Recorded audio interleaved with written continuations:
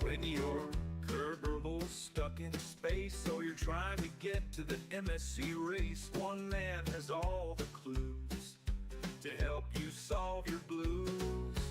EJ is his name and rockets are his game.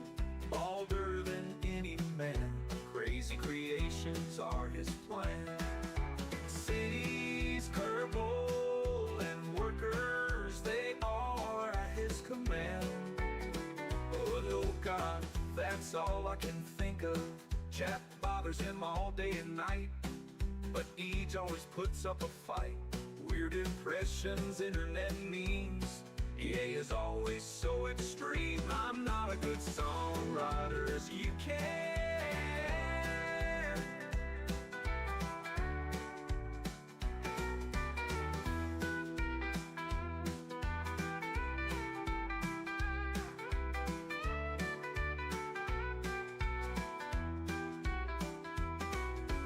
Turbo stuck in space, well, you're trying to get to the MSC race.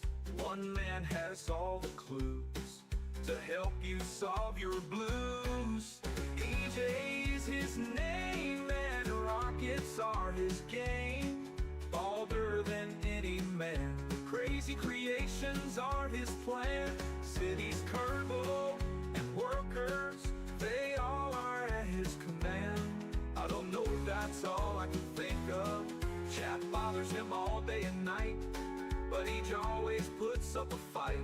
Weird impressions, internet memes, EA's always so extreme. I'm not a good songwriter as you can hear.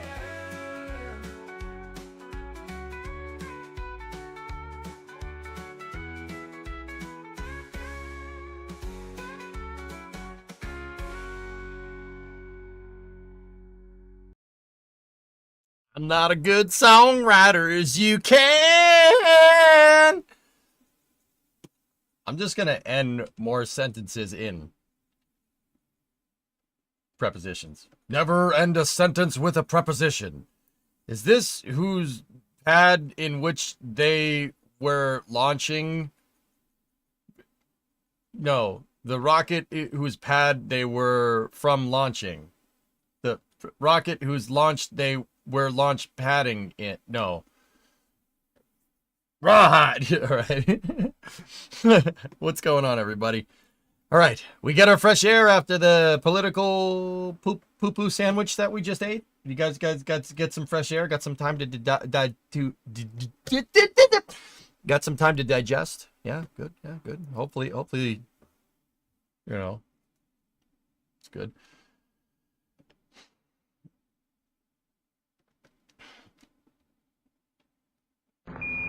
Listen, Tranquility Base here. The Eagle has landed. I asked a ninja if they knew how to throw one of those ninja star things.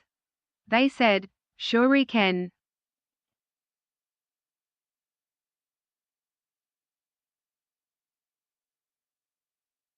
You got IBS. That's funny. Bought some stuff on the stock market before. Nice engineer. There you go. All right.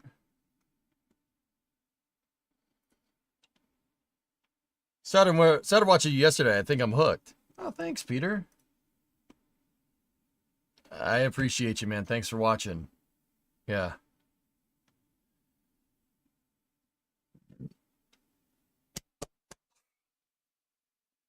Sorry for that. Did you have the cuttlefish on the asparagus or the vanilla pesto? Very well, I will eat the cuttlefish.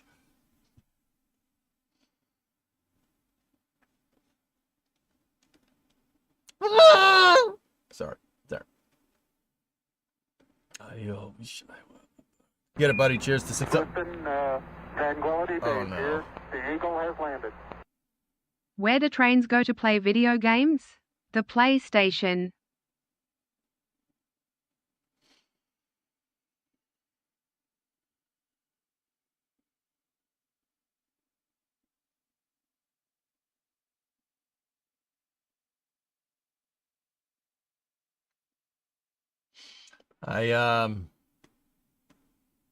Apparently there was a lot of pun tipping happening when I was not here.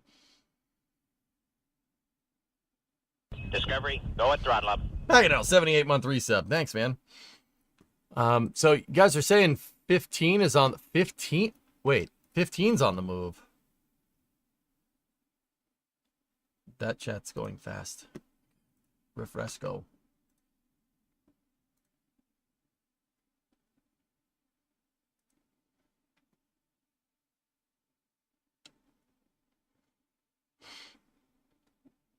So booster 15 is the booster that they put out in the rocket garden and kind of mothballed. That's the booster from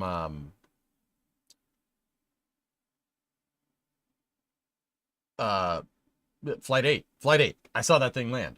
Yeah, I seen it. I seen it.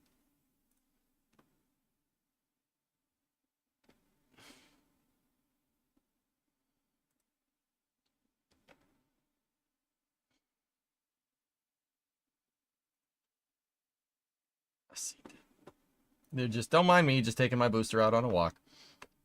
So that's where the booster, but where's the ignition? It's got no engines on it, J-Speed, so you can't do the boosters in ignition, so it's just booster. I'd be very curious to see where they're going with this. So right now they're on Highway 4. They moved this thing out of the rocket garden, and they're heading towards the production site. So the production site, like, is, well, you could, it's right there. You can see the booster. It's right next to it.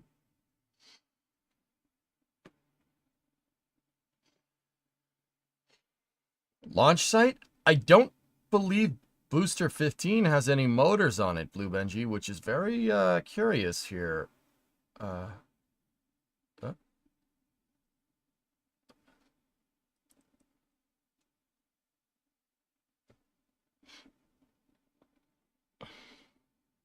Scrappity scrap.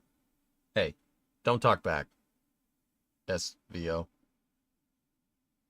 It's pretty quick for a crawler, though. I mean, it's like, and they're on SPMTs, self-propelled modular transporters.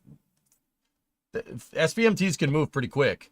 I would say that's quite good for, like, 100 tons of booster and transport stand. Actually, it's probably more than that. Okay, they are turning towards the production site. See the SPMT?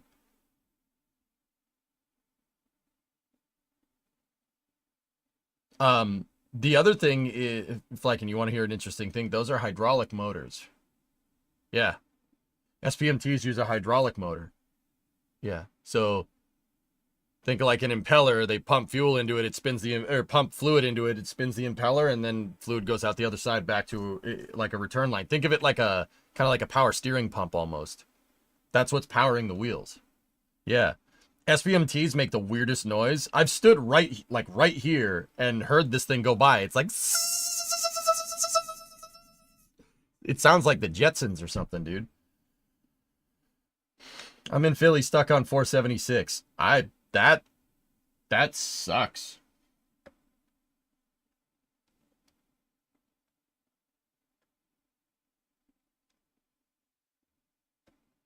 Danger lot? Since 17 is gone, could they be bringing it to Mega Bay 1? Yeah.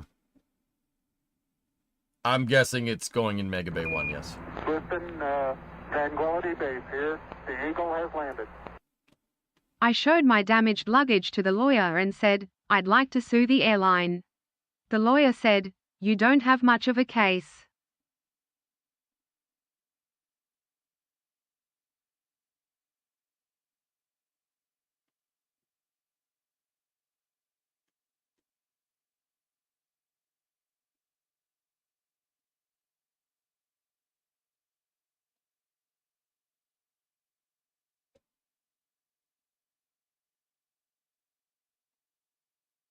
High Bay 1 has no roof. EJ, going on my first ever flight tomorrow. Any advice? Also, Airbus A319. You've never flown before, Yuri. Where are you going? If you care to tell.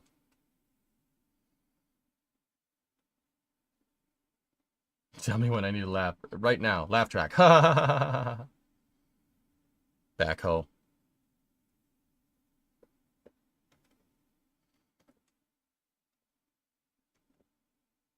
First time, St. Louis to North Carolina. Oh, that's a quickie flight. Dude, don't worry about it.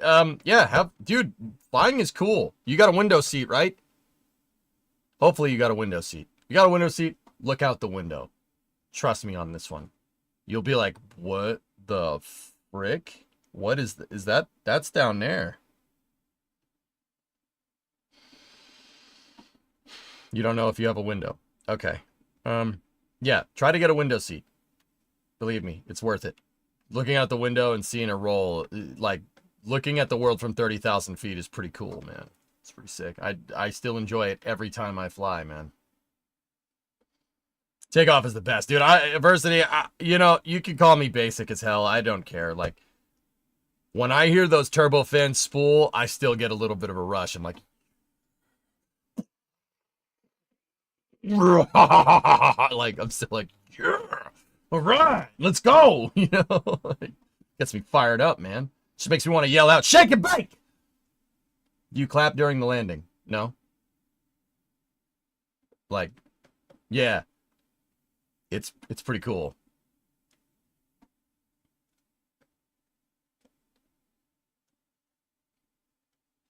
Yeah, Dan, that's right. An A319 is pretty safe. You'll hear the PTU barking as the plane is taxiing, though. Yep. Blew out the mic. Yeah, shake it back. Low flight at 300 to 1,000 feet is the best. It's like cities in real life. Vasia, whenever I'm on approach, yeah. Dude, all right, real quick, and then we got a Starliner to make. One time I was on approach in New York, right? Brimo and I were landing in LaGuardia. Or no, we were taking off. It was after an Intrepid event, right? So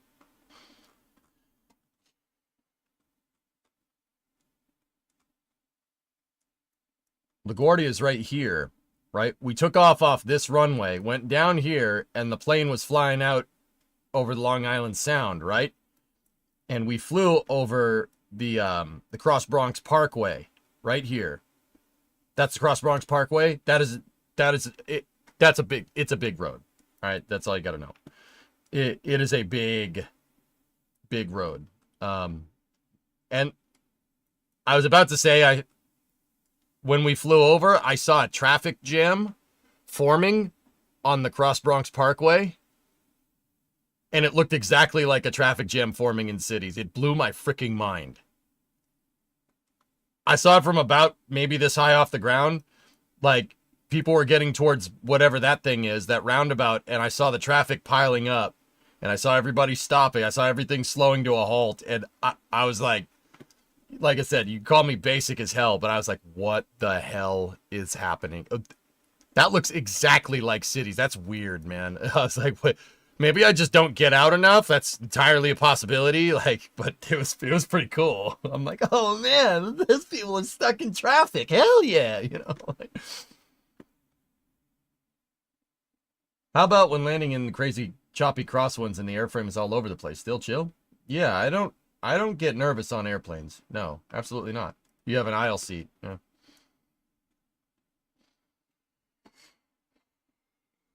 Ah. Right behind the wing? Yeah, that's fine. It's fine. Flying, like, if you have any trepidations or anything, flying is super safe. It very, very, very unlikely something's going to happen. You know why? Because there's less planes in the air than there is cars on the road. Believe me, you'll be fine. And there's very strict rules for moving them around.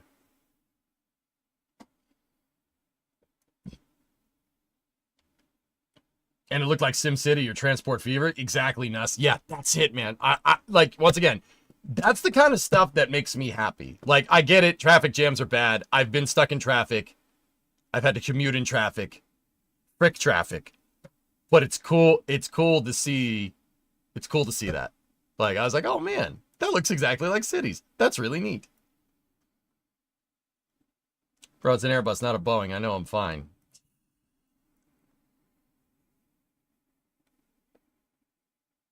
Yeah, even an engine failure isn't a huge deal these days. Remaining engine has more than enough power to fly you around for a safe approach. At tops, baby. Did you see traffic jams moving backwards? The congestion? Yeah, Nuss. Yeah. Like I said, Brimo and I were on a flight out of LaGuardia. We took off on this runway, and the plane went right across the Cross Bronx Parkway. It flew right here, coming out over the Long Island Sound to get back to Boston. And I saw, dude, I like instant core memory like happening. I saw a traffic jam forming right here, and I saw the traffic jam go further and further back, and it was backing up onto here before it got out of sight. There, a cloud got in the way. There were lower clouds there. It was wild, dude. Yeah, I just took shots at Boeing. It's all right. Remember, if you're flying on a 738, you're good to go. Anything above 738s, careful. No, I'm just kidding. It's all right. I was on a flight where one of the two engines failed. I wasn't worried. My friend was in a near panic. So what I tell people, guys, is like, landing in crosswinds, landing, turbulence, stuff like that. That's expected. Brimo was nervous about a flight one time, and I told her, like, look. She's like, I don't like turbulence. Turbulence is no good. I'm like, look, if the plane's not going through turbulence, that means physics has stopped working. You're going to experience some semblance of turbulence almost on every flight. There's no way you're getting perfect laminar flow with an airplane from takeoff to landing. That is impossible. That means, once again, the atmosphere has stopped working. It needs to be rebooted now. So, like, what I like to tell people is the plane bounces around. That happens. When you're driving down the road, you hit bumps. Turbulence is just a bump in the air. That's the same thing. But the difference is we can maintain roads, but air, you don't have to worry about that too much. So, yeah, turbulence happens. It's bumpy. It gets a little bumpy. Dude, I don't know about you guys. Turbulence puts me to sleep. Turbulence puts me to sleep.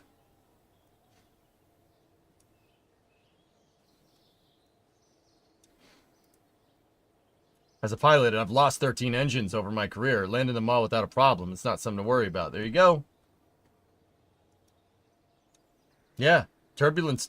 I fall asleep when I'm just going around like this. I'm just like, I grew up in the city. I grew up next to a highway. Like, that kind of stuff, like chaos, like, fall asleep. It's like my cousin Vinny up in here. It's your physical white noise. Yeah. Like, I think turbulence puts me to sleep, dude, because, all right, my parents told me one time that, what used to calm me down when I was just but a wee lad. My parents would put me in the backseat of the car and drive around. In bumpy roads, so you rock back and forth. I mean, it makes sense. Like, I'm like, yeah, math checks out there. They're like, you wouldn't be quiet until you got into a car. And then started driving around in the car. I'm like, yep, that reads. Yep. Yep. Yep, that makes sense. You're from the deep sticks. You don't like to hear the highway. So, Artyom, it's going to be pretty loud during takeoff. And the sound won't go away. It'll drone a little bit, but takeoff is the loudest part because that's where you use the most amount of power. It takes a lot of energy to get that plane up there. Once you're up there, though, it doesn't take a lot to keep it going. I live my life a quarter nap at a time. Yep. For those 10 snores or less, I'm free. How goes the Starliner build? I missed most of it. I'll show you, King.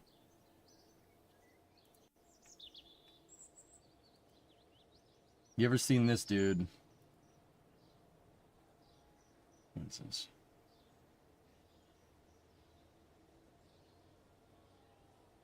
Yeah, cloud seeding. Yeah, they cloud seed stuff in the Middle East, Flykin, to try and get the arid climate to be more tropical.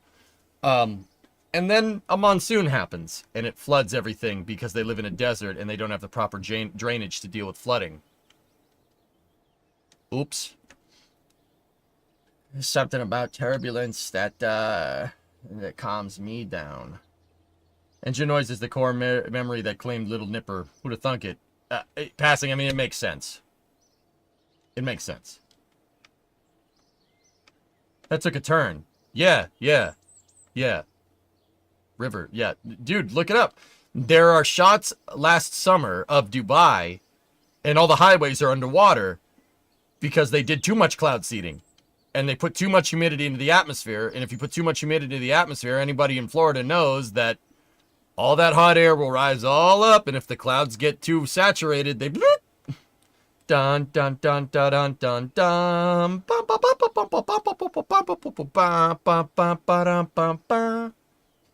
Yeah. It's a great way to own a flooded P1. Yep. Bless the rains down in UAE. Sorry.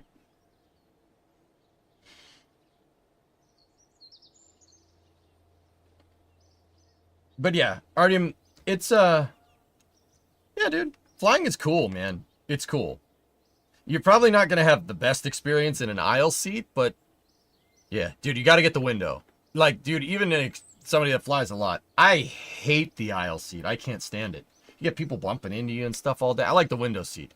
The other thing is, you know, I get people bumping into me because I'm 6'4". I can't fit in the damn airplane. Go at throttle up. Like, not this way. This way. I can't fit. I always have to fly extra legroom or else my knees are pushing someone's seat forward. Airplanes weren't made for people that are... Passenger seats on airlines weren't made for people that are 6'4", I guess. So I usually get a window seat and extra legroom, and it sucks because I have to pay more, but I actually can't fit in the regular seats. Such is the case for most automobiles too. Once again, not fat, not fat. Right? Like, nope. It just happens when you're a big dude. In regular world units. 193 centimeters. I can't fit in an F40. I can't fit in a Miata. I've sat in an NA Miata, the windshield is right here. The top of the windshield. Yeah. You ever meet Scotto? Scotto is taller than me, Coltec, and yes, I have met him. He's taller than me probably by about this much. Cleater is the same way. I got a picture of me and Cleater. A picture of me and the old Florida man here. Where is he? Yeah, see? Cleater's not that much taller than me. Neither is Derek, for what it's worth. Actually, Derek and I are about the same height.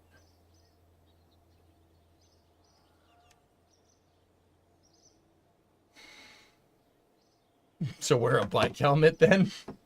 I have to in a Miata, dude, because it's a freaking go-kart, man. So your feet end up as the hold luggage, pretty much, dude. I met Derek and he towered over you. Me and Derek are the same height, Colton. Like, dude, I'm a big guy. Like, I'm not trying to say that to flex on people. Just, yeah, I can't fit in frigging cars. The only thing I fit in correctly is a frigging pickup truck, which is why I own pickup trucks. Because I actually fit comfortably without my back getting completely wrenched in a small car. I can't fit in a small car. What about an MX-5? An ND2? I'm not sure. What size boots are you wearing?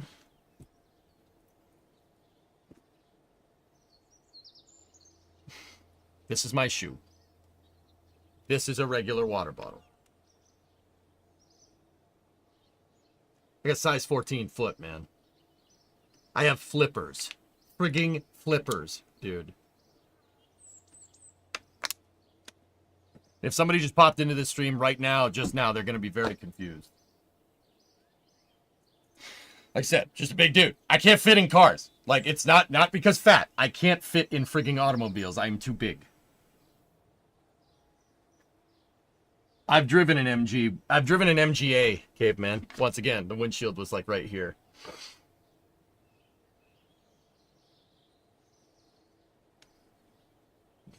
Why don't cars do what houses do? High ceilings. Well, Erudite, you, okay, here. I'll just use this vehicle as an example. There was a time, actually, you know what? You know what I can use as an example? Here, let me show you. We got to build Starliner, so we're going to get to it, but here. You want to see a good example? There was a time where cars were built to be spacious. Okay? There was a time.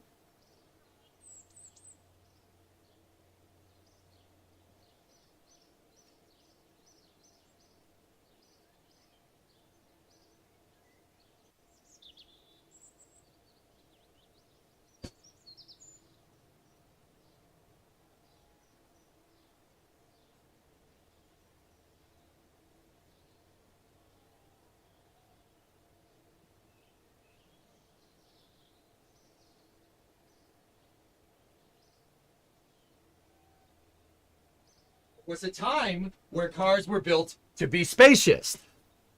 Wait, your setup is in your garage? Yes. Now start it. All right.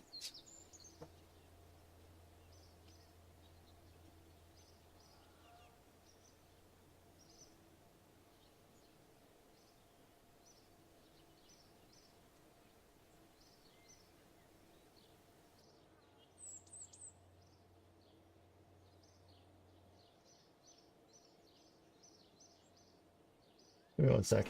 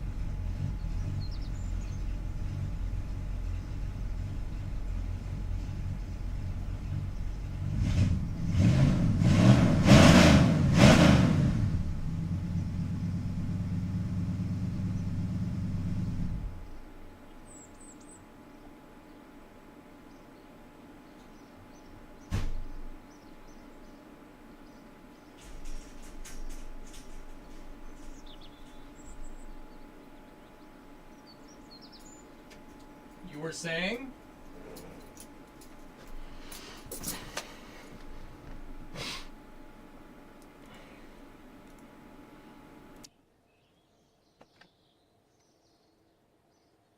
Wait, the blinker turned on when you gave it gas. I hit the directional. Nice, I didn't think it was running. Well, I didn't fix it. I got the fuel pump, I got the mechanical fuel pump hooked in. The gas tank is that gas can that's sitting on the fender, but hey, whatever. Yeah, I would be working more on the Coronet on stream, guys, this week if we weren't doing the Starliner stuff. But for the people that care, I timed it with a vacuum advance off, 10 degrees BTDC, no vacuum advance. I verified that the timing mark cover on the harmonic balancer is at number 1, top dead center. I said that out of order. I verified number 1 is at top dead center, verified that the timing mark was correct, timed it, no vacuum advance, 10 degrees before top dead center. I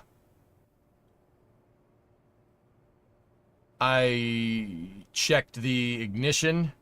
The spark. I haven't done a compression test on that motor. Something about that 318 is not happy still. Something with it is weird. It started getting blow by again last night when I had it running. I was messing with it after stream. I verified that we're not missing on the electronics. It doesn't actually have points in it. It has a Pertronics distributor in it. I didn't know that because I hadn't really dived into it too much.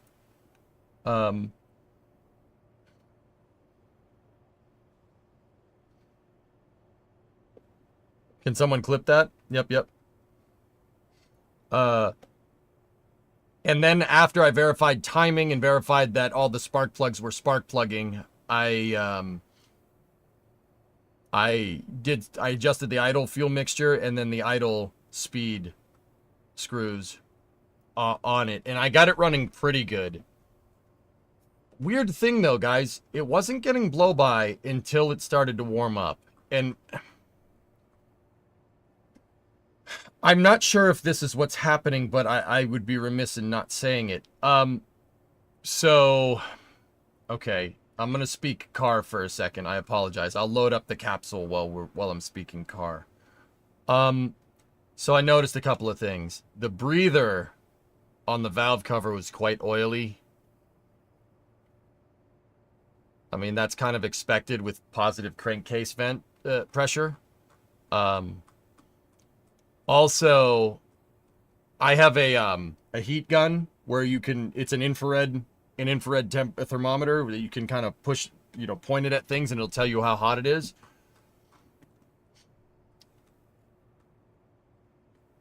So I pointed at the upper radiator hose and it was reading about 80 degrees. So meaning the thermostat was not open, and I took the radiator cap off and it was pressurized, which is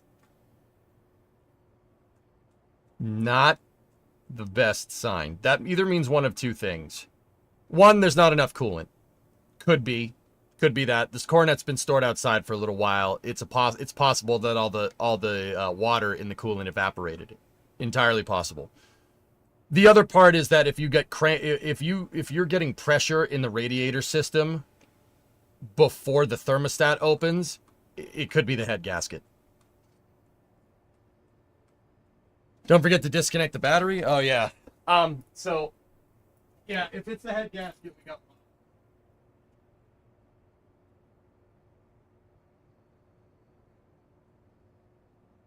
Yeah, if it's a head gasket, we're gonna need to pull that motor. Thank you, Tessa, by the way. Yeah, XJ head. Yeah, I mean blow by, pressurized coolant system before the thermostat opens.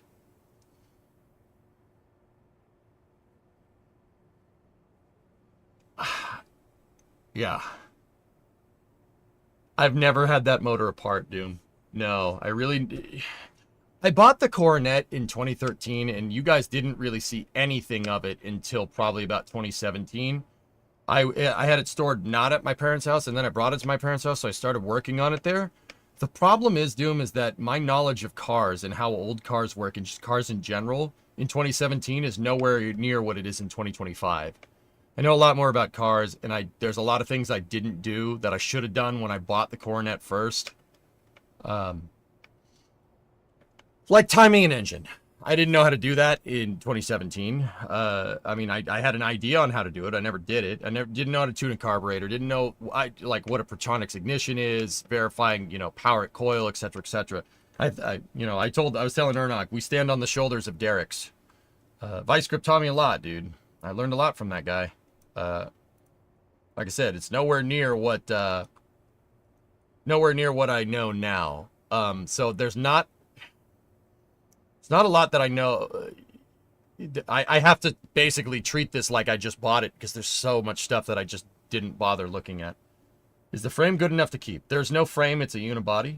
Is it good enough to keep? Probably not, but we'll fix it. It's repairable. They make plenty of parts for it, dude. I'm not worried. No milkshake on the dipstick. No, Fluffy. Interestingly enough, the dipstick has no milkshake. No, there was nothing there. It was just low on oil, like it's burning oil, which means rings. Still doesn't explain why the coolant system had pressurization pre-thermostat opening. The other thing that could be is that there's just no coolant in it, So I'll top the, if we finish up Starliner, if we get this all done after the Kuiper launch in Space News, we can go mess with it if you guys want. This is just priority one, getting the capsule good.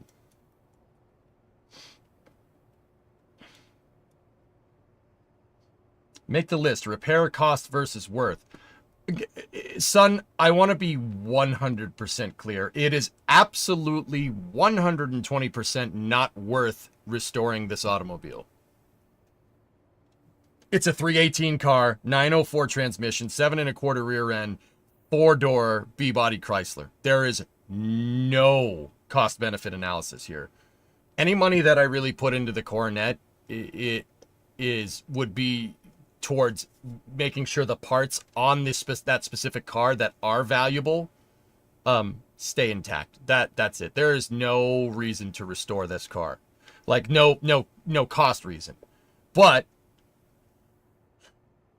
so here's the thing. I would love to restore a 2-door Coronet instead of a 4-door. Those are the ones that are worth working on. However, 2-door Coronets cost $10,000.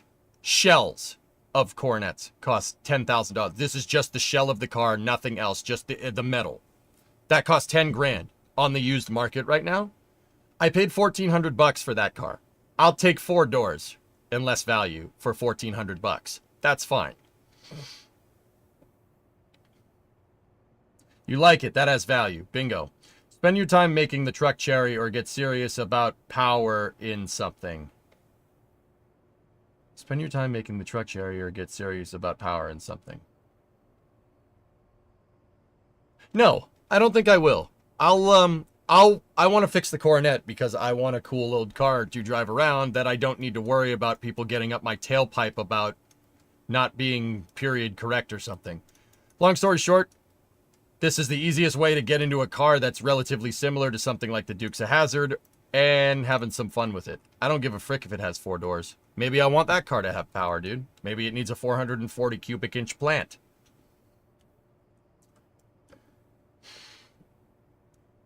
You would let that one go. That's what Doom. Once again, I want to be 100% clear. That absolutely, if we were buying and flipping cars, that is absolutely 120% the right thing to do.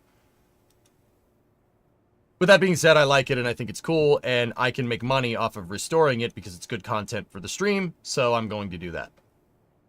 If I wasn't streaming and I just had this car, I would probably sell it. What do you think of Starliner? Jebliner's looking pretty good, dudes. We got the service module mostly dialed in. Getting experience has value. Yeah, Andrew. The same type of repairs that a 2-door car would need is the same type of repairs that the 4-door car would need. So I am trading my money, you know, by putting money into this car, I'm trading money for the expertise on how to do it. You think about it like if you went to school for this. You would have an old car that nobody cares about that you learn on. Same idea. All right. That's the idea. We can mess more with the Coronet later. We got a Starliner to make.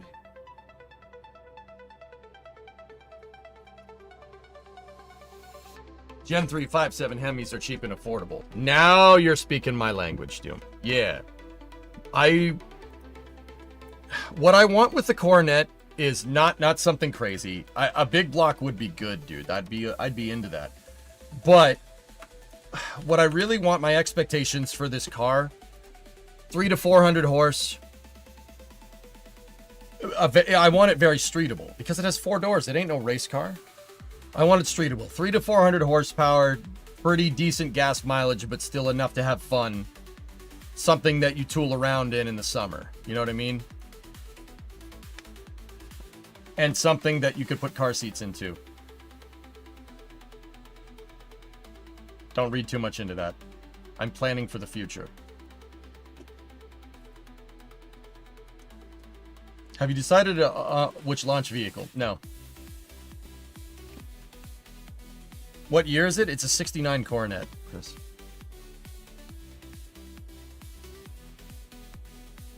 Like I said, if we were just flipping cars, there's no reason to even put any money whatsoever into this car. It's good for parts for a 2-door. I know that for a fact.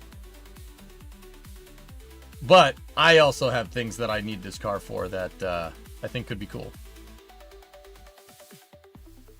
A vintage air kit probably would be a good idea, Fluffy, which is kind of the reason why I want something more powerful. So, because that 318 powering an air compressor, AC compressor might be a little. Too late, you said it. Who's gonna do the flying in flame trench? You or Das? Das is. Okay, here's how far we got.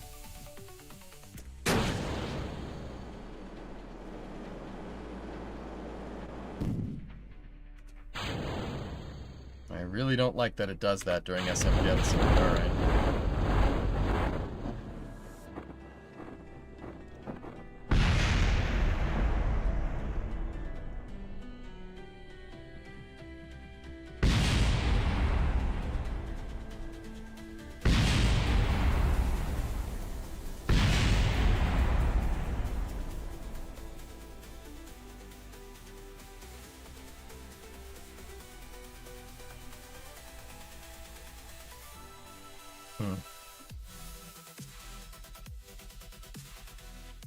Sure, all systems. If you're planning for the future, you should at least be realistic. 2 words, son. Minivan. I would rather ride a bicycle than drive around in a minivan. With, like, the car seat on the back. Yeah. Yeah, no. Absolutely not, caveman. I would, yeah, rather punch myself in the scrotum.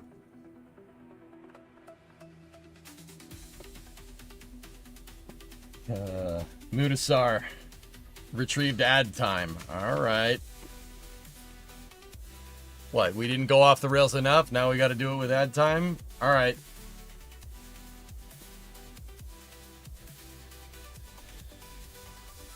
You rolled 19. I rolled 20! Ha ha ha ha!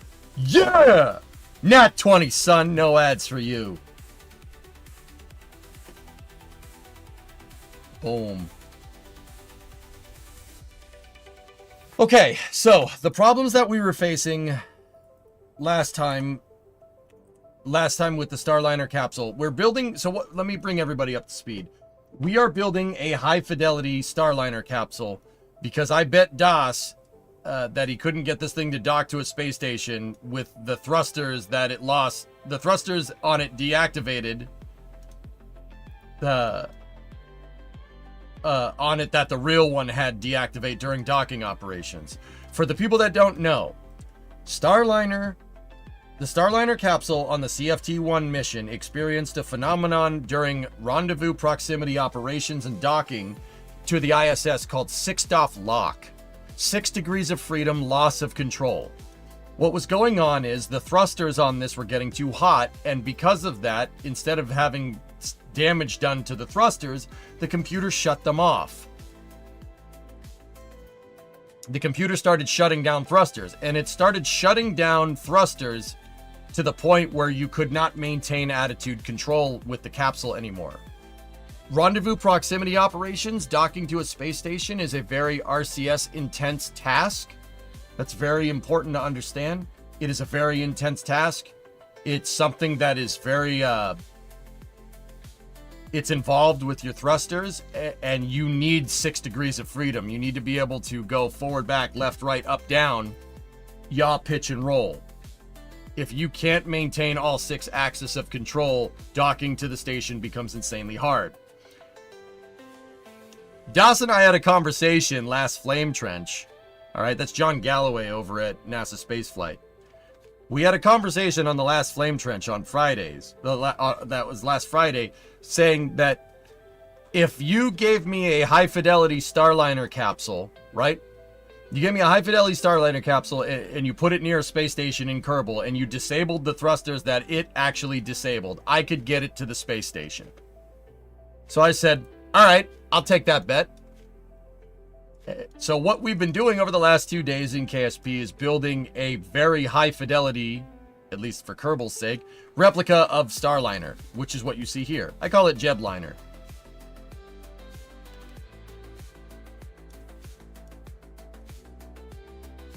Yeah, there you go, Yum Food. No minivans.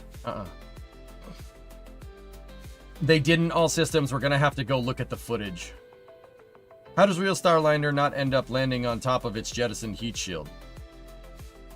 It jettisons it at a much higher altitude, Flykin, than what we'd be experiencing during pad abort.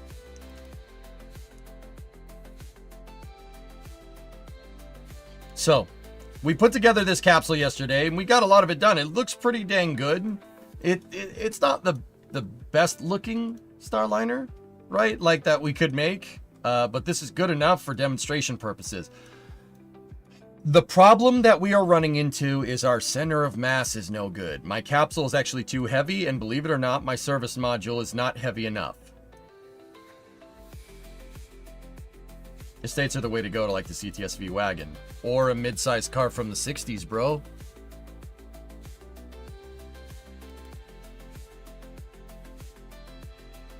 Those got plenty of space in them.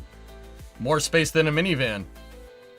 See what I'm doing? There's a method to my madness, Doom, okay? Let me put it to you like that.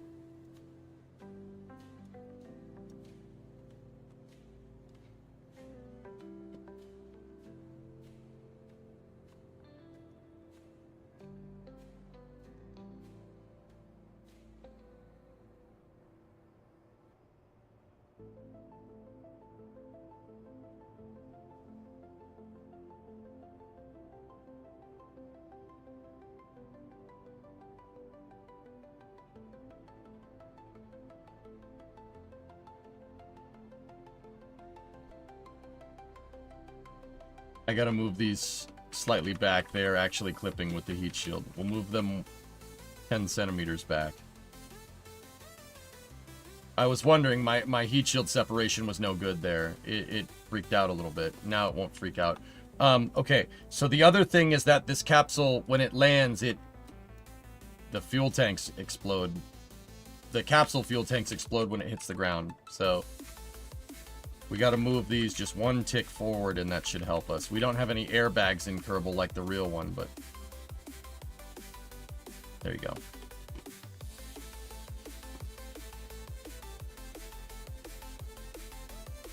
Your command module problem. I tried asking yesterday. KSP assumes a weight model for the module with you adding the high fidelity detail. How are you accounting for the mass differences based off of KSP's assumed masses for parts?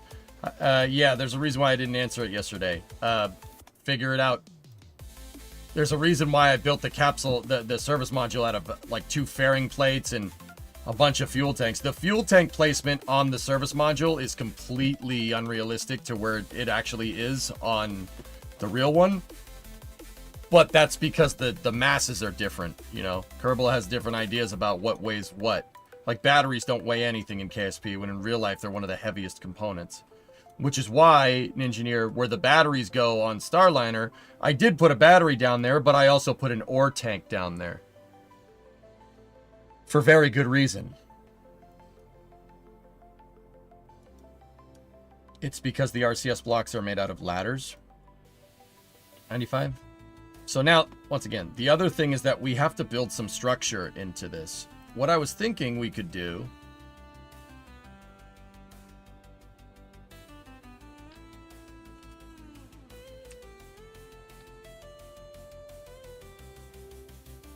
So if you look, my center of mass needs to be aligned with these thrusters here. See that? Which means we need a lot of dry mass into the back of this capsule. The capsule's actually too... We need to introduce more weight into the service module.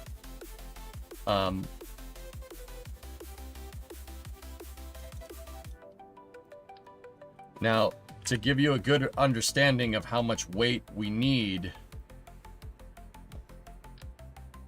Here's an ore tank, right? Ore tanks are used for resource, for ore extraction on other planets. You can use it to make fuel for ISRU.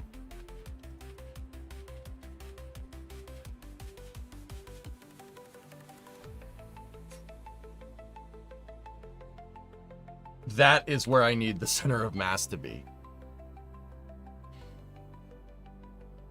Those are the panels I suggested yesterday for the doghouses, the SP panels. Okay. We got a ULA launch, Kevin. Yep. Guys, if I can get the Starliner service module dialed in before the Project Kuiper launch, we'll basically be good to go. We have to give DAS a scenario for this thing, which means I don't... Nova, you asked about the launch vehicle. At least I think that was Nova. I don't know what I'll put on this thing, dude. I might just send it right up into space and just do the scenario. But yeah, we gotta figure out. I might need to redesign the service module a little bit. I might need to redesign it because it needs to be heavier. But yeah, that's where the center of mass needs to be.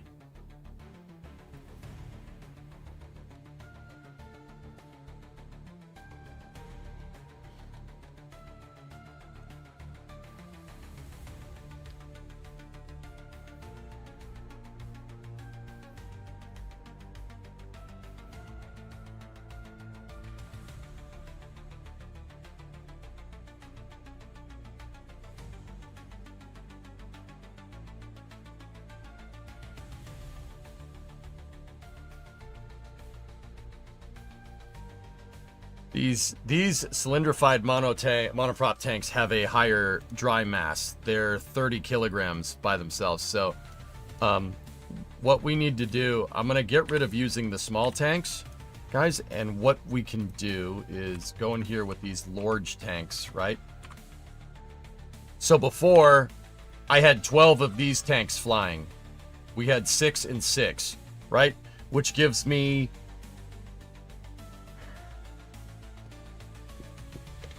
240 mono propellant, right? And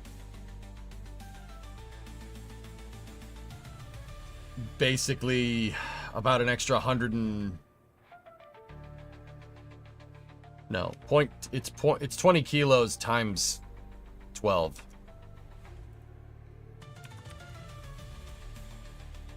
Yeah, an extra 2.4 tons. Cool. If we put 6 of these tanks here, which we really honestly and truly cannot fit, but once again, engineer, this is where we have to start doing a little bit of trickery on our part. Is Jeb your favorite Kerbal? Yep. Do you plan on attempting it as well? Well, we got to figure out what thrusters to mess with anesthesis, so yeah, I'm probably gonna have to.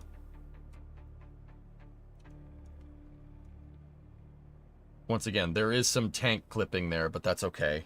It's fine.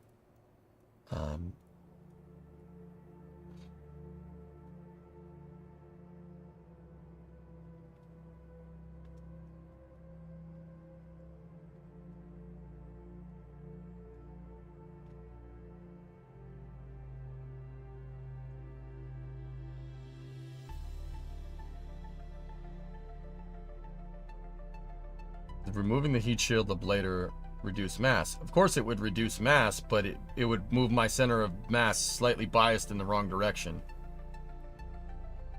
240 kilos. Yes, Limbo, sorry. It's the exhaust fumes from starting the car. It's not, but it was a joke. 6 degrees of freedom, loss of control. Supersonic. I disabled fuel crossfeed. I disabled fuel crossfeed on the capsule tanks. Yes. Yeah.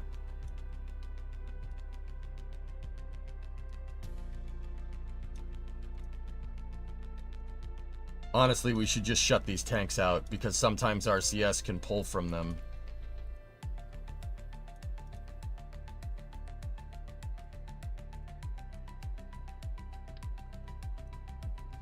And I think we can do away with that ore tank down there. I think we're plenty biased on one side with this.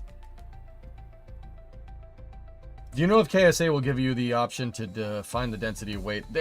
Scott, they said that there was a part editor in that game, so I would assume, yeah, probably.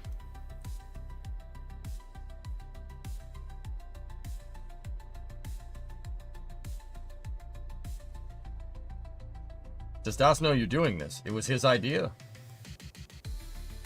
We have a special flame trench on Thursday. Seriously, we got a flame trench on Thursday. Model looks amazing, and knowing your skills, you'll get it. I'm currently dealing with a slightly more disturbing issue, namely that a code I'm writing is telling me that the moon is on a hyperbolic trajectory, so full lurking. Yeah, Lava, you should probably sort that out.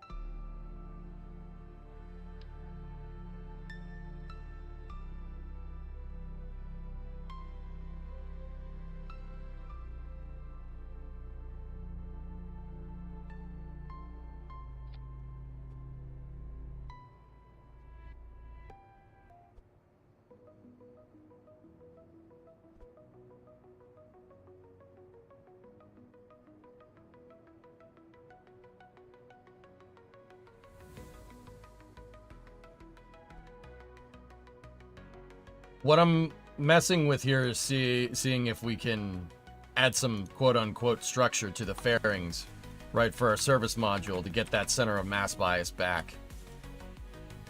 I think I built my service module is built out of fairings, so it ended up being way too light. I didn't get my approximation correct. And how much does that add in? We have, that's 240 kilos extra. And that did move our center of mass backwards a little bit, but...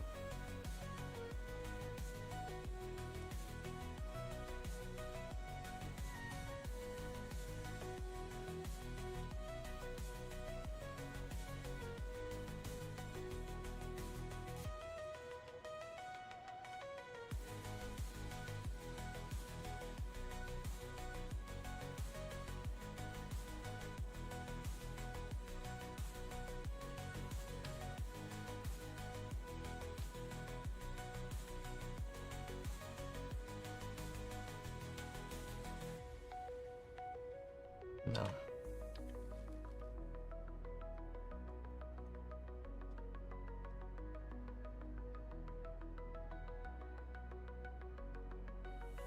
How the heck does this thing freaking fly? I mean, once again, my capsule is just too heavy.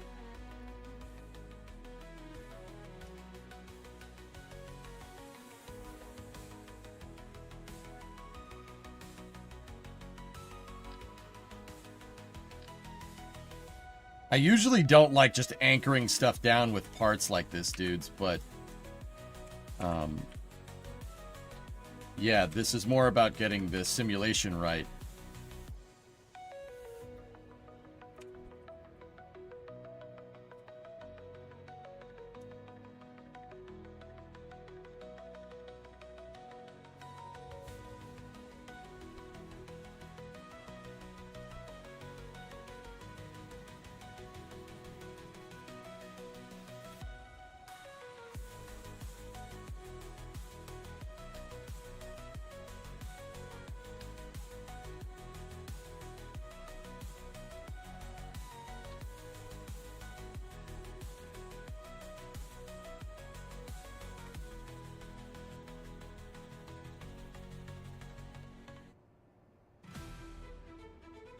Jeez, that wasn't even enough.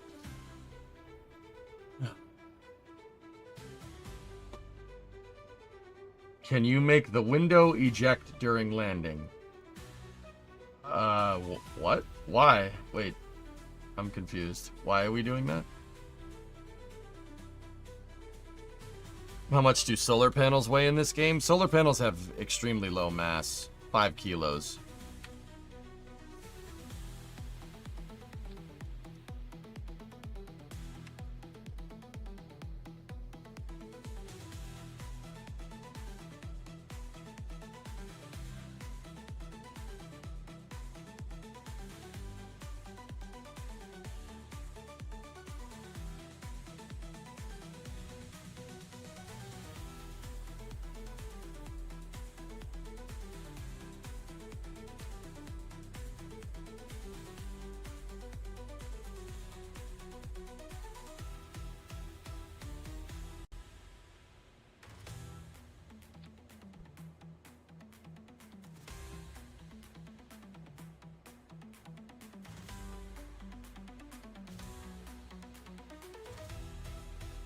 I don't have the Firefly mod supersonic now.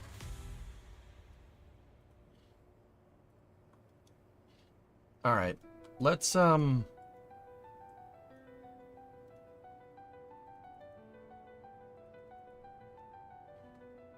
buried 4 extra ore tanks in here, and once again, guys, I want to really make that clear. I don't design vehicles by just weighing down one side. You gotta, you know, but usually I'm not trying to build like a high fidelity replica. I mean, yeah, we can get away with it with the shuttle, not so much with this. I just don't know what made this damn thing so freaking heavy.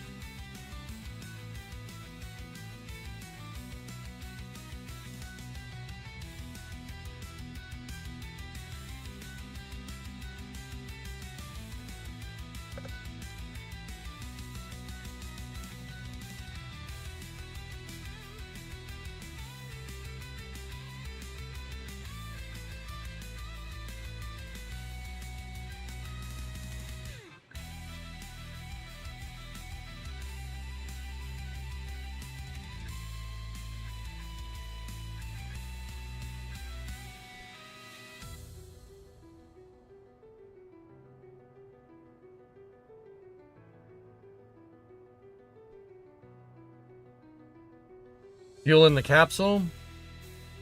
No.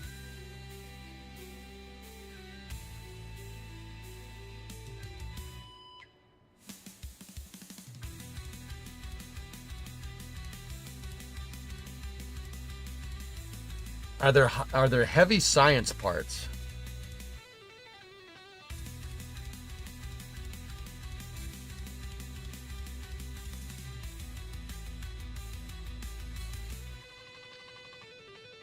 Nah, nothing that's gonna fit.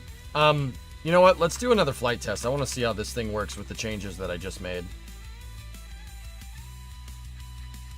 Removing a blader won't change anything in terms of center of mass shift 95. With that being said, I could probably remove like 90% of it to make the overall mass of the capsule better, but is it the pressure vessel fairing that you made? I mean, yeah, that's affecting it to an extent, Ordon. Yeah, for sure.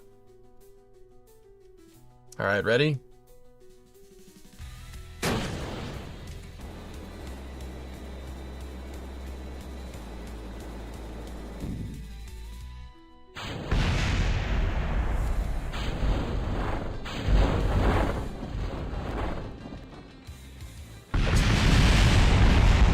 Way worse.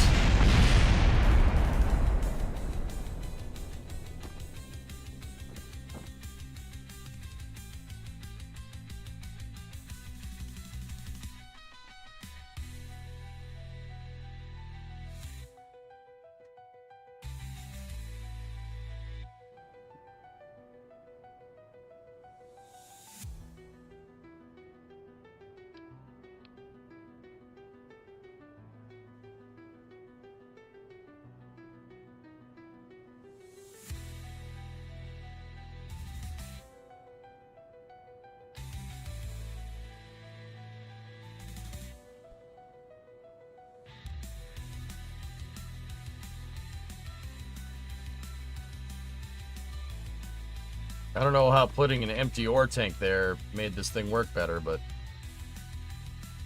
the heat shield's supposed to explode.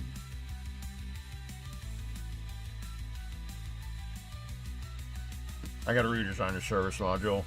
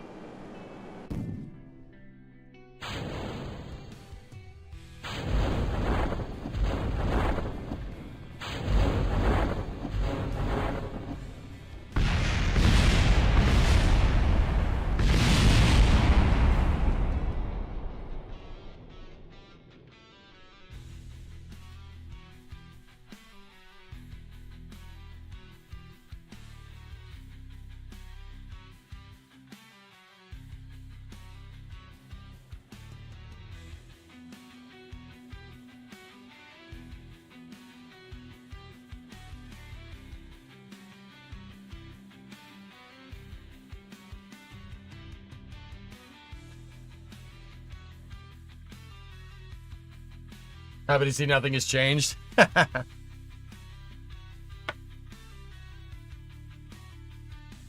Landing is well and fine, but what about the docking sim? Should you not test that?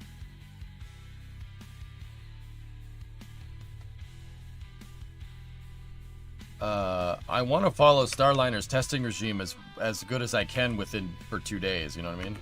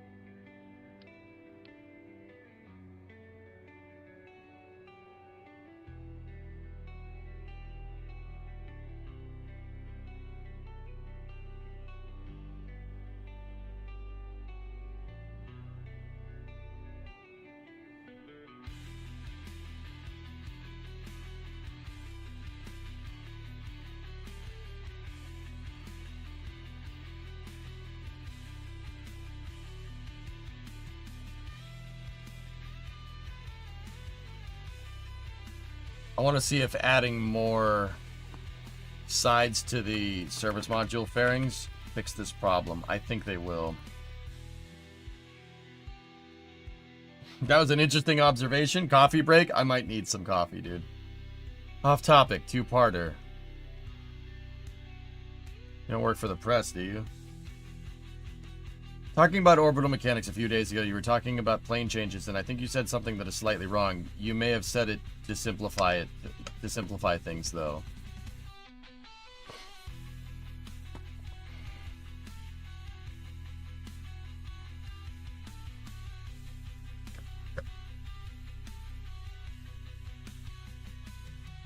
So when you make a pure plane change, you never actually burn strain normal, because that would increase or decrease your velocity because vectors, hence change A and E. So you must burn slightly prograde retrograde depending on whether you increase, decrease inclination and whether you are on the ascending or descending node. This can also be seen in KSP, which is cool. Yeah, no, Lava, I know. I know. Yeah, no, that I was simplifying. The reason why is because if you're teaching somebody that doesn't know about the 6 degrees of freedom in space pertaining to orbital mechanics, if you can't establish directions, how can you establish that they're burning halfway between normal and prograde or anti-normal and retrograde? If I just started off with that would make no sense. People would be like, yeah. Explain it basics first.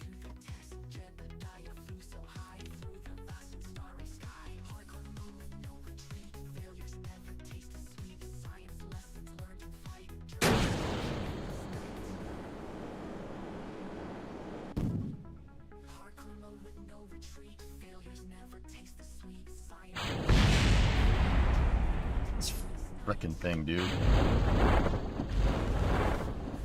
That heat shield pops in a different way every freaking time.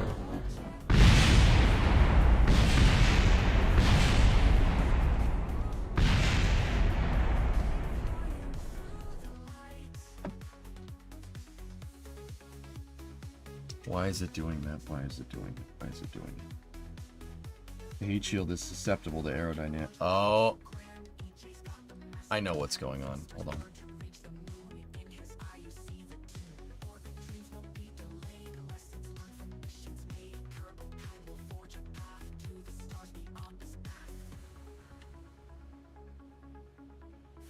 Discovery, go at throttle up.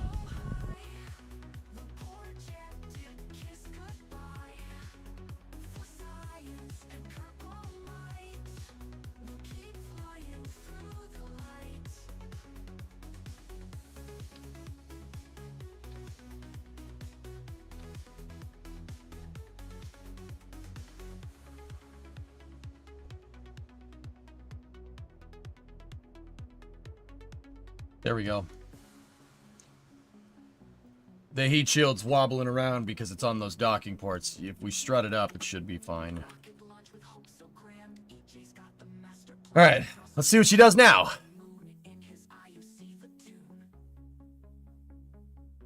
Too many sides. What do you mean, Crawdad?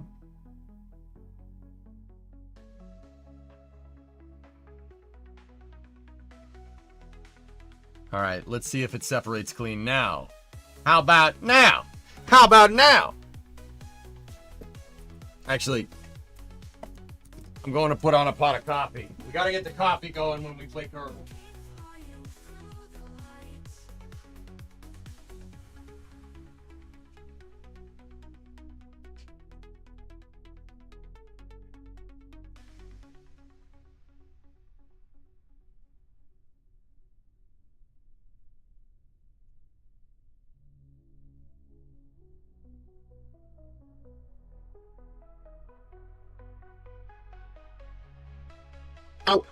Oh, this is space. I'm in space.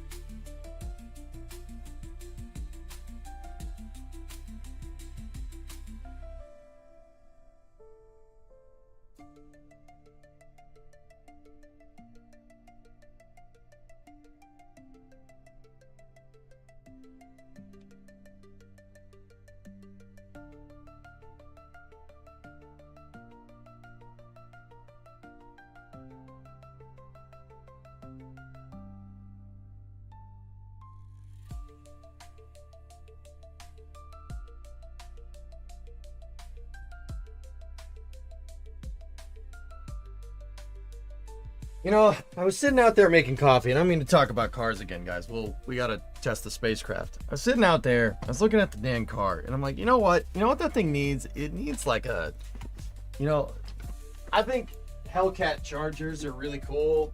It'd be really nice to find like a 6.4 Hemi from a wrecked, like, basically find a wrecked Hellcat, buy it, and, you know.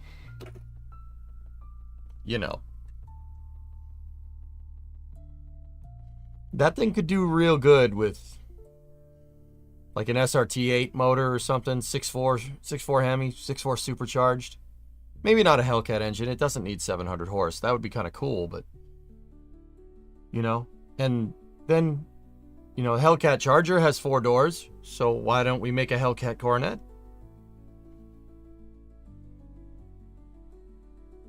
We should do that.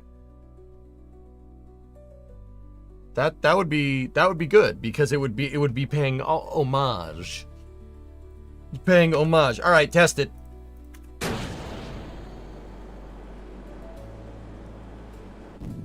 Come on, separator. Ready? Clean. Pretty clean.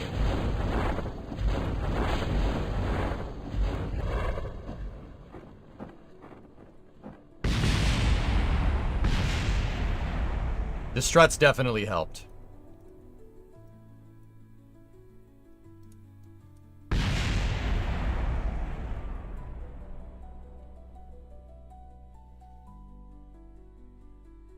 Are you dodging the motor? What did I miss?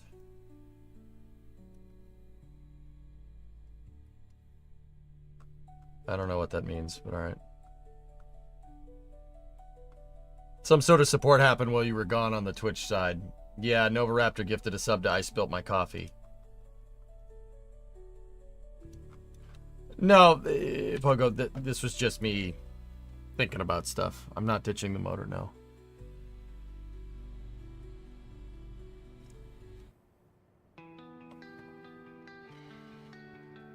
I'd say we'll come up with a plan for that later. And I'm good at planning things, chat. We'll come up with a plan. El plan.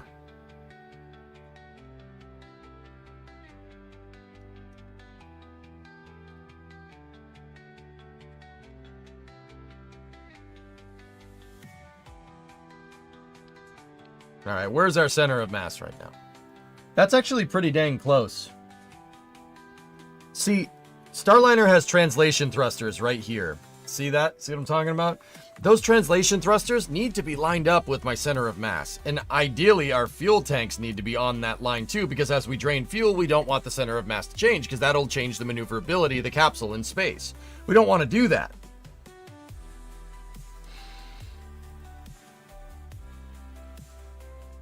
Where are the airbags in the tiny solid rocket motor for landing?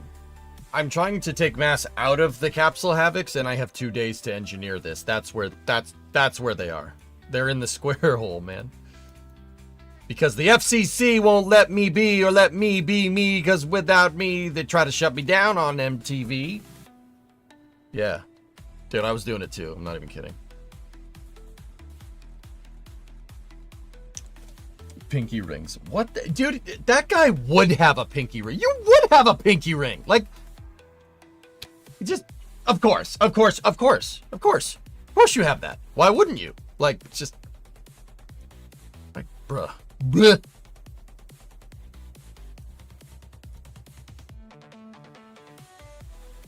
ULA says launch is on schedule for 7 p.m. You know of a lady with the FCC who can help you with that. Yeah, right. Something like that, Hillness. Yeah. Don't let's not, bro.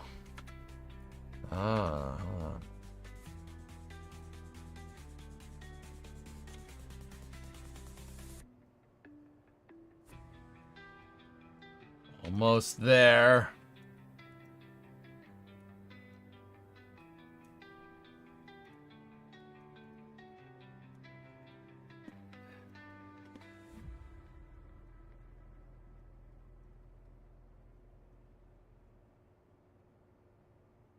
Dude, that actually might be good enough. What we could do is just move our translation thrusters just slightly forward.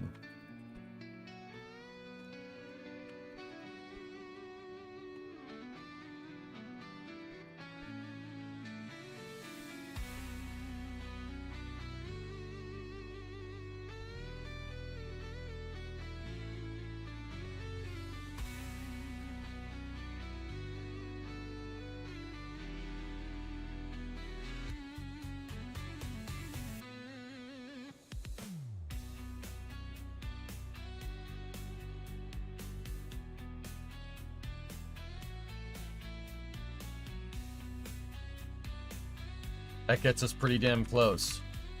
I don't mind moving the thrusters slightly. They were kind of arbitrarily placed. And if they're not in the exact same positions that their real-life counterparts are, it's okay. As long as this thing handles the same, it's fine. Alright. The factory in Yakograd could not make them in time. As a result, those workers are now facing the wall. Sure.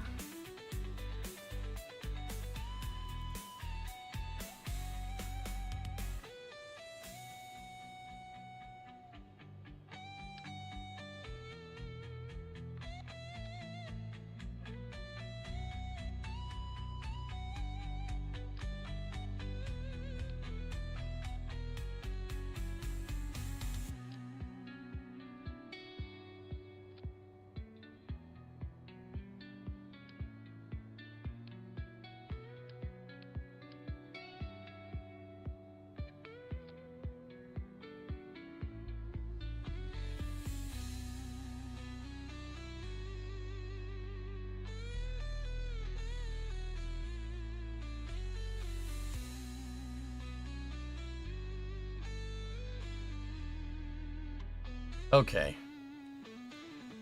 I want to get this thing to a little bit higher altitude for our abort tests.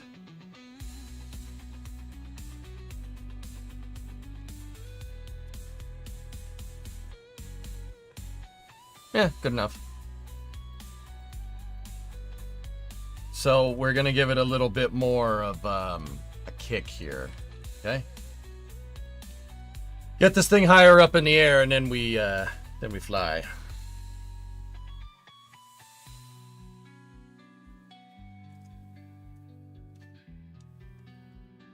How's Booster 15 doing? Okay, I didn't ask Adblock. Jeez. Did Booster 15? It's moving into the high bay right now, huh? Okay, send it.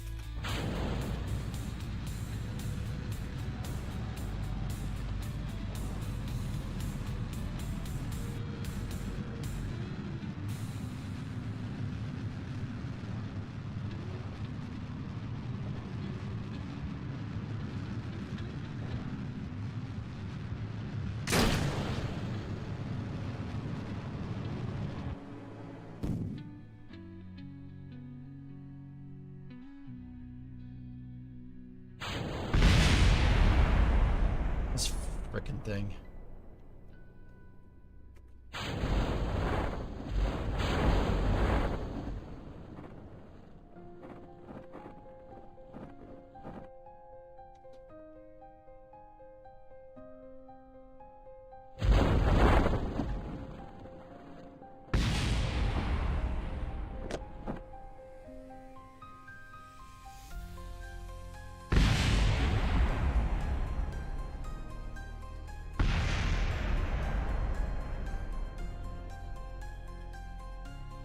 The service module's junk. I don't like it. It's not... It might be good enough for our simulations, but...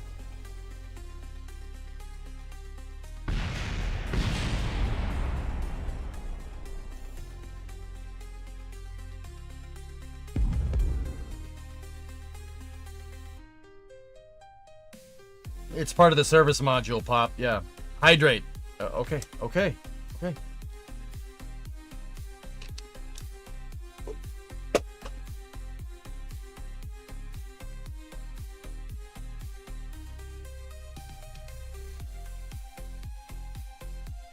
All right.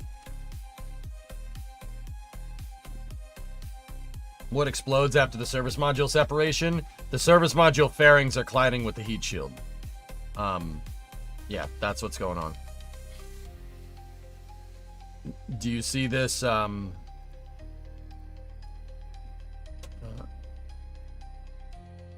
on.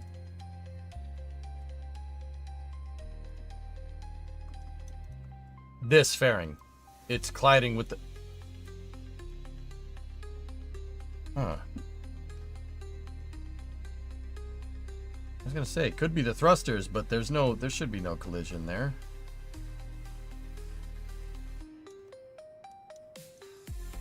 Alright, hold on. Once again, I think that if we add more edges to this fairing, it'll give the heat shield a little bit of a better place to...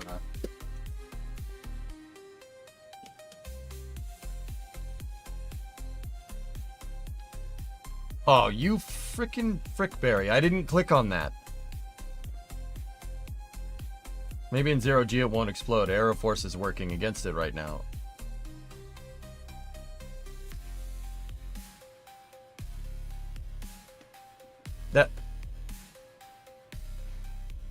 That's not what I'm... never mind. Yeah, you're probably right, dude. That's not really what I'm trying to do. I'm trying to make it... I want to make it abort like the regular Starliner. That has to do with making it fly like the regular Starliner, right? It has to handle the same.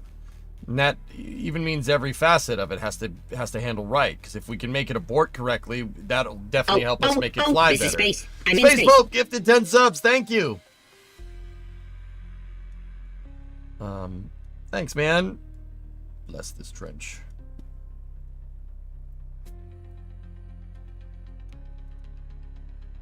Okay. 6 edges. Let's try that. I want to see if that changes anything. Also, this SRB needs more SRB.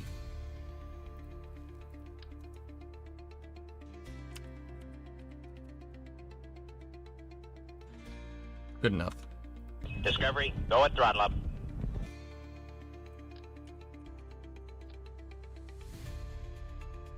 Let's go. Hey, zombie, 5-month resub. My bad, I didn't understand the assignment. No, it's all good. I am getting pissy at this service module because it was separating good yesterday, and now that I added the components that we needed, it's not separating good anymore, so I'm in a conundrum. Do we redesign the service module, or do I keep shuffling around components for this stupid problem to happen again? My gut's telling me if we didn't have 2 days that it should be redesigned, because this is caca. We don't have the time for that, which, like, that's why I'm getting frustrated from it, Havix. I'm like, oh, you mother. Oh, I can design this so much better. Whatever.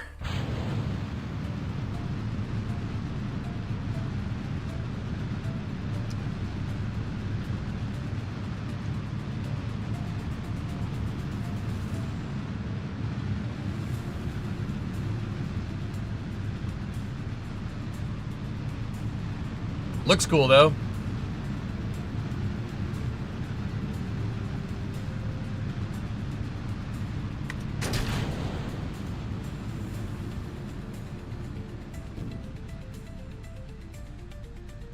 There's no way this is separating correctly.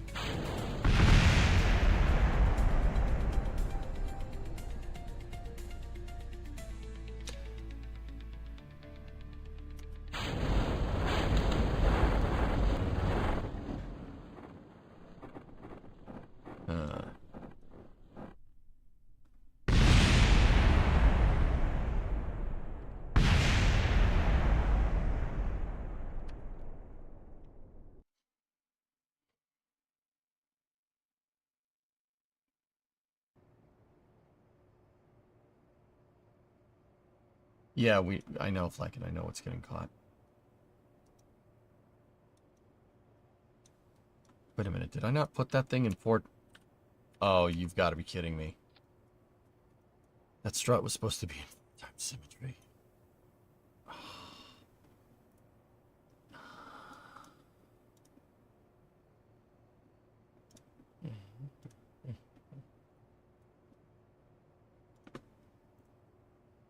Well, that probably probably explains a lot there, boy.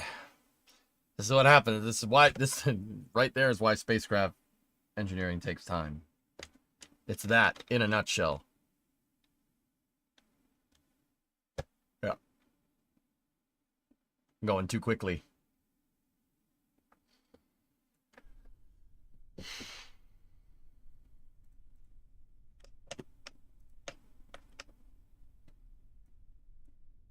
And boom goes the dynamite.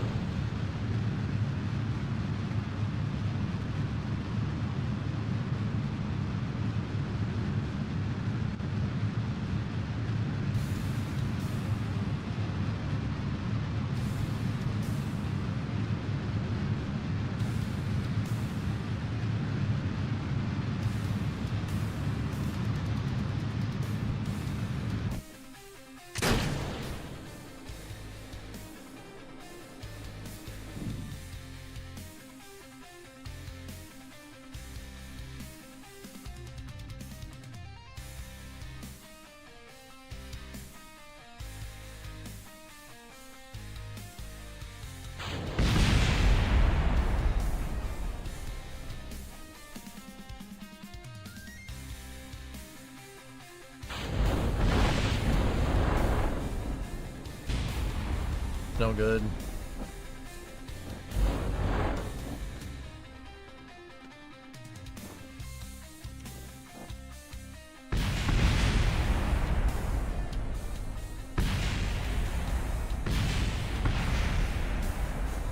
Discovery, go at throttle up.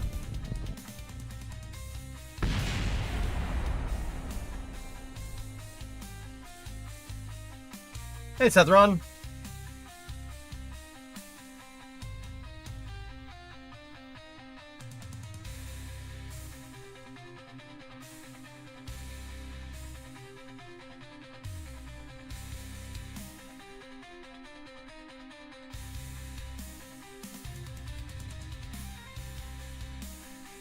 Oh, no way.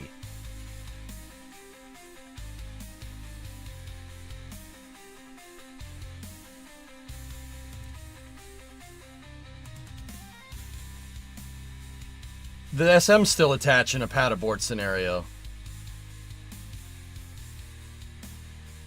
Oh, no.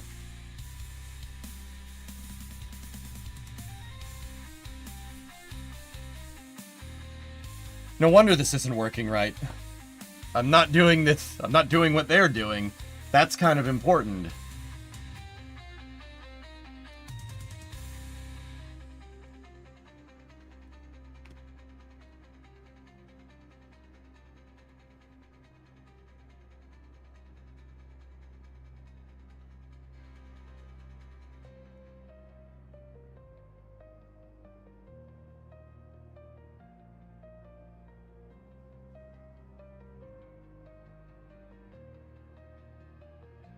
Realized I hadn't said, hey, what's up, Mike?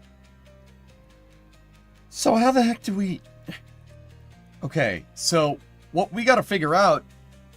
Okay, all right.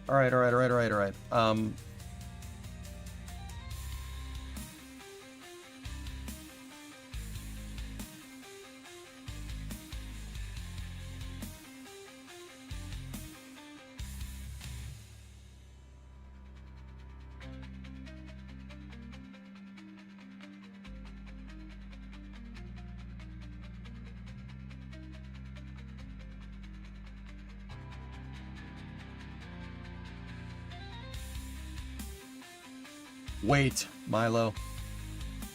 The panels are there for added weight because my service module was too light.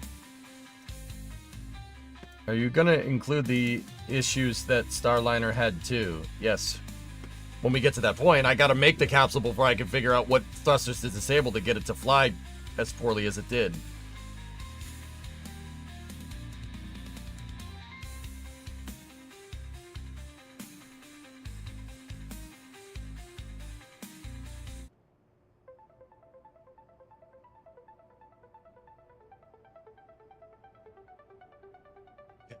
All right, so here's what I'm thinking. Only certain RCS is activated. My problem is that the monopropellant engines, when we go to ignite them, they drain all my tanks. So I basically have no attitude control to prepare us for separation, right? We got nothing. So first of all, we can separate the nose cone on its separate group. That's fine. But when we go to service module jettison here, right? We got to pilot the drogue chutes first. But in order to do that, I got to get the capsule facing engine section towards prograde velocity, which means it needs to do a 180-degree flip. The problem is I have no RCS on board if that's the case. There is the fuel tanks inside of here, but do I have any space in this thing at all?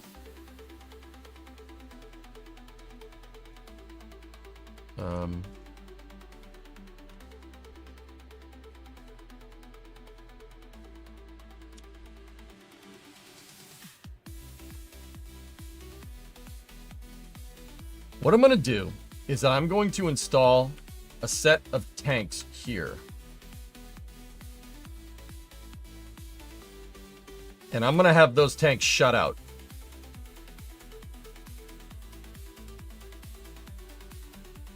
You know what? It doesn't even need to be that much. But then again, we do have the mass things.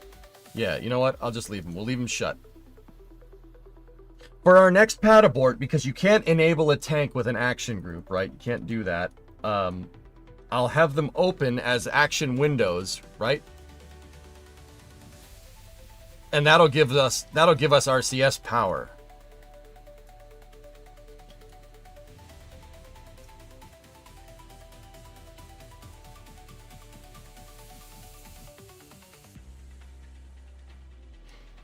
There we go.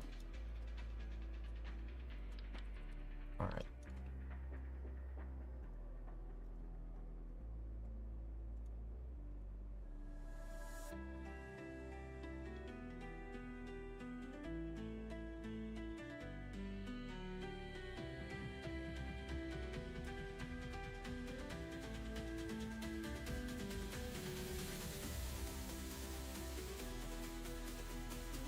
All right. Let me try something.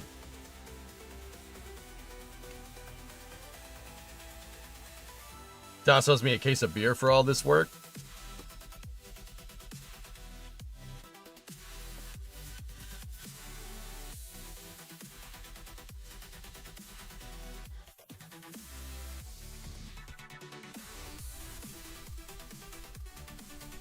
Guys, what day is it?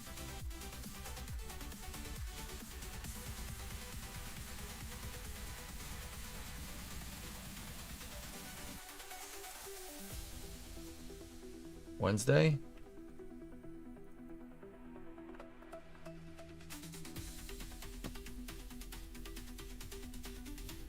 Yeah, good point. Let's get a beer.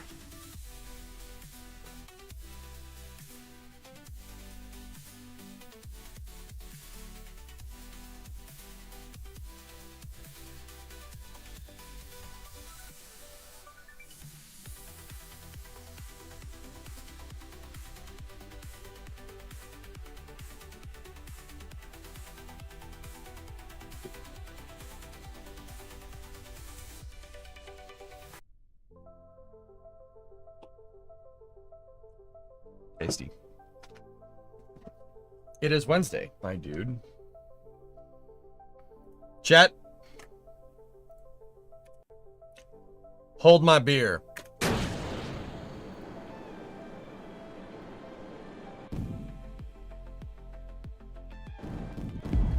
Oops.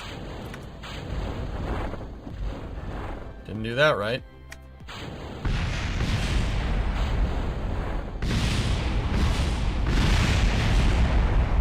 Okay, I want my beer back. You didn't hold it good enough. Montucky cold snack. Got a cold snack right here.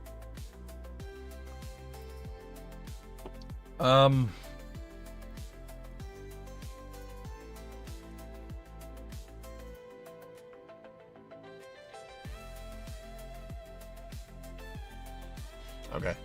I didn't do it right, but that's okay.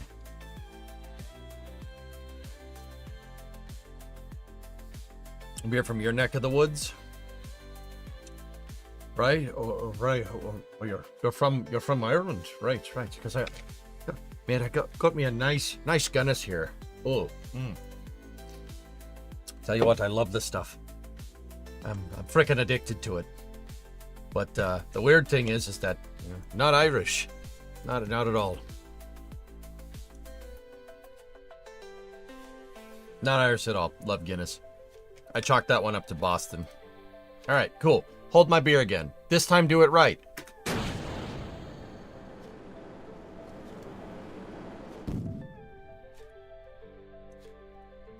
Where's the fuel tank?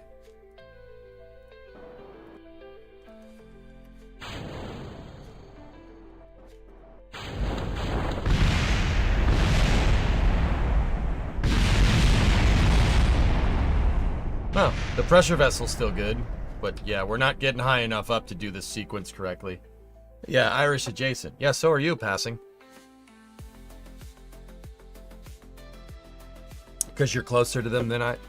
Yeah, alright, cool.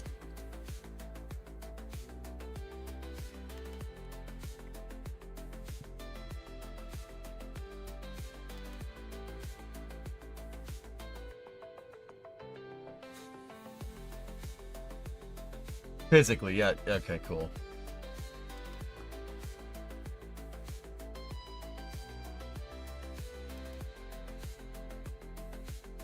All right.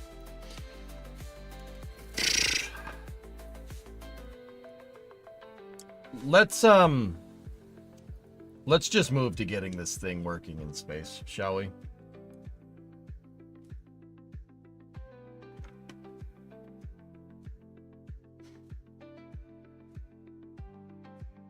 I know, Sunchill. Believe me. I know, man. Stupid. Why does it explode when separating? I didn't engineer it good enough, that's why. Alright, so here, let's go into the debug menu here.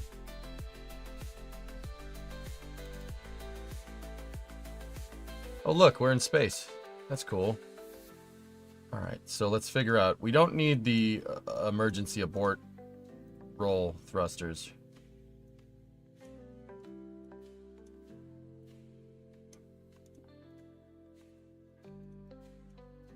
Okay. Let's go here. So we need OMAC controls, right? So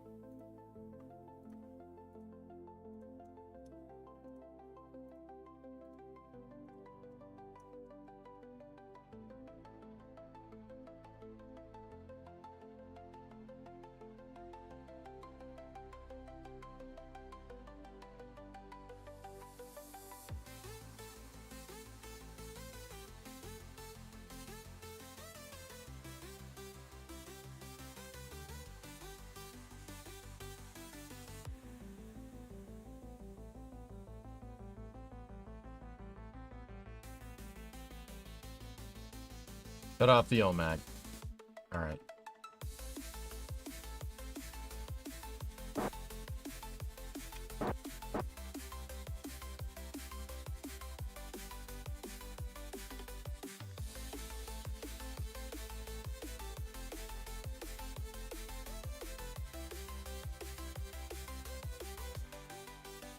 We don't need the capsule thrusters enabled right now. Those are for entry, descent, and landing.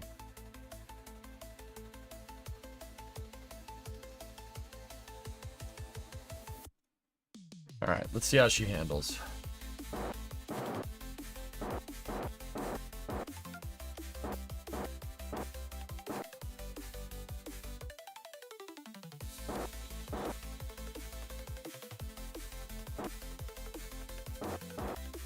We don't need that. We're not going to need the Aero UI either. No. Actually, you know what? Aero UI is... Yeah, we do, because we got to pick up rates.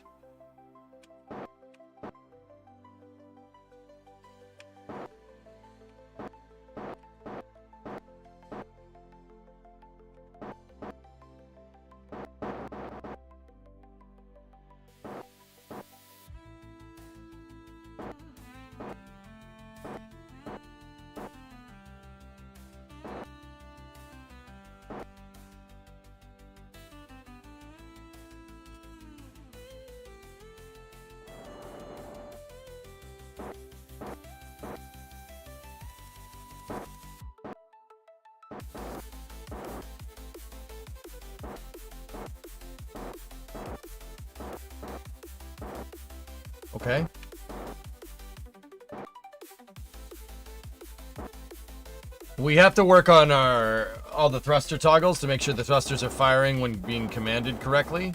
But let's see. Forward control works. Aft control works.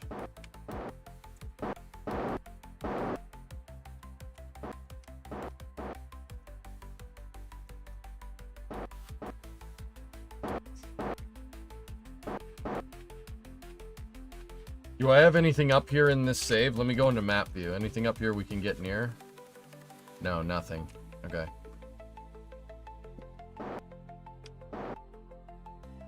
Awesome to see you play Kerbal again. Thanks, man.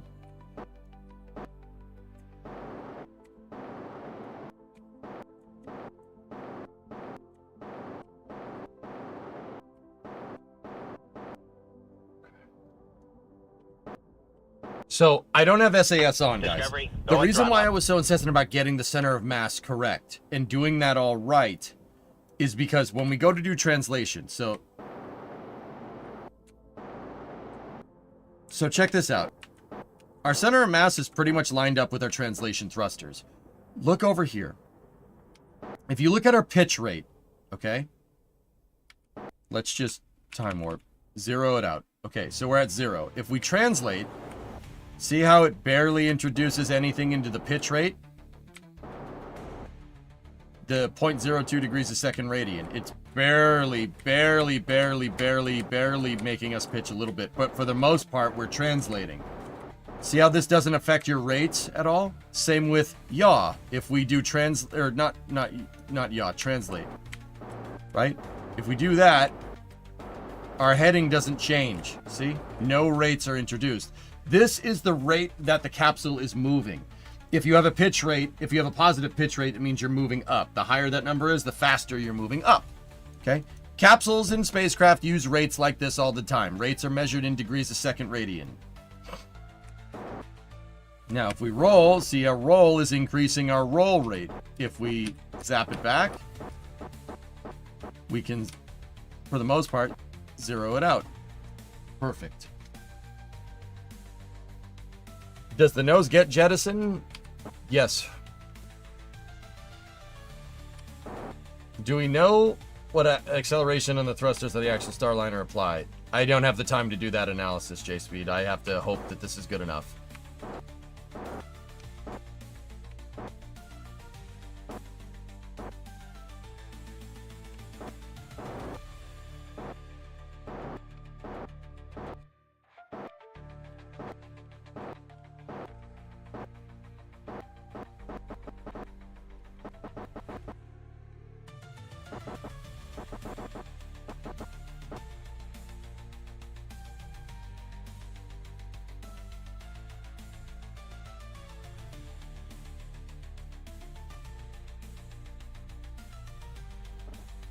Good.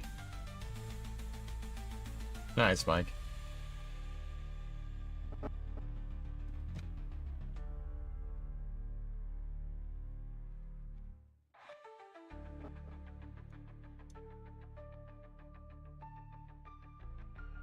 Good.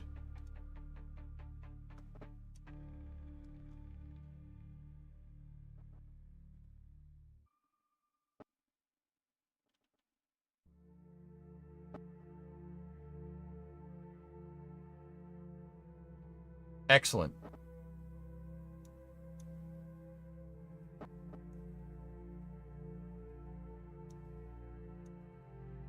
I have no idea what the answer to that question is, Seacracken.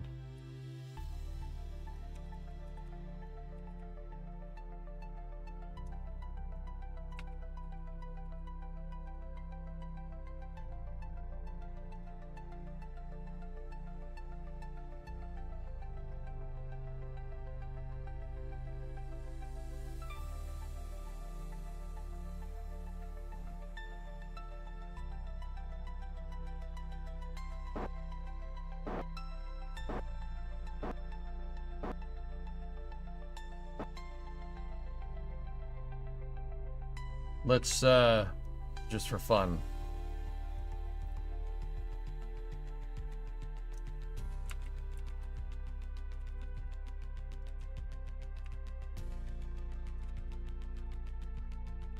Okay. Realign for deorbit burn.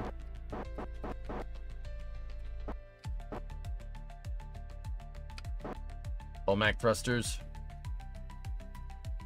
Engaged. Actually, don't engage them until we're at the proper heading alignment.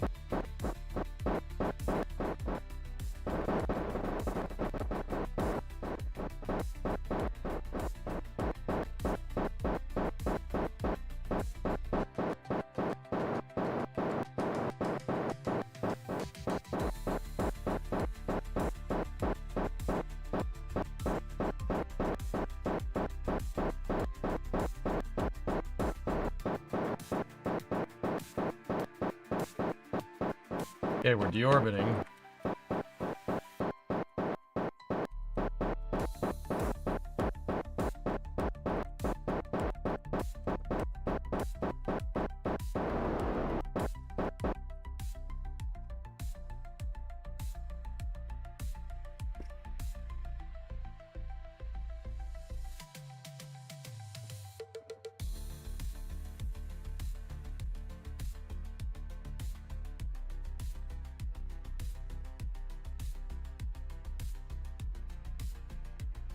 We're probably going to fall short here, but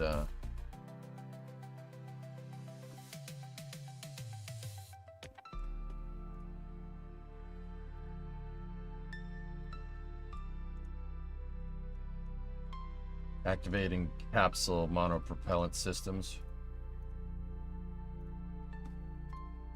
Stand by for surface module separation.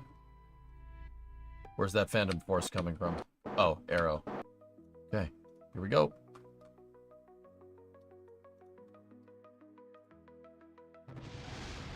Uh-huh. Service module needs to be redesigned. Unacceptable. It's good enough for the scenario, guys, but that can't happen. Is that pulse width modulation I hear? Yep. Is the cal controller in the heat shield? Yeah, it is. Okay, so from that shakedown cruise right there, I learned a lot. Flight data is king.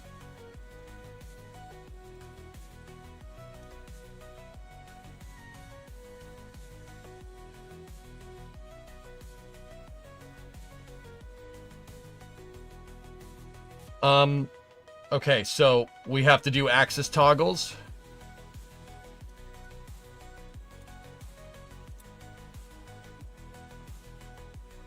So this thruster right here will just start at the top. That one right there is for abort roll contingencies. So that thruster should just be shut off unless there is an abort.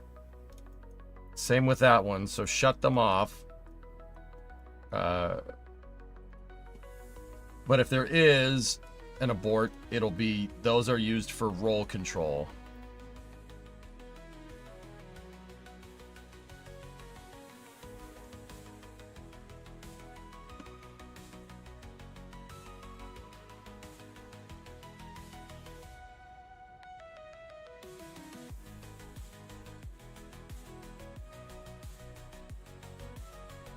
Pull the service module a tiny bit away from the heat shield, like a millimeter away, could help.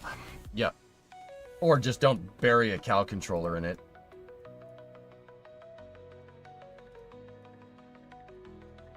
Okay.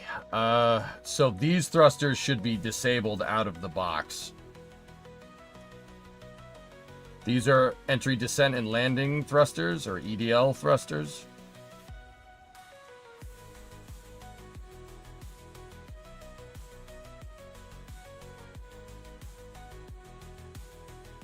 Those should be disabled out of the box. The monoprop fuel tank should be locked out. Okay, cool. Now, OMAC thrusters. I'll set OMAC control to AG5.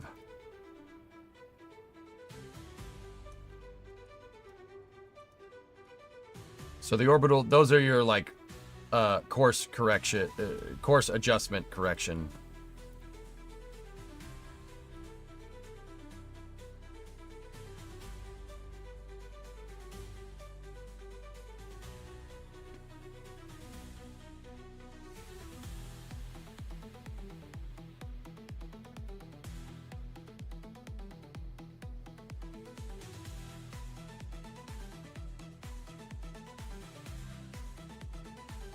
Okay, cool. The orbiter maneuvering and control thrusters are used for prograde and retrograde only. So that means we got to set actuation toggles to forward and back, and that's it.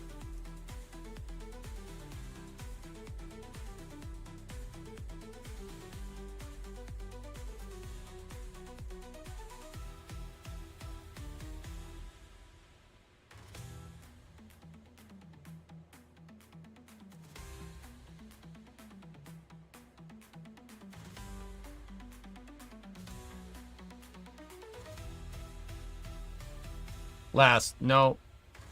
Nope. Give me a second. Let me finish this so I don't make any more mistakes.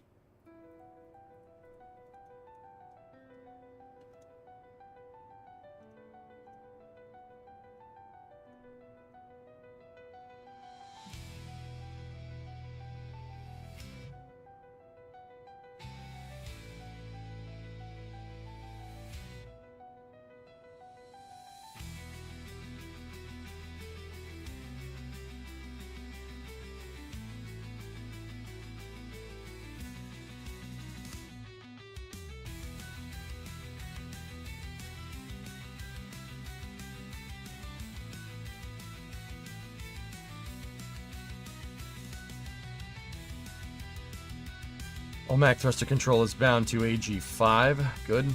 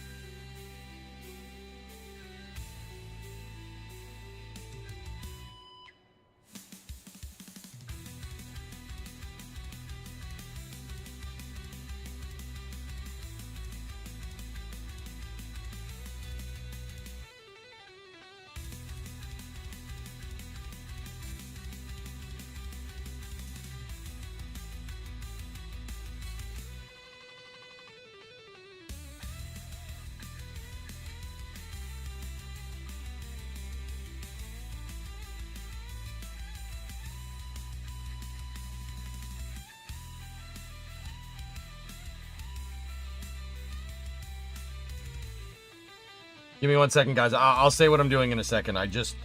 This has to be dialed right if we want to get this done and tested in one shot.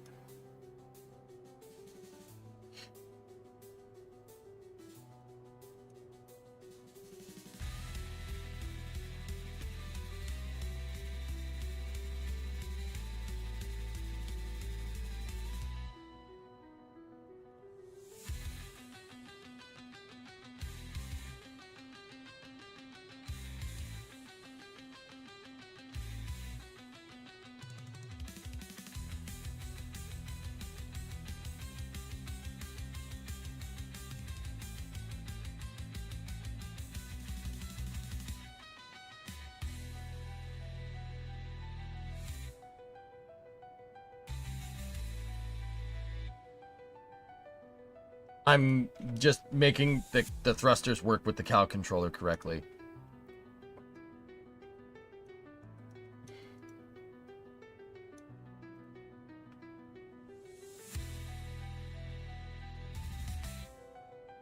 Hey, Bree. What is that? Chicken, fajita chicken with rice and beans. Fajita chicken with rice and beans? Yeah, All right. Thank you. no problem. Love you. I love you too. Mwah. Nice. What'd you put on? Is that sour cream? Yeah, Cool. you don't mind sour cream, right? No, it's fine. We're good. Thank you. I love you. I love you too.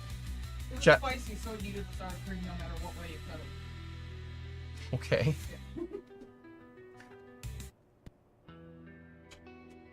Yummy. I'll eat that in a second.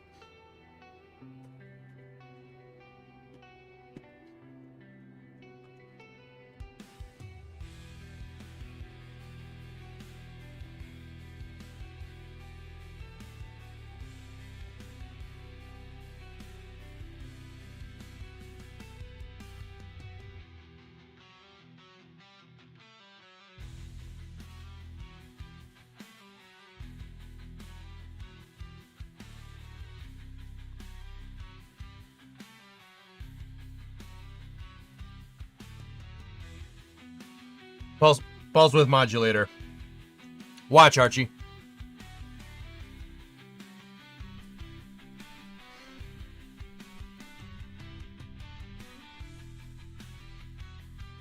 So,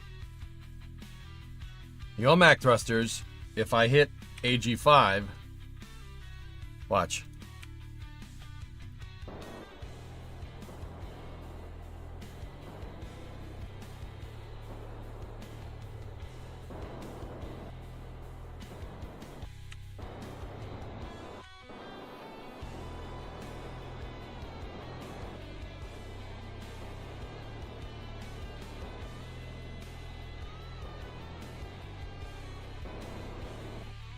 It didn't do it exactly how I wanted, but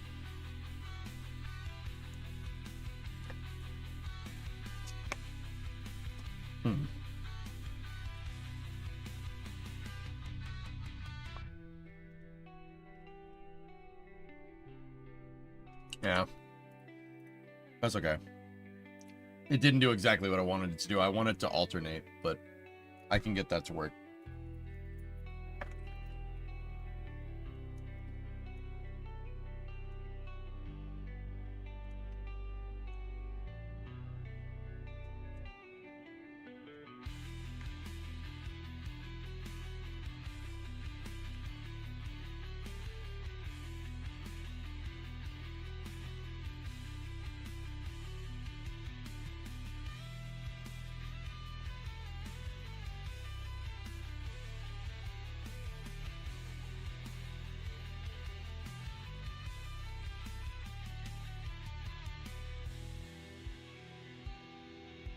Nah, that's not going to do what I want either. Just get rid of it.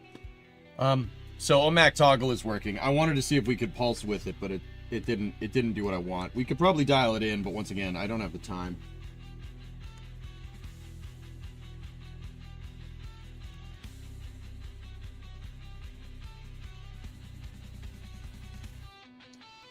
All right.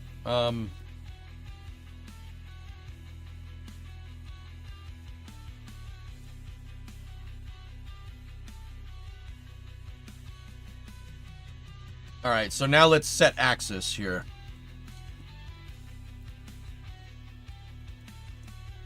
Is NSF flame trench on Friday? There's 2 flame trenches, Suncor. Yeah, you get 2 flame trenches this week. One on Thursday, which is the Starliner stuff, and then the regular flame trench on Friday. Hang on, I want to try this chicken. Give me 1 second. I want to try this chicken.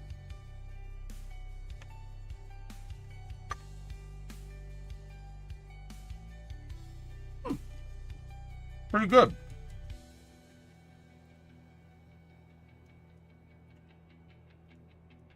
Now watch this bite.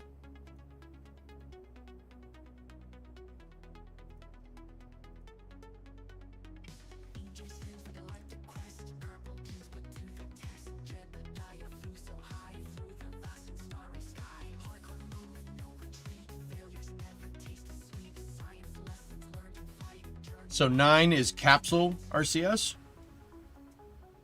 Cool. Poor chicken, no. Quiet bird.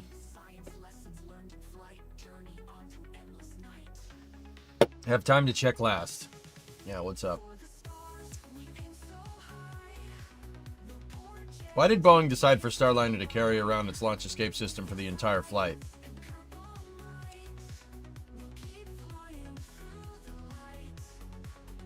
I don't know. I don't have an answer for that.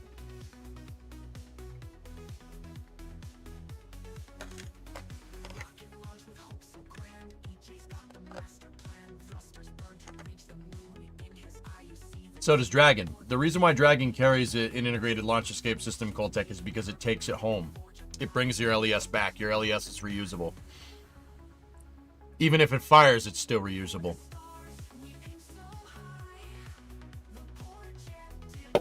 Sea Kraken has an interesting point. I'm wondering why. But that's okay.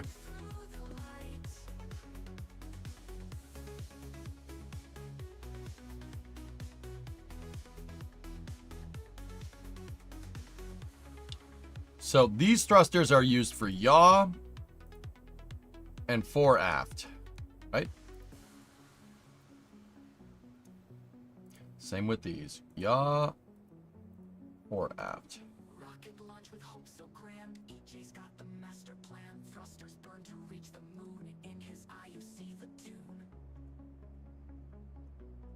Now that means these ones over here are doing the same thing.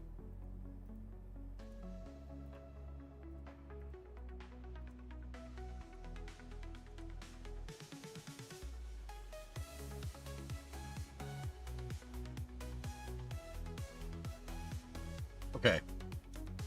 Now this one, these ones up here, that is pitch and fore aft control as well.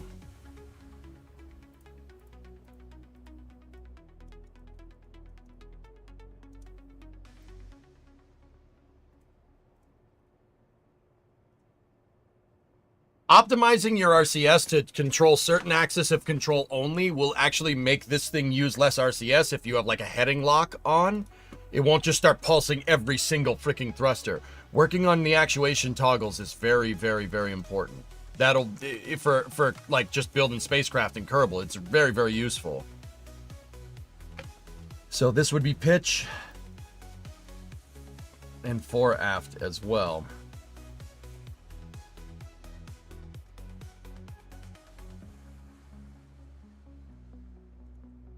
Okay, good. All right, so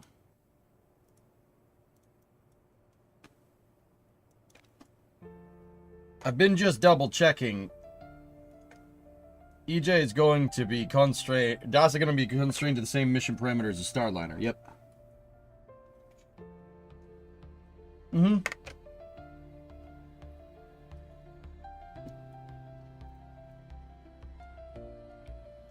Okay, so this thruster, that one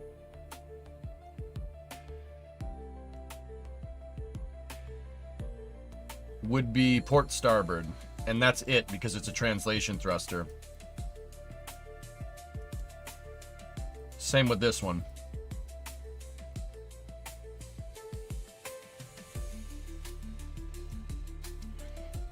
Now that one down there also is just a translation thruster. So, but that would be dorsal ventral. So that's up and down.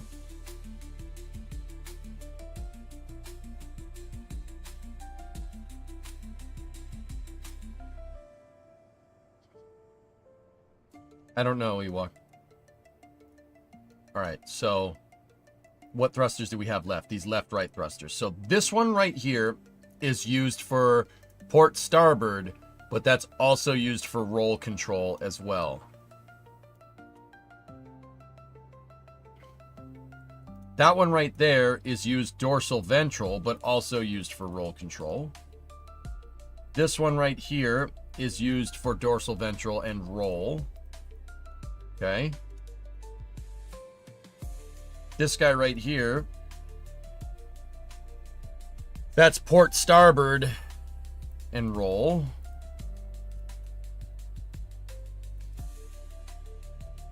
That one's port starboard and roll as well. This guy over here, this one is dorsal ventral and roll. And then that one is dorsal ventral and roll. There we go. Save.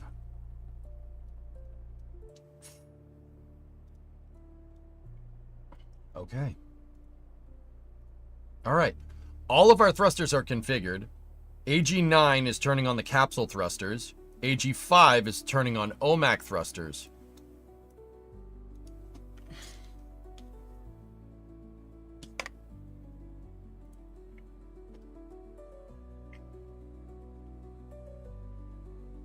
You know what? I'm going to make another individual action group that shuts off your fine control thrusters just in case. I don't know when the need would exactly arise for that.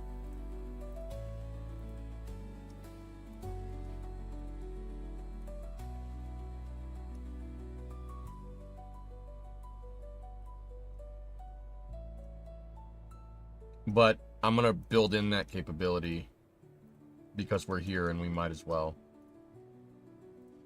Guys, if it's one thing I'm noticing about Starliner's design, just on a side note, while I'm really messing with this, the control system algorithms in this thing must be absolutely insane.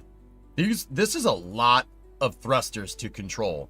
Not saying that like, oh, well, that's the reason why it has problems. No, this is just a complicated control algorithm because you're constantly shutting off and turning on different RCS. Like you have fine control, you have big control, small control, and that does make the capsule, that will make the capsule like superbly maneuverable, just as Barry Wilmore described.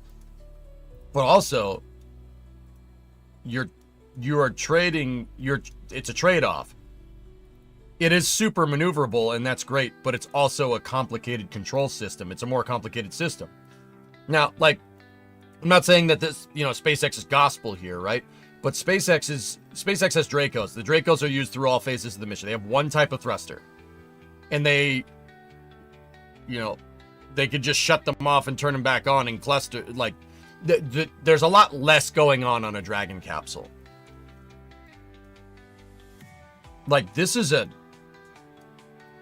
extremely complicated system for what this is, to be honest with you. Almost to the point where I'm like, dude, you should not be discarding this service module every flight, but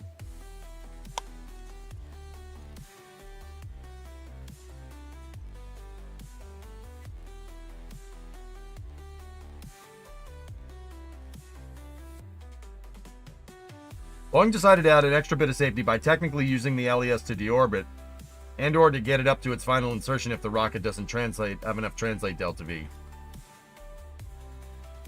Oh.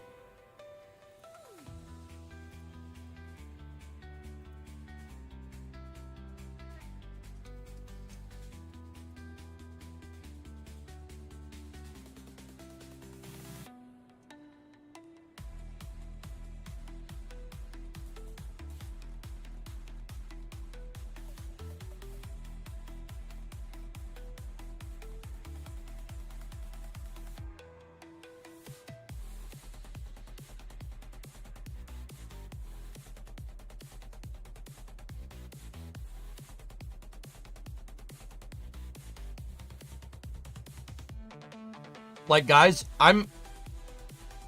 you know where my mind's going? We know good and well that Boeing didn't do enough research into this thing. Like, because they're overheating thrusters. Why are they overheating thrusters? Because they have so many of them right next to each other. You see that? There's just a lot going on here. Right? And, well, once again, I don't think this is necessarily a bad design. I don't think Starliner's a bad capsule. I'm just, like, there's a whole lot going on here to do the same exact thing that Dragon does with, like, look at all these damn thrusters. They're everywhere. There's a whole lot going on here to do the same thing that Dragon does with, like, maybe 14 thrusters. This thing has, like, 30 different thrusters on the dang thing. Well, look at all these little things. So busy now. Like, that's a lot. There's a lot going on here, man. Anyway, let's see if it separates. Let's just check it again. We'll see if it separates without the cal controller, the aborter clock being locked into the heat shield. I think Dragon has 14 Draco thrusters on it, Drummer, and that's it. This thing has like 40? Like, there's just a lot going on. And where my mind is going is like, that's not a bad thing, dude. Yeah, okay, you have more thrusters. Yeah, you have a lot more complicated vehicle. Dude. And once again, I might be saying this with the benefit of hindsight, but if it was me and we engineered this service module, holy crap. There's a lot of stuff to be tested to get this thing to work right, you know? Like,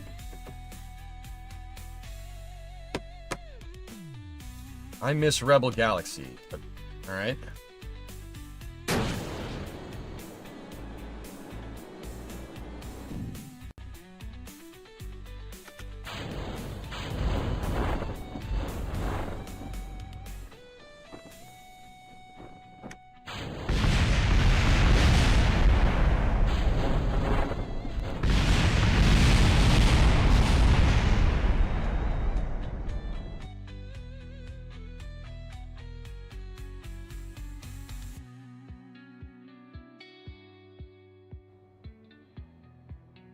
Black Eagle, it's absurd.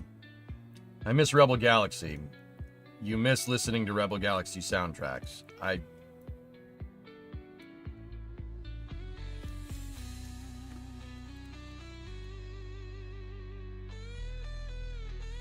Yeah, that sucks, dude, but, you know, I can't listen to, like, one single song without somebody deciding that they should take all my money. Public, so I'm sorry you feel that way. I don't know what else to tell you. Like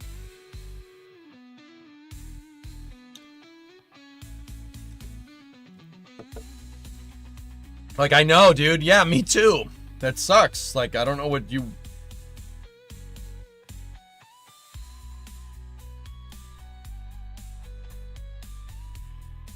Thank you, Space Pope.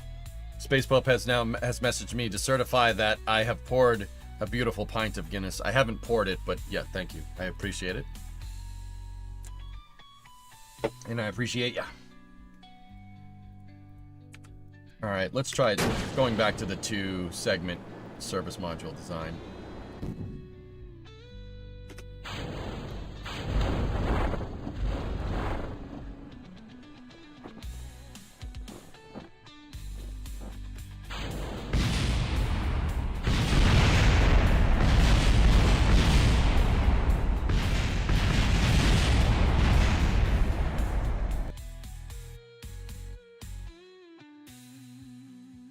Good damn thing.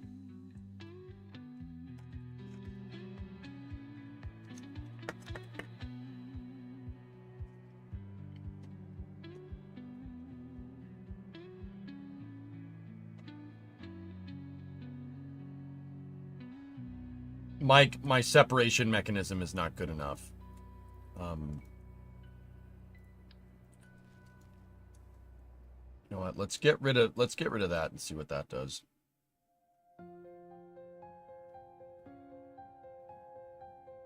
When you play Cities, is the radio and that cause the DMCA too? Depends on what you listen to, Peter.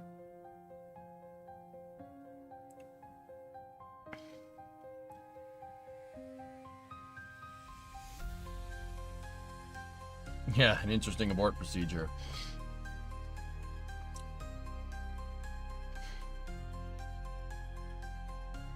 Come on.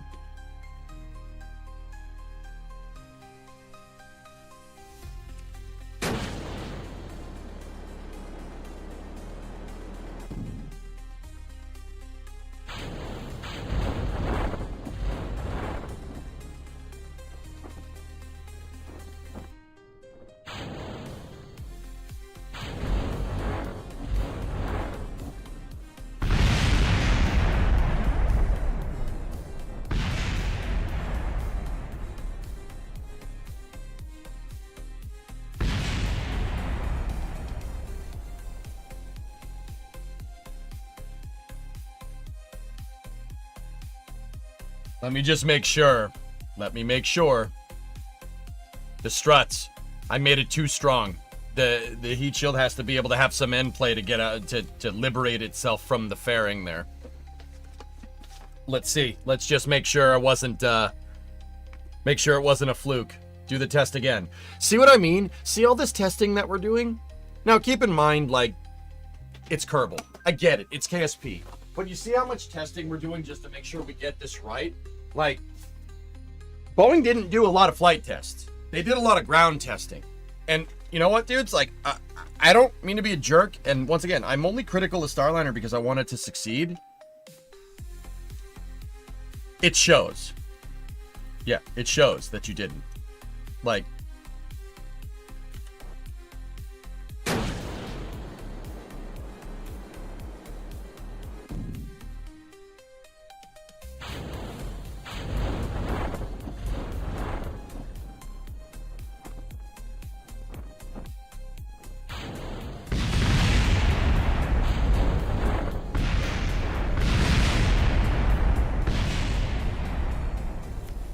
yeah, we're not getting high enough up, so we can't jettison the heat shield when because the capsule's doing this. If it's moving around, it's no good.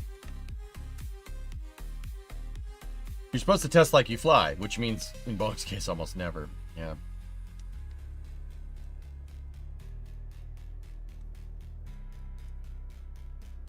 I need to get this thing a little bit higher up off the ground. And in order to do that, we're going to need more service module propulsion.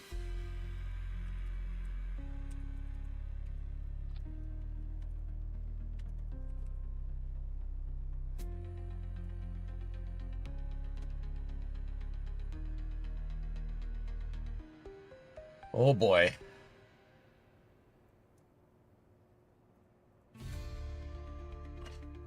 Yeah, Rarest, we might need to get a little more power out of those O10s. How many reverts before a restart is in order? A lot. You can do a lot. I don't have a number on it. Remember Star Wars? Oh, I remember! I remember!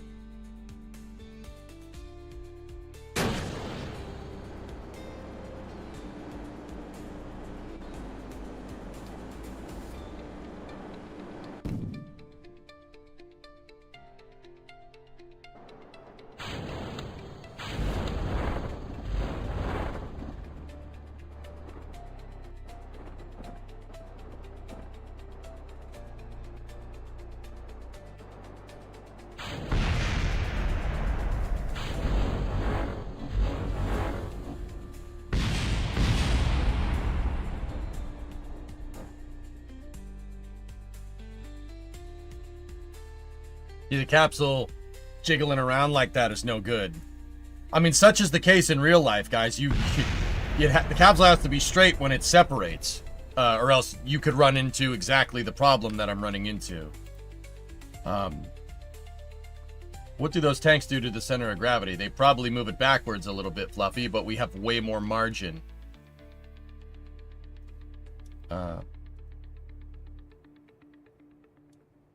See, if we're like swinging sideways, we're going to go to separate and the heat shield's going to hit one of my thruster blocks. It'll try to weasel its way through the fairing and collide with that, which is, I guarantee you, that's what's going on.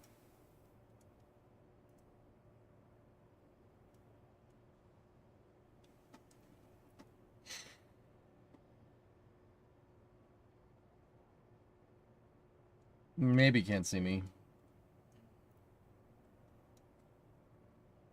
Are you going to add the grid thing around the service mod? Where's the grid thing?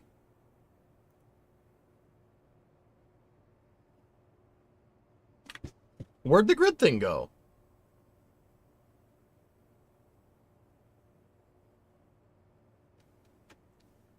Oh no.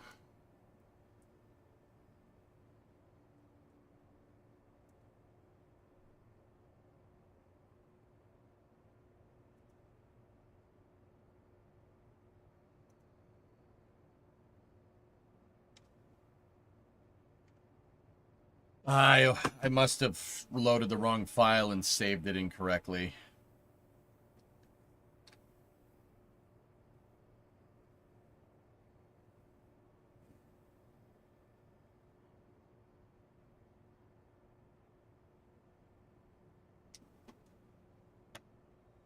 No, I didn't mean to. It must have been when I hit the wrong thing, guys. I separated the service module by accident, and I was like, oh, Control Z. People are like, Control Z. I'm like, you can't do undo in this game. And then I reloaded it, and it must have been then.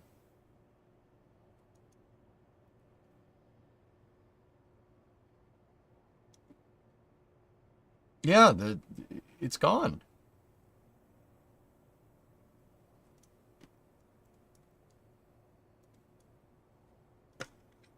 It's weird.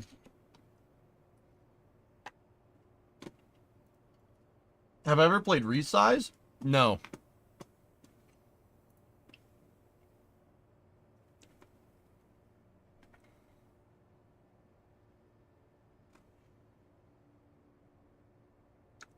Hey guys, I'm gonna eat. I need to get some fuel in the tank, dudes. Haven't eaten anything today. I'm gonna eat real quick, and yeah, I'll woof this real fast and just walk around in the garage. And we only have an hour and a half until the Kuiper launch, and then I said I would play Summer Car after that, but we might need to punch into Summer Car's budget a little bit.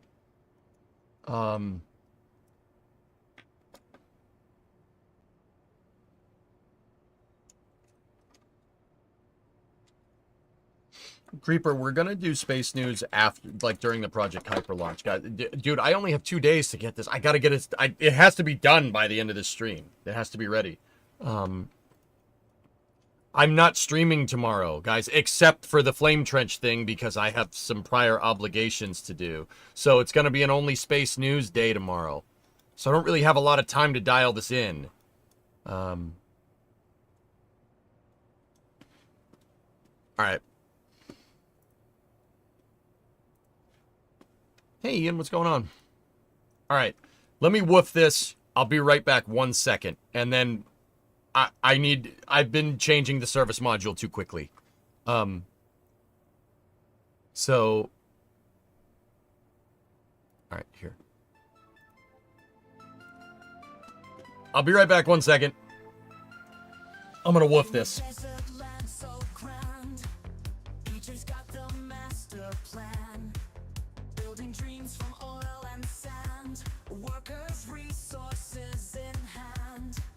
Refinements clean with a gleam, making cities from a stream.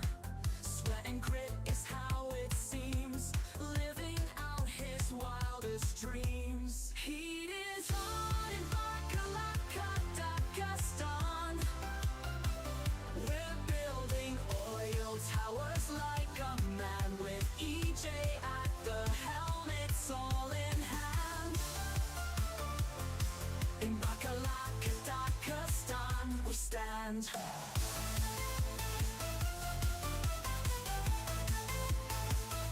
Night and day, the grind won't stop. Concrete rising to the top. Mighty power in a drop.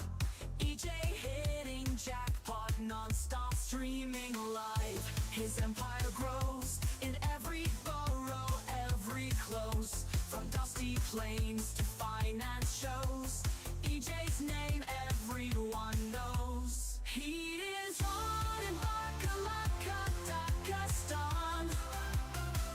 We're building oil towers like a man with EJ at the helm. It's all in hand.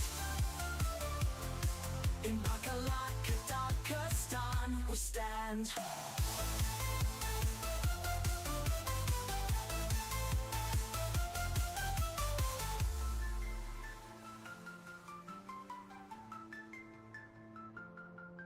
Night and day, the grind won't stop. Concrete rising to the top. Mighty power in a drop. EJ hitting jackpot non-stop, streaming live, his empire grows in every borough, every close, from dusty plains to finance shows. EJ's name everyone knows. Heat is on in Barkalaka, Dakistan. We're building oil towers like a man, with EJ at the helm, it's all in hand. In Barkalaka, Dakistan, we stand.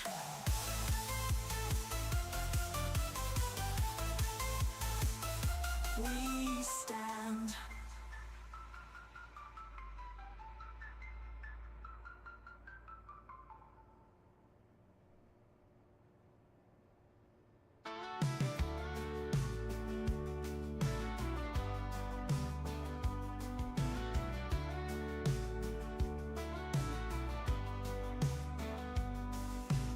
EJ in a digital land, building up a Dakistan, clicking through the endless sand with oil in his hand. Heat is on the desert globe, workers working fast and slow, resources running to and fro. EJ's got a show. Refinements king, making things right in the game, day and night. Streaming on his epic plans, Bakalaka, Dakistan. City grows, machinery hums, desert winds and beating drums. EJ's empire never slums, he's chasing all the songs. Oil rigs in the midday sun, every task getting done. High scores in the battles won, EJ's having fun. Sand and oil mixing free in the game's economy. EJ rules with strategy, building this dynasty.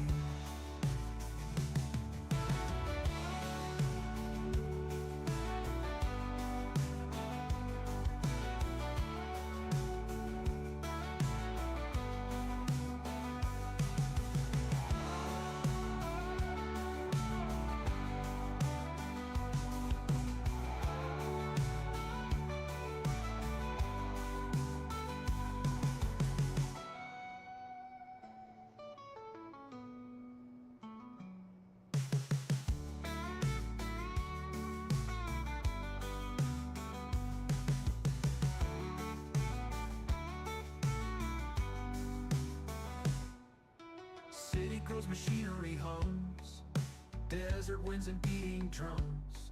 EJ's empire never slums, he's chasing all the suns. Oil rigs in the midday sun, every task getting done. High scores in the battles won, EJ's having fun.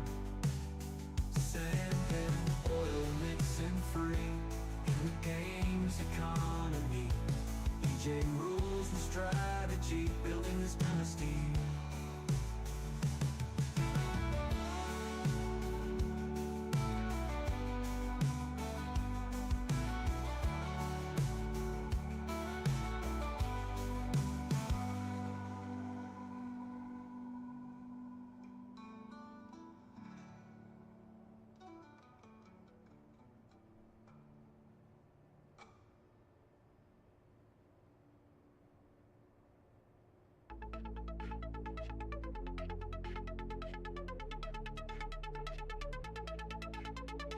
EJ's streaming late at night, building up with all his might. He's on under desert light, Bakalaka, Dakistan in sight. Sand beneath construction signs, workers forging oil refines. Sweat and gears a perfect rhyme, it's his world, he's on a climb.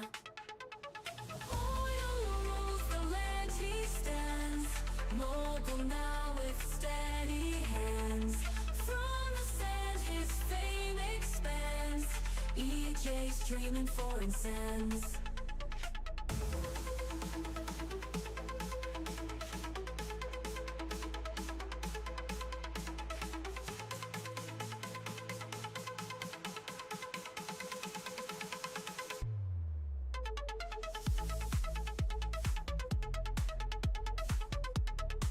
Okay, we got some fuel in the tank. Let's roll.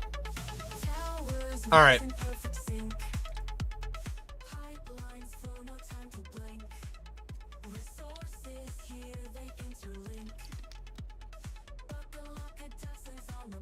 Oh, when I switched the fairing to 4 sections instead of 2. Oh, that's when it did it, Archie. Cool. Now wait, what happens if we switched it back? Do they come back? No. No, they don't. Will booster 14 be caught again if it flies? I don't know. I don't think so, dude.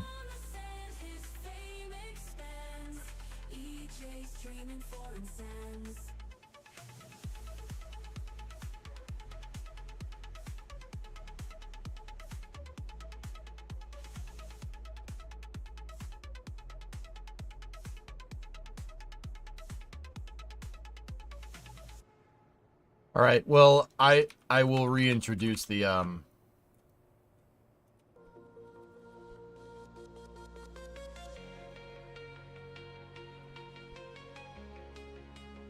I'll reintroduce the fins here in a moment.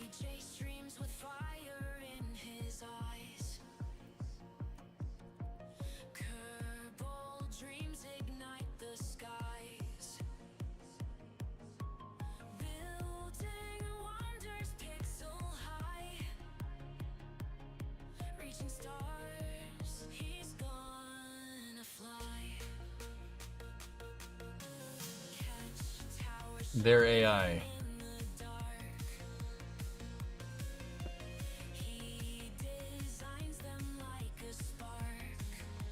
Okay, let's go to up. Let's go over here. Actually, we listen to that song too much. Where's Chili? Chili. There we go. There we go. Now we're talking.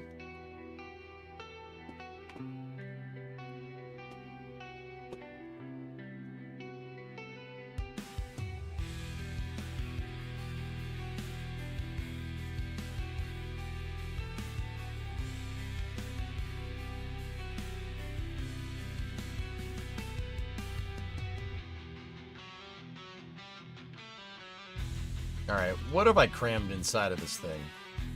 We have 12 RCS tanks for the launch escape system. We got solar panels, I got some batteries in there, and then the cal controller.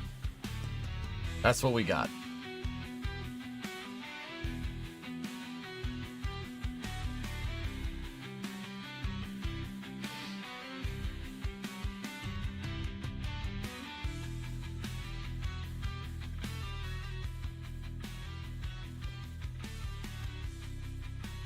I'm thinking.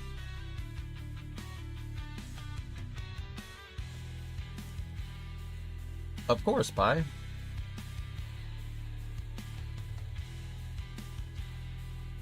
I'm just having some trouble during separation here, dude.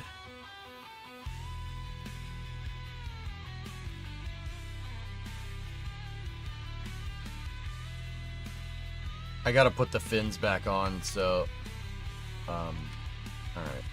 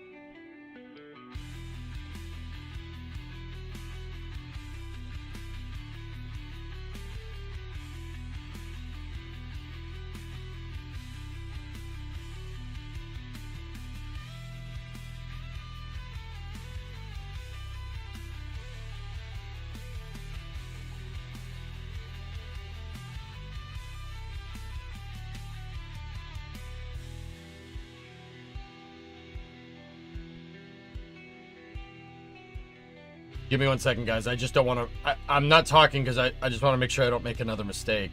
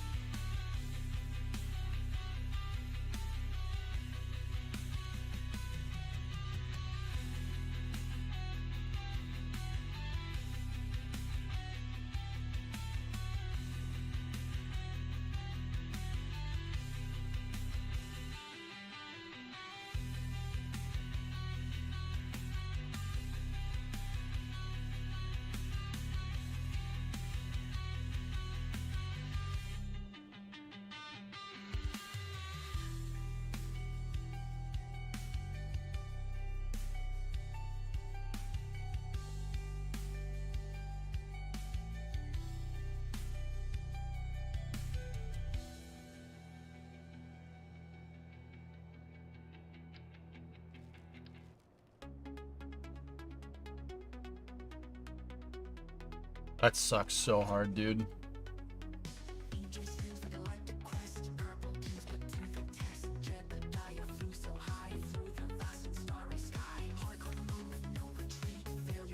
You guys, can I, music's being a little distracting. You guys mind if we just Starbase Live it up in the background or something?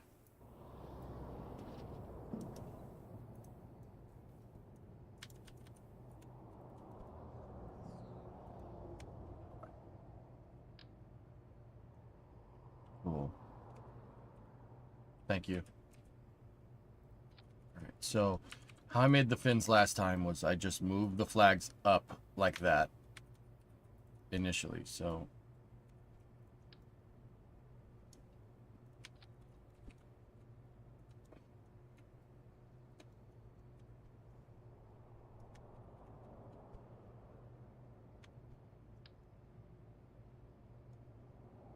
I do believe I did them in 6 times symmetry last time, but we don't need to. It's the same amount no matter what type of symmetry you do.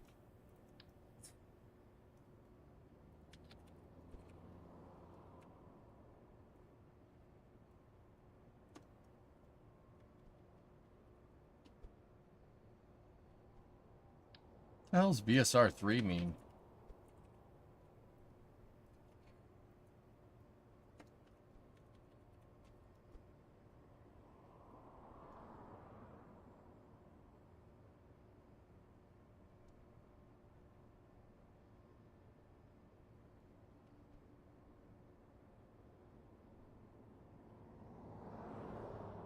Why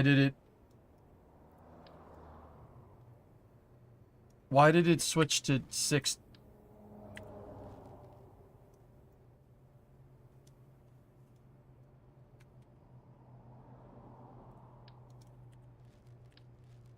Hi, I'm EJ. I like making more work for myself.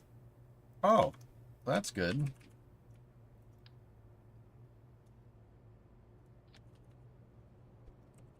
Now, Long March 5.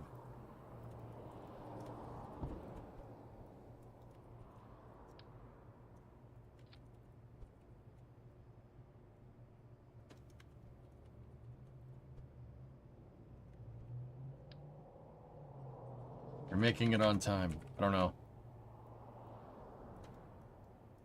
I'll get back to you.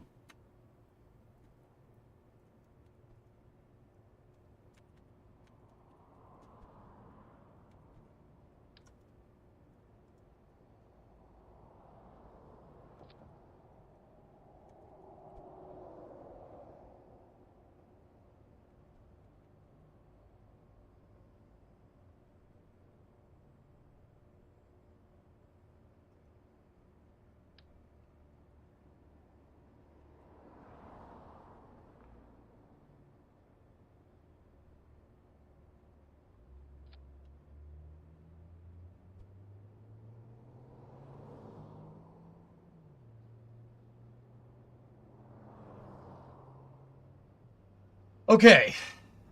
Now, what are the fins for? So Starliner has basically these cheese grater fins built onto one side of it on the service module.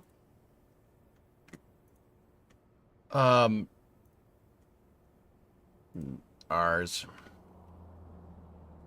See those things right there? So those are there, guys. It's a hard reason to explain. But it actually is a pretty trick piece of engineering.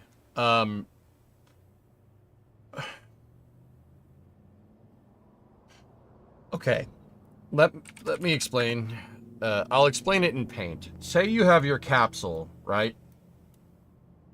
I don't know the proper terminology here, right? You have your capsule like this, right?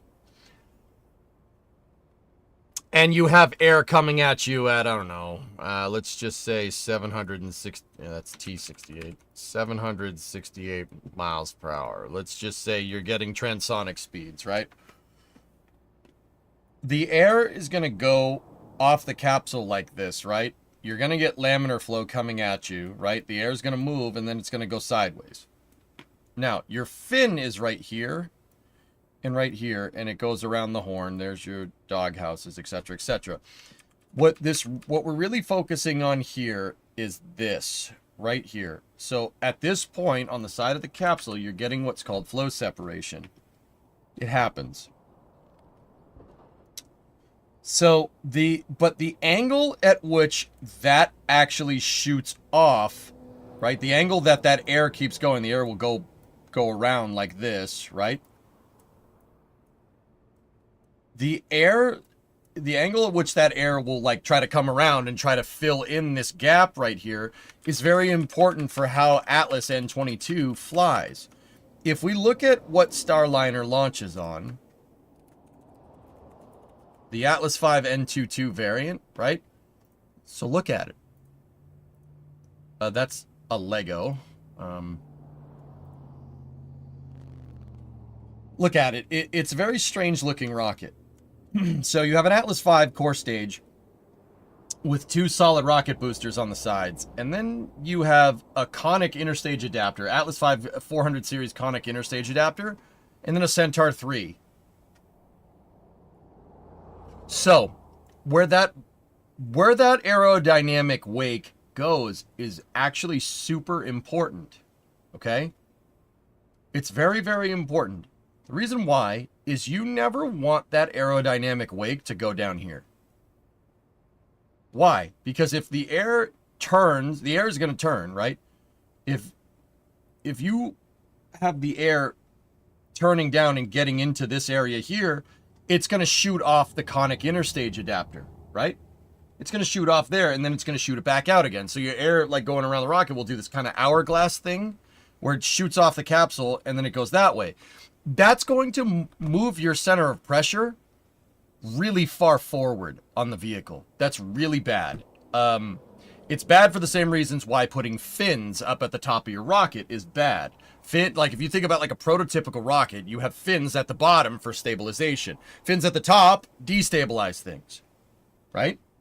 So you don't really want the air to bounce off the capsule and then come back down. Now, okay, so how does Starliner get around that problem? Well, the boosters are helping, but this cheese grater thing going on here actually control. Okay, so this is where this gets very weird. It controls the angle of the air going off, the wake angle, if you will. Okay, that's not the right terminology. Forgive me. I know I know that's not right. It controls the angle at which this thing shoots off.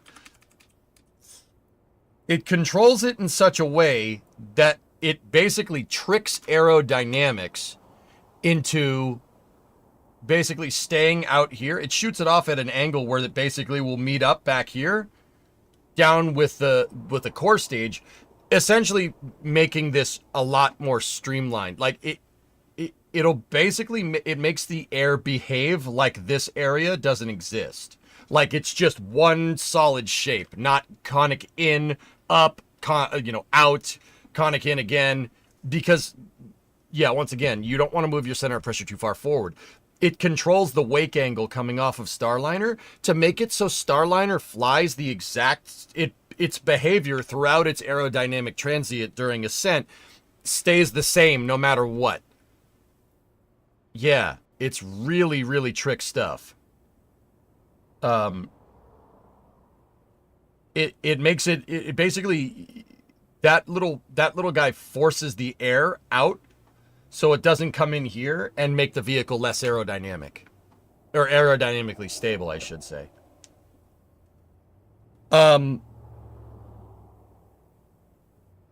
Yeah, how does it do that? Well, when the air, like here, there's a zoomed in picture, right? And here's the fin right here. When the air shoots off, right? It's going to want to come back around like this. Basically what that does is spoil the air, and it traps air underneath here. So air just gets stuck right there. And so when air tries to go out and around, right? It tries to go here, there's already air in the way, so it just shoots the air past it. Yeah. It's like, it's kind of it is a spoiler almost. That's the idea. Yeah, very, very useful. Very trick piece of technology, to be 100% honest with you. That's actually super cool. Because that gets this seemingly ridiculous looking rocket actually flying very aerodynamically stable. Yeah, very interesting. There are other things that do stuff like that, that do little aerodynamic trickery. Hold on. Yeah, here you go. Look.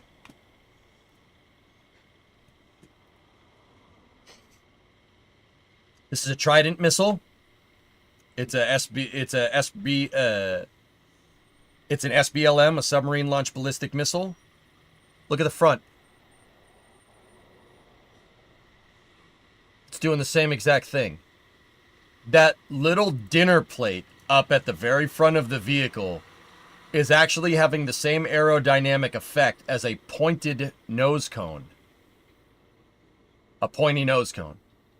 Believe it or not, the air is stagnating up against that, and what happens is the air shoots out to the sides because it can't push up against this. So air will, because of how air flows, it'll shoot out sideways. I could draw what's going on here too. So you have the front of your Trident, right? And then you have your dinner plate. You get air coming at it, right? And the air basically gets stuck right here. And when it gets stuck, air gets shot off like this. Aerodynamics. It's weird, I know. That basically makes a huge low pressure area in this area here and basically works exactly like a nose cone. It does the same thing.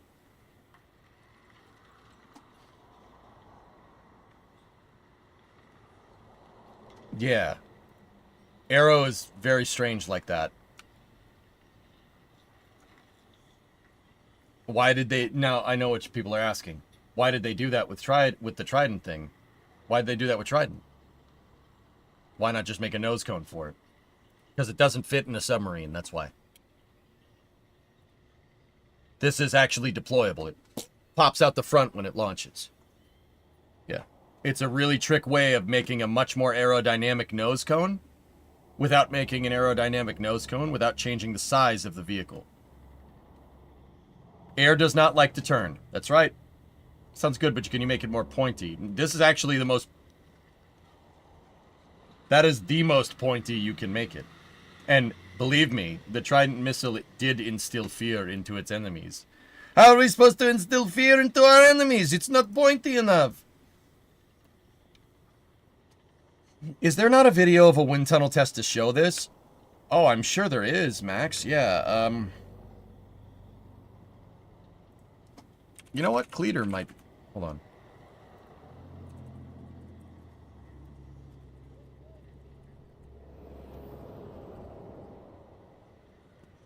So this is a Cleater video where when they're in the wind tunnel. I actually think I've shown you guys this video before. This is when they were testing out Leroy's body, for anybody that wants to know. Oh, he put a plane in there. Of course he put a plane in there. All right, so check this out. So this is a paraffin. They burn paraffin to make smoke to show where the air is going over Leroy. So take a look. Now, okay, so see all this squiggly air? That's turbulence. Turbulence is air that's upset, as opposed to laminar flow. You see how straight and defined the paraffin smoke is before it hits that huge pipe that goes into the plenum? Like, so see, that's turbulent air. The reason why it's turbulent air is because this shape is not this engine shape is not the most aerodynamic around. All right. So now let me show you when they put the body on the thing. All right, hold on. I got to show you when he puts it out in front. The squiggles are bad. You don't want squiggles. Now watch this drive. Now take a look. This is very interesting. This is very cool information. This is super, super interesting wind tunnel testing. So,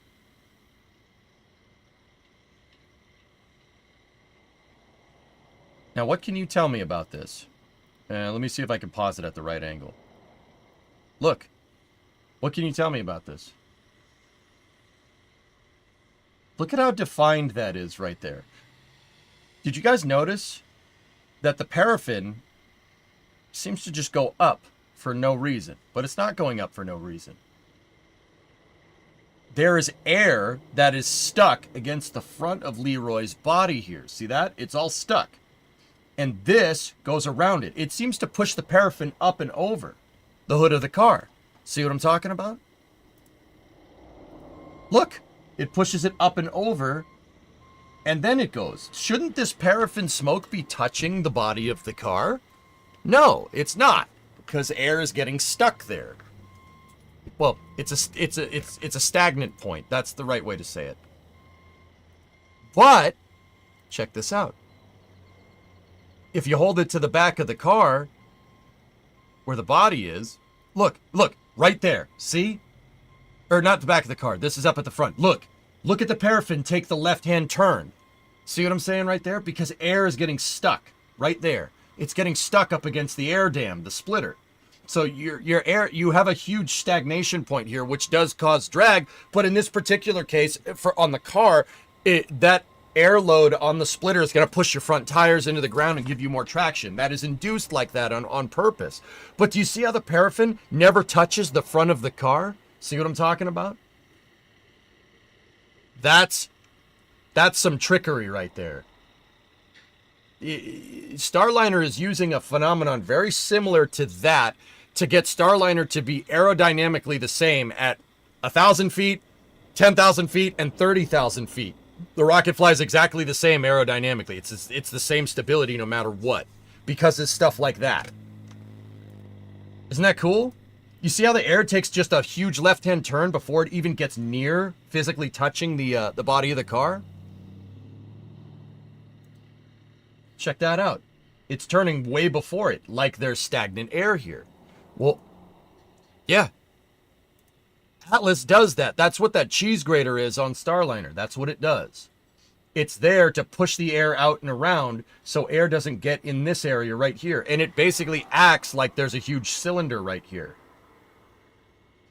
It acts like there's an interstage, but there isn't. Saves a ton of mass, right? Ton of mass for not a lot of complexity, and gets this thing that seemingly looks ridiculously aerodynamically unstable and makes it very stable. It actually makes it just as stable as any other rocket. It doesn't even have fins on it. Yeah, and no, once again, Cleater, I don't have permission from Cleater to show this, but that right there. That's why that cheese grater is there, to make sure the air shoots off at the in a way to intentionally make an area of stagnation to get the rocket to fly the same anywhere. It flies the same, and it flies stable.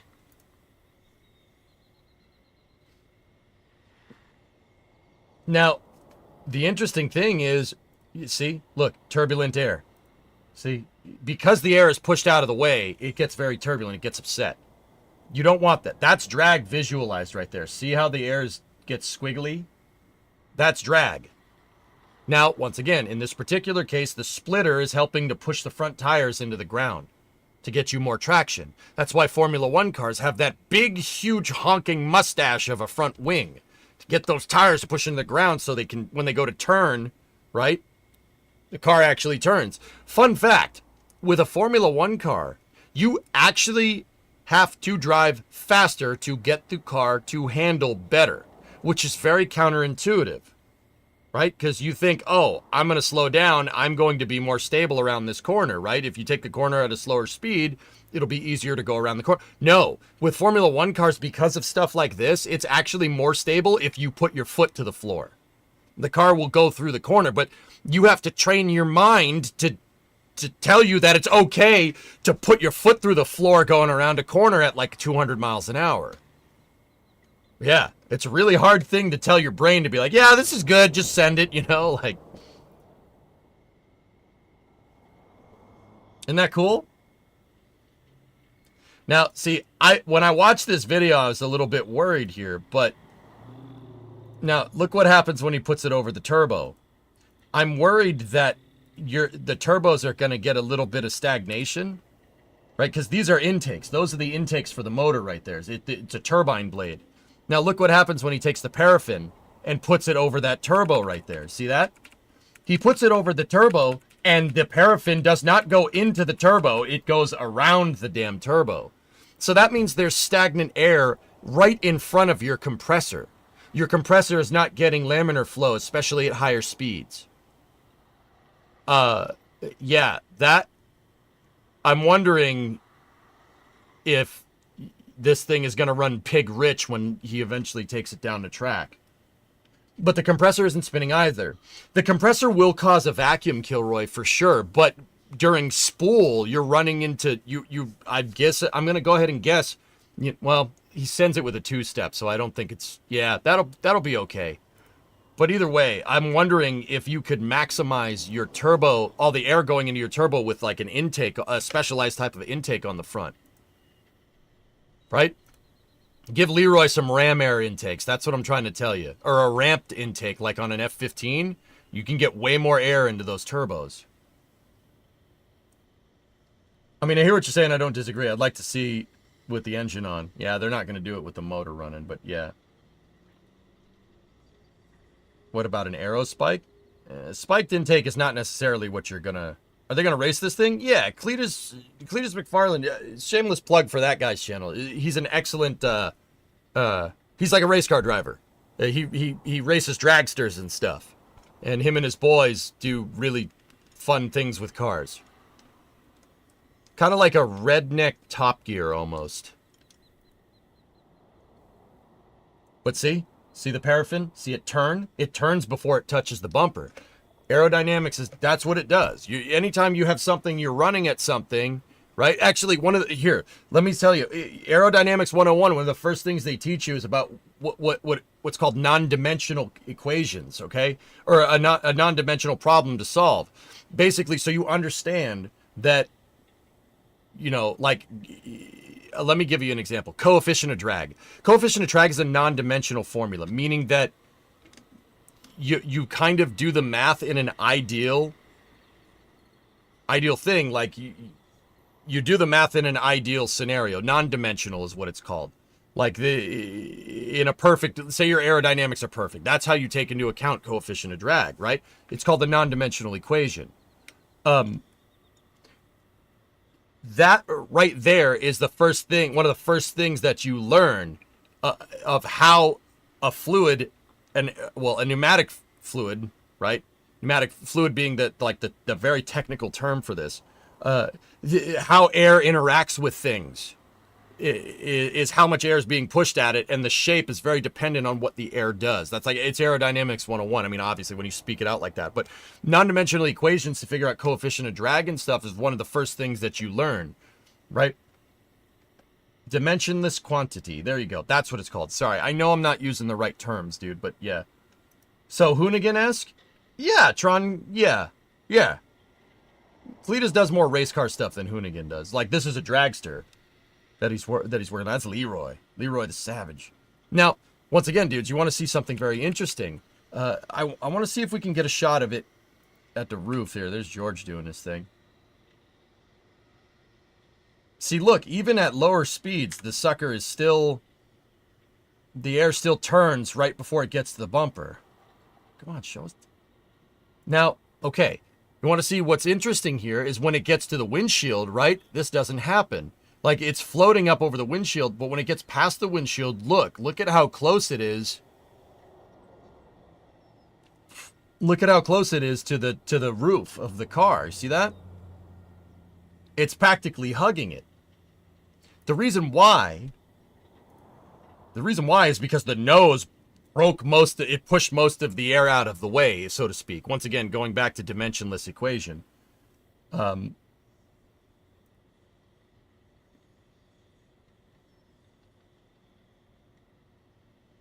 Right? But look, see it turn? it's turning right before it hits the nose. See what I'm talking about? This nose pushed most of the air out of the way, so you don't have that stagnation by the time it gets to the windshield and the roof and the rear end of the car.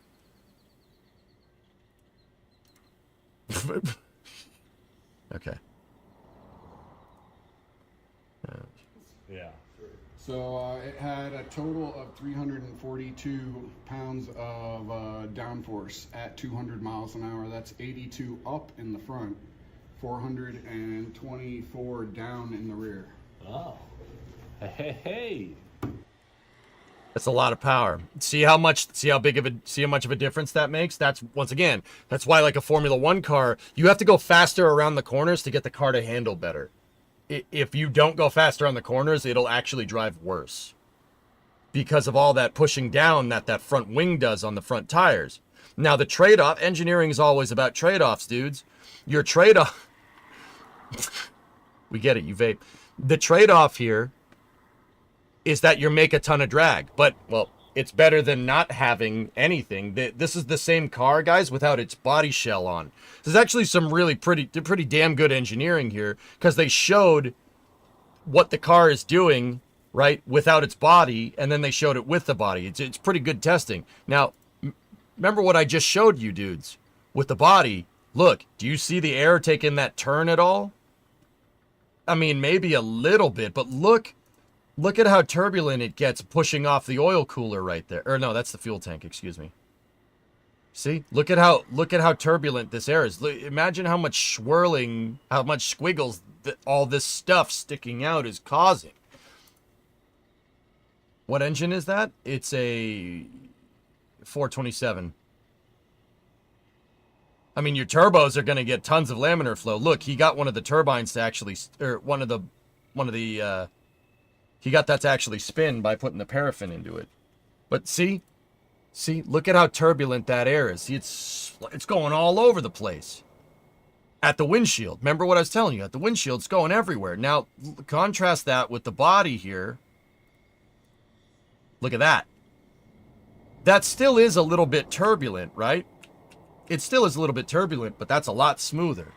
That's aerodynamics visualized right there. That's why wind tunnel testing is still useful to this day.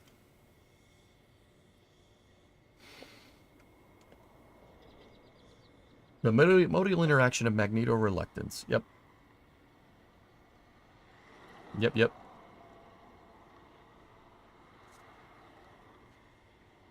You can do all kinds of trickery with aerodynamics if you really understand that you're going to get a stagnation point and the air will turn and point in different directions. You can do all kinds of weird things with that. There's no replacement for a wind tunnel.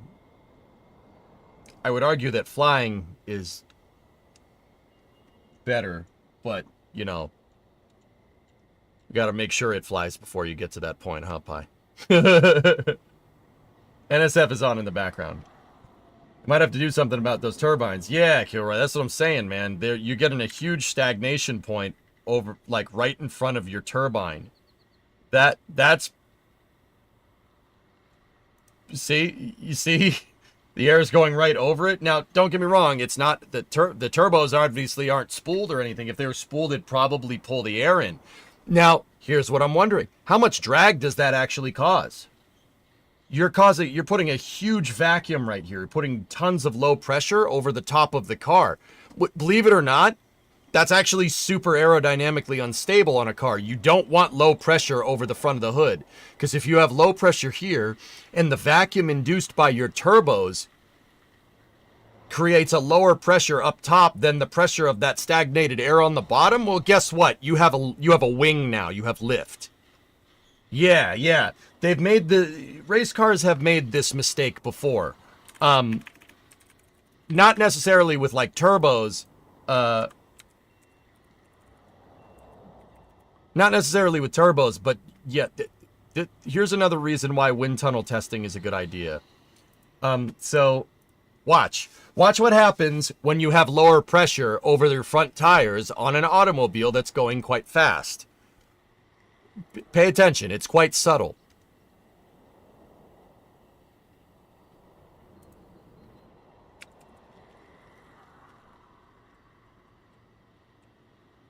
Yeah, low pressure over the top front of the car makes airplane.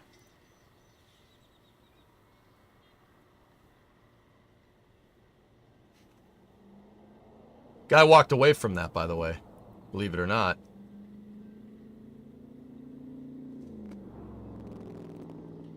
Pretty interesting, right? So I'd be wondering if all those turbos pulling in, creating all that vacuum over the front of the car is actually causing problems. If it was me, I would put the turbos... Well, see, here's the thing. You want high pressure going into the turbos, right? You want laminar flow going into your turbines, right? But you don't want it to be at the behest of downforce. So now, see the trade-offs? Engineering is always a trade-off. It doesn't matter if it's a car. It doesn't matter if it's planes.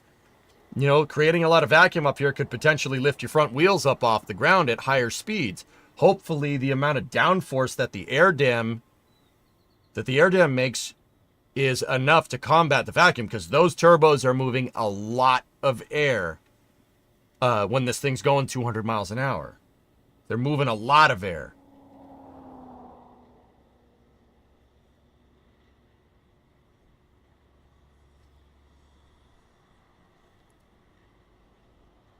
This is part of why NASCAR put the louvers on the front end to put more downforce over the top of the car. Mm-hmm.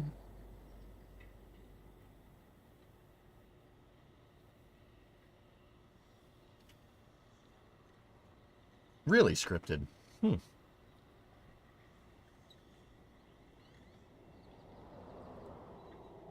And then, yeah, Cleater's actually an airplane nut. I've talked to him about this before. He loves aviation, so, you know, that's...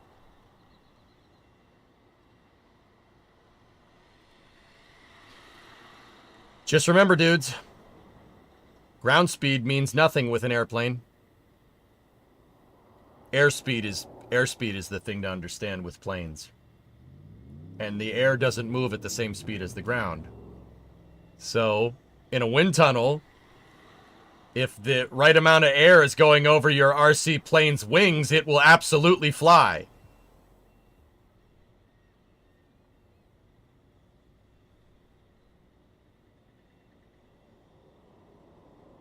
See? It just appears to be hovering. But it's not. Oh, well, don't, okay, all right, don't crash. All right, cool. Anyway, yeah, little bit of an aerodynamics tangent, but that's why Starliner, long story short, aerodynamic trickery is why Starliner has that damn cheese grater on the front. It's there to trick the air into flying around the Centaur stage. Well, not trick the air, but you get the idea. You don't want air getting sucked up here because it'll make you aerodynamically unstable.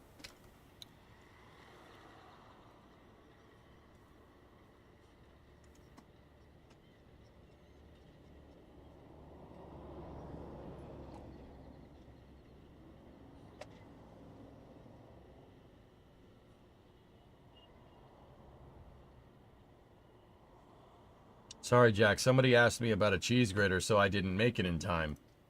Oh, you know, I saw a couple people making remarks like that. You know, how about I just complete the rest of Starliner off stream and we cover Kuiper and then I go to bed? You want to play that game with me? Trick the air. That's a good one. That's the plain English way that I can describe it. You trick the air into doing something that's not normal.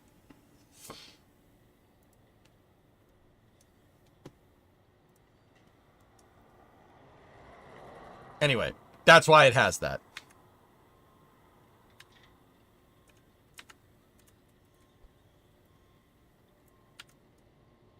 Anyway, let's go here.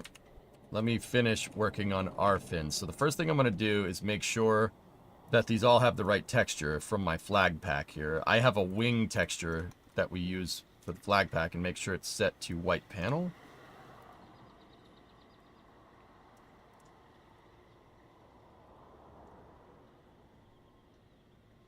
Dude, there's all kinds of aerodynamic trickery. Wait until, like, one day I'll tell you guys about, like, SR-71 intakes, and you'll be like, how'd they figure that out in 1957? How did that happen? How'd they do that without a computer? That's kind of, okay.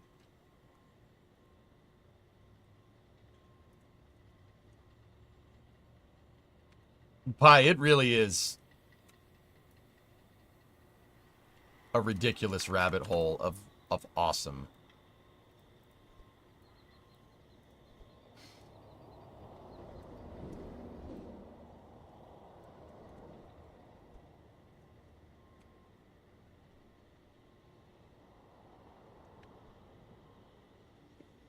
There we go. Cool. People equals smart. Hey kid, stop auto downloading. Help your computer. I don't know nothing about the computers. My mom got one and she put a couple games on it. G.I. Joe.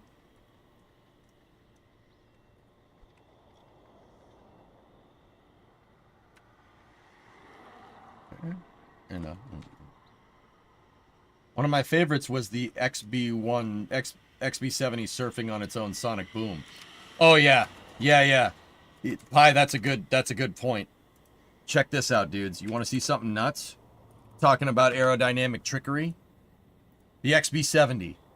So note the XB70's wings. See the wings down there? The wings actually fold down. Now, don't get me wrong, that's not for like, you know, wing folding up on a Navy plane, right? Like stowing a Navy plane on an aircraft carrier. The wings fold down to take into account a phenomenon called compression lift. Okay? So, if you look, the front of the XB70 is way up here, and the intake is exposed to laminar flow. It's exposed to open, clean air, right? All the air that's coming underneath this thing is not going to get deflected in any particular direction, right? Now, if you look at an XB70's, the front, let me see, right here. So, check this out. Clean air is coming all up in here, and it's going right into the engines. Or is it? Note this thing right here, this kind of fin that's out in front of your intakes. What that does is very similar to the Trident. That plunger thing that's on the front of the Trident missile that I just showed you. It does something very similar to that. Now, why? Why is that a big deal? When the wings fold down, the shock wake that this thing pushes, it pushes the air out to the side. Now, don't get me wrong, some of the air gets scooped up into the intake from this wake, but most of it goes out underneath the wing. And when you fold those wings down, the wake, especially at high speed, gets trapped underneath the wings. It's a phenomenon that's called compression lift. Okay? It gets trapped underneath it and then shot out the back. But more importantly, it creates insane amounts of high pressure underneath the wing, especially at high altitude and at high speed. Now, why is that a big deal? Okay, so what? Why is that? Why do you want that? That means you can have a wing that is essentially a lot smaller than you can. Okay, rewind that a second. Why is this a big deal? All right. So if you wanted to fly higher, right, you'd need a bigger wing. You'd need bigger wings, right? And then you need more power so you can fly up there at higher altitudes, right, where there's not a lot of pressure, right? You'd need to fly up there at extremely high speed, and you'd need a lot of wing surface area, like the SR-71, right? Yeah? The SR-71, the whole back of that plane is basically wing. The XB-70 could fly at an altitude of a plane that needs a much bigger wing structure with a small wing structure because it's literally surfing its own wake, just like a trimaran. Like, anybody familiar with the littoral combat ships? Those things that are junk, the trimaran? What happens is water is getting forced between the main part of the ship and the pontoons, and that lifts the ship up out of the water so it can travel at higher speeds. This thing flies in its own wake, and it uses the wake so the wings can generate way more lift than they have any business doing. This wing at high speed generates as much lift as a wing that's like 4 or 5 times its surface area. Because of this, the XB-70, which has 6 engines in it, all next to each other in a row, because of this, the XB-70 can use its engines to focus on going fast and not necessarily using its engines to stay up high. It'll already fly up high at higher speeds.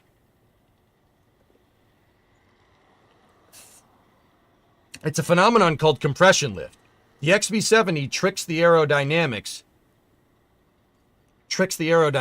into basically using the wake from its intake to actually fly at a higher altitude. You fly at a higher altitude, there's less air in the way, so you can go faster. And more importantly, your wings will generate enough lift so you can literally point this thing right into the proverbial wind, goose 6 jet engines all at once, and go, actually, I was about to say almost as fast as an SR-71, but the thing about the XB-70, they canceled the program before they figured out what its top speed was. The highest tested speed with this plane was Mach 3.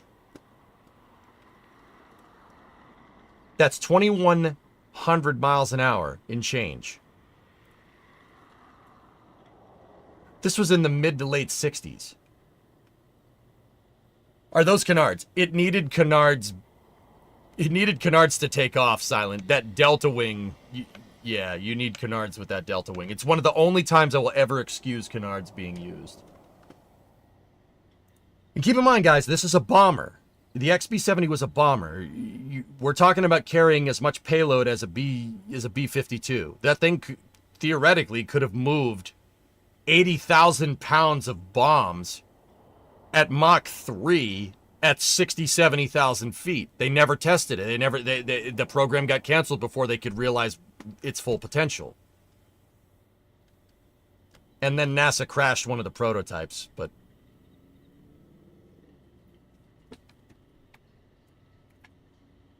oh yeah, you can do all kinds of trickery with aerodynamics. It's pretty rad. All right, guys, the Project Kuiper stream is live, so I'm going to pop into that. We do need to do a little more tweaks on the service module. We'll do that on the other side of the launch. If we have to push space news a day, so be it.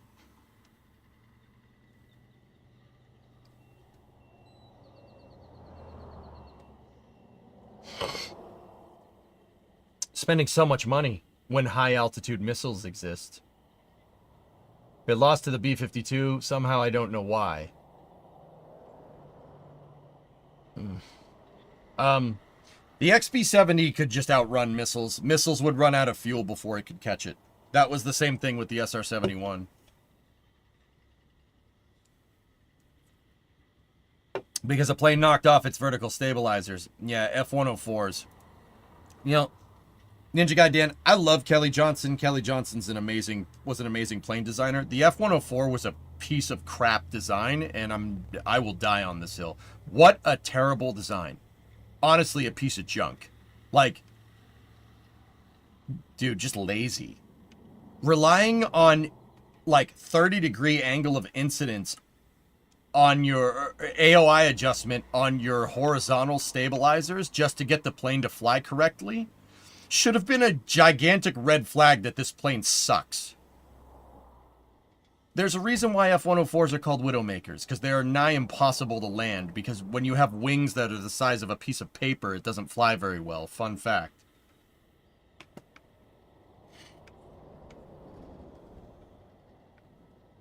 The German Luftwaffe agrees with you. Dude, what a crock of crap that plane is. I hate it. I hate F-104s. They're a piece of junk. Like, that, you're asking to get killed flying that damn thing. Like, I love Kelly Johnson, I do, but also, hell no.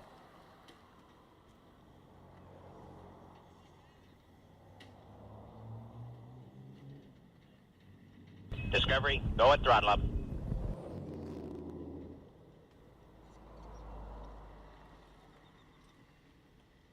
Interesting, Phil. I read all that real quick. Sorry, I couldn't read it out loud fast enough. Chris Vu, 103 months. So, guys, I'm going to keep this VOD going. I'm not going to jog the VOD. We'll just keep it going. And we'll jump. Launch highlights and behind we will jump back over to Kerbal on the other side of it. T-minus 7 minutes. At this time, the team is working towards a 7 p.m. liftoff. However, the weather remains a the challenge. Avro car. So let's jump over to Nice. Brian Sizak for a weather update. What up, Brian? Thanks, guys, and certainly a lot to talk about from a weather perspective tonight.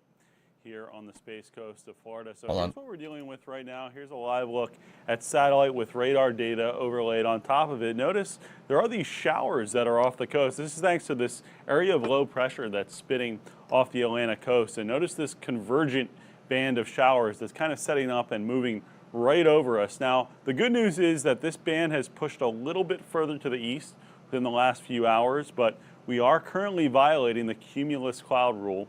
So that is because there are some of these showers that are embedded within this band right here that when they get tall enough, there is actually a standoff distance. So it doesn't have to be raining directly at the pad, and that's because they could be electrified, and that's one of our lightning launch commit criteria to prevent natural and rocket-triggered lightning strikes. So again, we are no-go for the cumulus cloud rule. But the other issue that we're monitoring as well, in addition to the showers and the cumulus cloud rule, is the wind situation. So that low is bringing in some pretty strong winds coming from the north along the coast here. And you can see these red numbers here. So this is gusts in miles per hour. So currently we're seeing gusts near the pad here in the low 30s miles per hour. So we're monitoring that situation. It has come down a little bit in the last couple of hours, but still elevated right now. So we're getting the showers and the associated strong winds associated with this low that is sitting off the coast. So we're going to need the showers to push a little bit farther to the east, and we're also going to need these winds to come down as the evening progresses. So some of the model guidance is indicating that the winds are going to come down a little bit, so that's what the launch weather team is going to be monitoring. Currently, our probability of violation is 80% at the opening of the window and trending down to 60% as we go towards the ends of that 2-hour launch window. So not saying that there isn't any hope, and if there is a window of favorable weather, the launch weather team is going to find it. Guys, back to you. All right, thank you, Brian. They certainly will find it if we can tonight. So this means that as the launch team and the launch clock are getting closer to liftoff, the clock will give time to allow the team to resolve any issues that may occur in the hours leading up to launch. If you're familiar with launch counts, then you might already know that the L minus time refers to the actual time remaining until launch. And then you'll see the T minus time refers to the time presented on the countdown clock that reflects the hold and is paused for an exact amount of time until this hold is released. It gives our team time to work any issues. Exactly. By building in this time, we give ourselves a higher probability of an on-time liftoff. And today's countdown, which can be seen in the top left corner of your screen, uses the T minus time. The final hold prior to launch is planned at T minus 4 minutes. Yeah, guys, 80%. LC switch not ready. LD, LC. 80% down to 60 is not ideal. I'm not 100% sure if this thing is going to fly. LD, LC, that one. Launch director for launch. LD on one. Yes, LD. I'm working control. a couple of issues. I recommend extending the hold at T minus 4 minutes.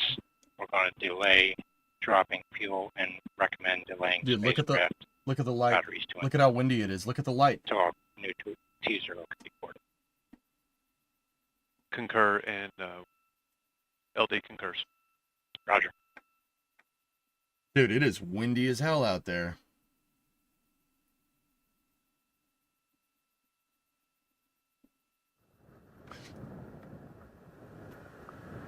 Look at the LOX vent. Guys, you want to know? You want to see something? You want to know something crazy? That LOX vent is doing that same thing that we were looking at the wind tunnel. The wind is blowing so much that air is actually stagnating up against the side of Atlas, and the LOX vent is going around that stagnated air. That's crazy, right? That's how much the wind is blowing. You had to shut down today, goalie? Yeah, I wouldn't lift anything with this wind, dude. I saw the low clouds, David. Yeah. Oh, yeah. A lot of caps out there, weather guy, for sure. So this is the Project Kuiper, guys. This is Amazon's internet satellite constellation. It is launching on an Atlas 551 at Slick 41 down at the Cape. I'm not 100% sure this thing's going to go. 30-mile-an-hour winds is no-go for any rocket. That's pretty bad. Let alone what you'd encounter downrange with that low pressure that low pressure pocket downrange in the track of the vehicle. Yeah, Mike, it's a big fairing. There's a Centaur 3 inside of that fairing. Just heard from our... Oh. Guy? Hello? And as you just heard from our launch conductor on channel 1, standing by for a new T0. We'll bring you more information as soon as we have it. What? What?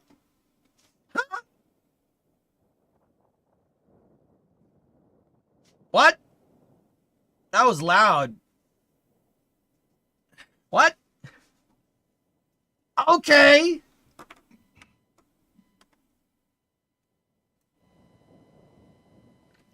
Right now, we're taking a live look at the Atlas V That was rocket on the super launch loud pad. for me. As the countdown continues, our team is taking the final steps in preparation for liftoff. The first Why stage, is my audio also different known as than the yours? rocket's booster stage, Let me is a check the large settings. tank Hold on the on. bottom that is actually two tanks, one filled with the RP-1 fuel and the other with the liquid oxygen. And the liquid oxygen is the super cold cryogenic propellant that turns the tanks... Guys, I had the audio boosted on my end just for me to hear because of the confirmation meeting audio this morning and how bad it was. Okay. I'll take the L. I'll take the L. Go and throttle up. It's so bad.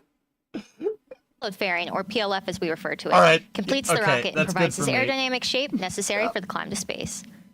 On the upper stage in the PLF, we'll see the logos for Amazon, Atlas, and ULA, Dude, as that well key in as on the the American mic was flag. so freaking Let's learn loud. more about how Oh, ULA gosh. builds the Atlas V rocket. I don't know why it wasn't loud before. They must have changed the audio or something. It wasn't loud a second ago.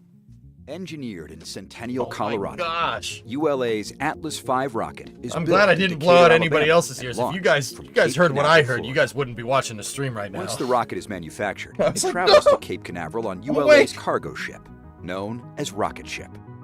After arriving in Florida, ULA's launch operations team begins assembling the rocket. Stacking begins with lifting the 107-foot Atlas booster, powered by an RD-180 engine, onto the mobile launch platform. For Amazon missions, 5 solid rocket boosters are attached to the sides of the first stage for additional thrust at liftoff. ULA's ultra-thin stainless steel Centaur upper stage, powered by an RL-10 engine, is then lifted into position.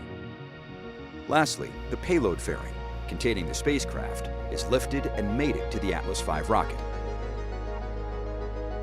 Once assembled, the countdown begins with moving the rocket from the vertical integration facility to the launch pad.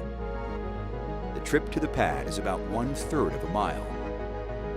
Throughout the 20-minute trip, a payload van leads the move, providing communication with the spacecraft, followed by the ground van providing support to the rocket. The mobile launch platform supplies air conditioning, 2-hour electrical, window, and dudes. propellant lines to the rocket.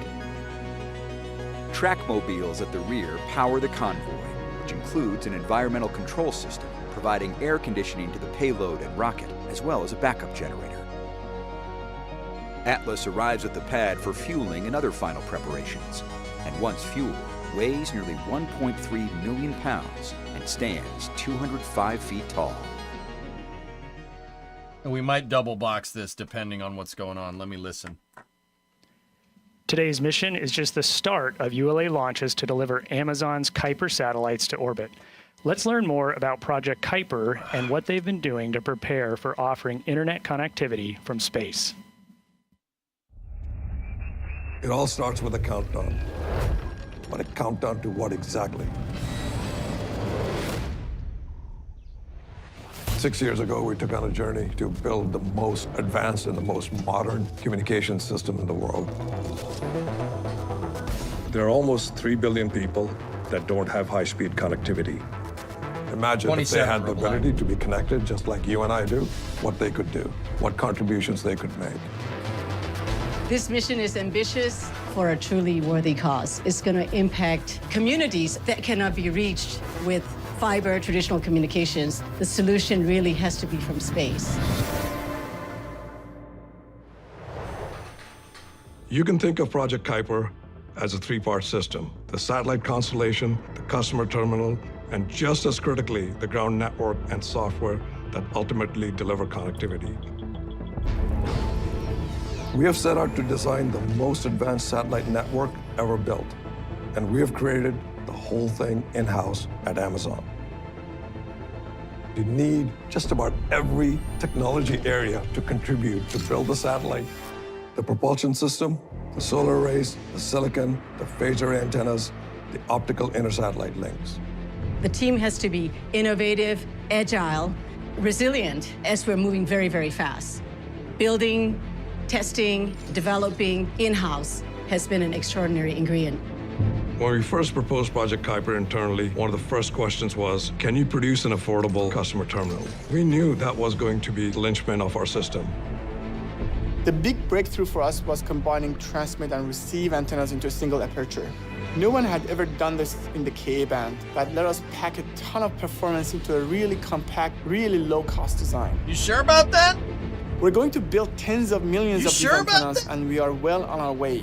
You sure about that? The design is done. We're now in the factory manufacturing it. We talk about the satellites and constellation, but Kuiper is a satellite constellation being operated as a network across hundreds of ground gateway terminals. Our ground network is spread out all over the world, and each site connects back to AWS. We already have a bunch of these sites installed everywhere from Australia to Germany, and more of them are coming online every month. There's a big difference between launching 2 satellites and launching 3,000 satellites. The past couple of years, my team has really been focused on how to achieve scale. Our own dedicated payload processing facility gives us the ability to control our own destiny. We've got the capacity to integrate up to 5 satellites per day and launch 3 simultaneous campaigns. Yeah, Heavy lift rockets have higher it's performance, so we can revolutionary. take more satellites to orbit on any given launch. All of our heavy lift launch partners have had a successful first flight, so that's been a pretty exciting thing for us to see because we made those investments years in advance. All of the pieces have come together to support that first launch, and the next one, and the one after that.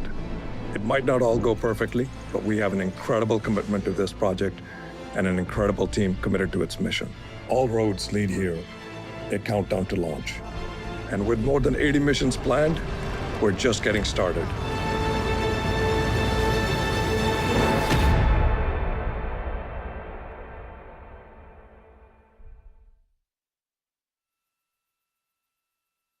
Wonder what they're looking at besides the weather. Yeah, David, I don't know.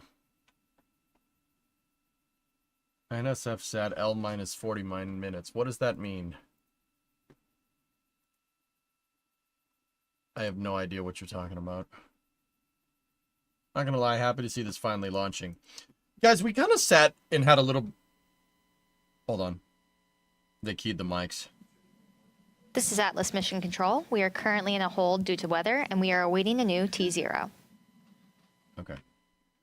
The video is primarily for investors. You know what, Predominant?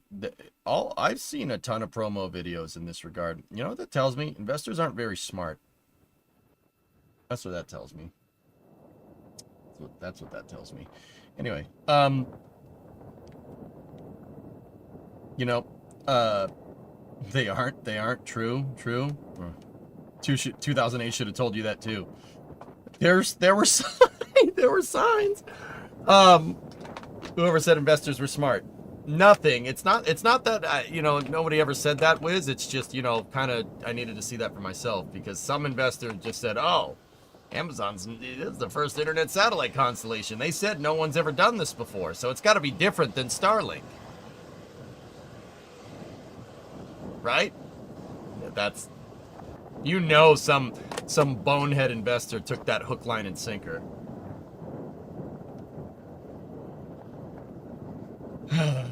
Least hot take ever posted to the internet. Yeah, you're probably right. Freaking Windows 98! Get Bill Gates in here! You said Windows 98 would be faster with quicker access to the It is faster over 5. Anyway, so guys, okay, serious note. We were kind of theorizing what Project Kuiper was about the other day. Are they just gonna is Amazon just making a Starlink competitor? Are they just making a Starlink competitor? Is that what's going on here? Well, yes and no. It's not necessarily about connecting end users, even though that definitely is something that you can do with a constellation like this. I kind of sat with Chad and we brainstormed this, during a Space News the other day. What it really is down to is connecting Amazon Web Service centers together faster. If you can use an on-orbit satellite network to lower the ping between Amazon Web Service data centers, you're offering a service, you're offering a level of connectivity between your data centers that is frankly unmatched. Now, don't get me wrong, it's not that SpaceX couldn't do that with Starlink, it's just Amazon owns a lot more data centers than SpaceX does. Does that make sense? Starlink is more about end user connectivity. Project Kuiper very much seems like it's not about end user connectivity. It's about data center connectivity. Now, I had originally theorized that Amazon is looking to off-world their data centers, but that makes no sense because rad hardening a data center in the vacuum outweighs any pros of putting it up there in the first place. Radiation fries things.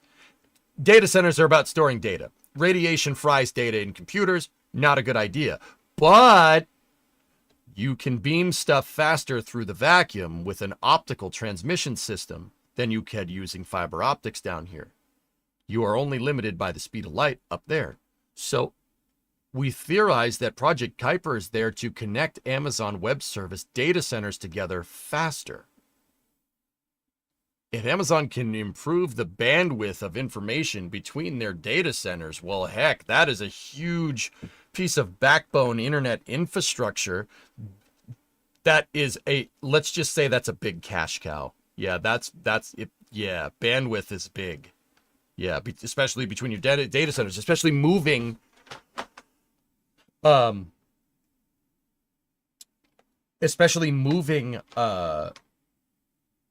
like crazy amounts of data, like around the world, for instance. That's a really, really interesting and unique capability. So it's kind of like Starlink, but it's kind of not.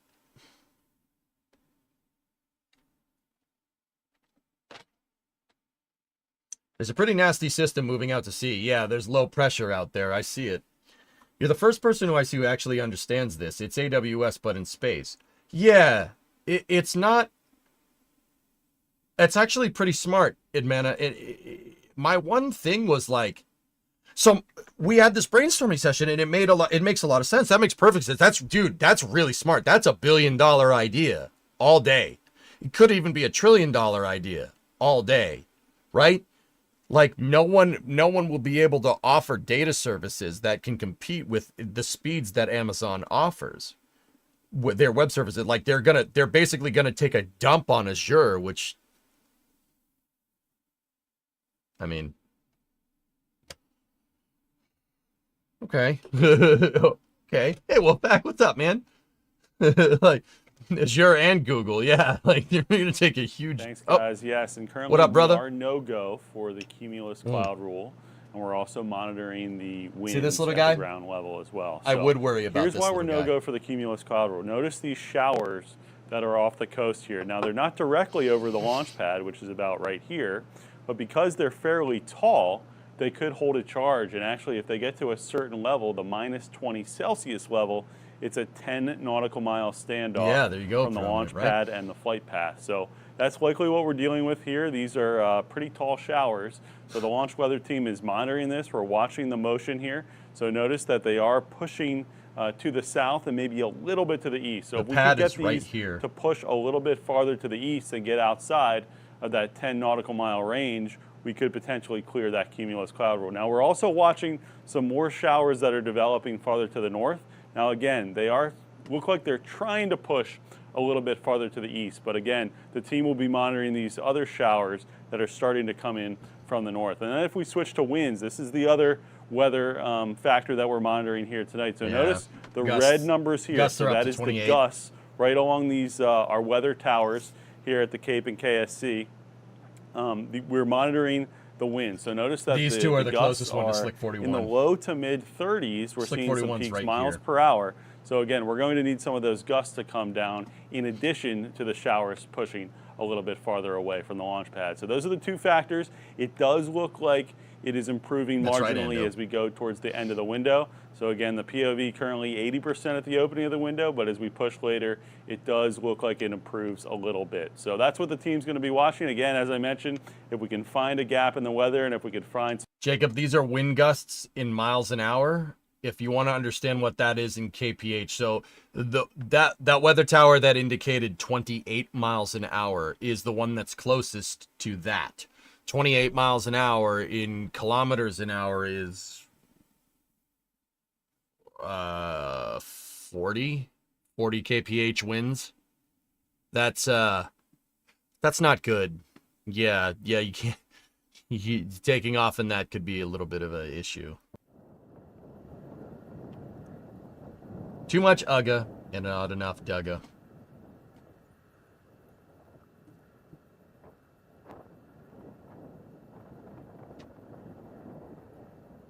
I got you on the DUGAs, dude, if you want. Like, you just got to give me the UGAs, Adam. Got to. Sorry if you already answered this earlier, but have you seen there's going to be a Minotaur 4 launch? I didn't know that until you said it before, NG. It's slated to launch from Slick 8, first in 14 years. Nice. Oh, that was my knee. Actually, good Milwaukee. Actually, it's pronounced Milwaukee, which is Algonquin for the good land. I think one of the most interesting aspects of Milwaukee, is that it's the only major American city to ever elect 3 socialist mayors. Does this chat know how to party or what? Huh? Huh? Huh. Okay.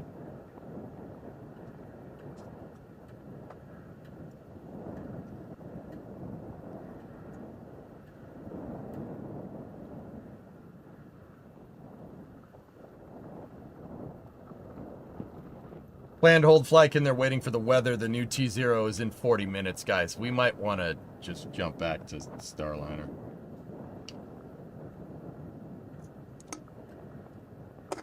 Wayne's World reference acknowledged and appreciated.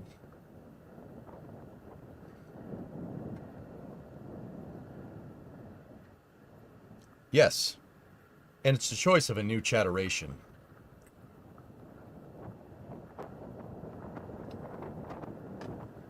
Oh, Burrito Terminator's here. I mean, hi, Taco. What up, playa? Atlas 5 can hold that long? Yeah, of course, Triad. Sure, why not? They can keep that there until they run out of locks in the huge locks ball that's behind this camera. Believe me, there's a lot of locks in there.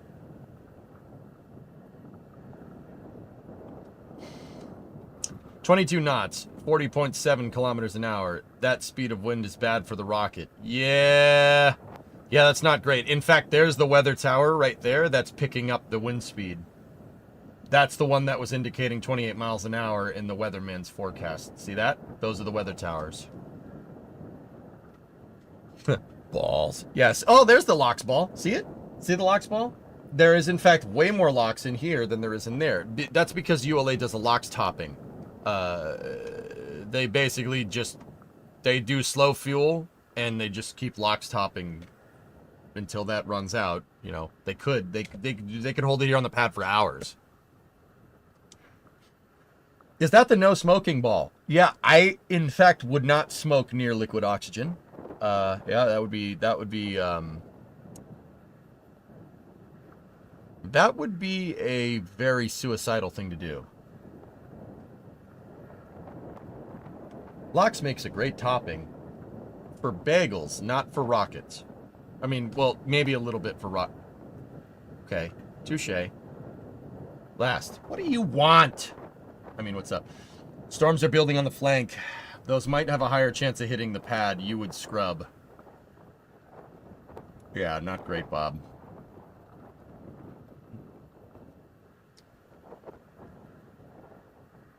Imagine an Italian father having to re-answer the questions that Rook did. And so that would have gone pretty much like this. Vaffanculo! Oh! Yeah. I know from experience, dude. If you know what I mean.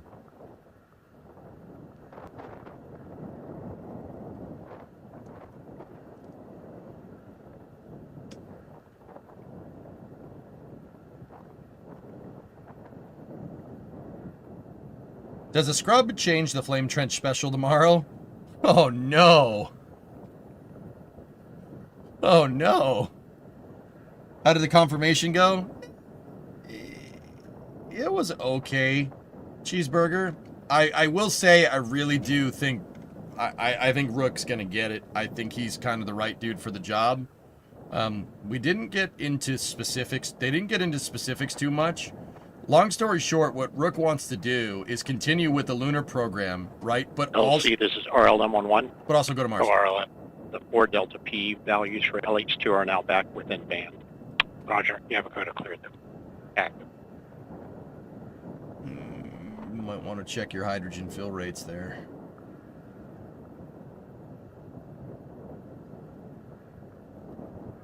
Brew, if they launch tonight, is the flight path in your view, and do they have clear skies in your area? It is, I think Project Kuiper satellites are going into a 40-degree inclined orbit at 600 kilometer apogee. So it will launch up the northeast coast. It would be too low on the horizon, I think, for me to see Brew up in Massachusetts.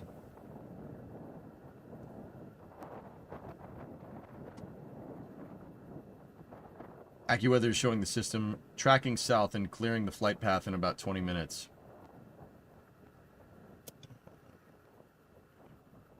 I assume these are a test batch. No, Bill, the test batch launched last year. There were prototype satellites there. This is KA-01. It is the LC, first. this is RLM11. First Project Kuiper launch. RLM. 27 Alarms have on. been acknowledged. Roger. Yeah, acknowledged alarms on hydrogen topping. 27 satellites on board. How's Titan? Titan's great.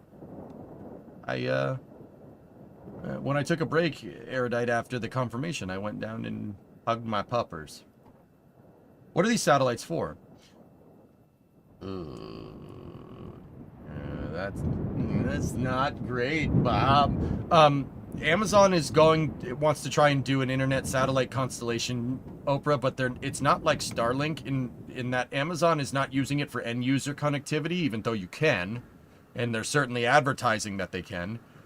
They're using it to better connect their data centers, because a connection through space, right, requires way less maintenance than connection through a fiber optic line at the bottom of the ocean, right? It's easier to maintain the connections up there, and it could potentially be faster. So they're using the Amazon wants to do an internet satellite constellation to basically open up, get higher bandwidth between their data centers around the world. Isn't it getting a little crowded up there with all these mesh satellite networks? You'd be surprised how big space actually is. It's something to take into account, but it's not too incredibly bad. Goalie, yeah, that's windy.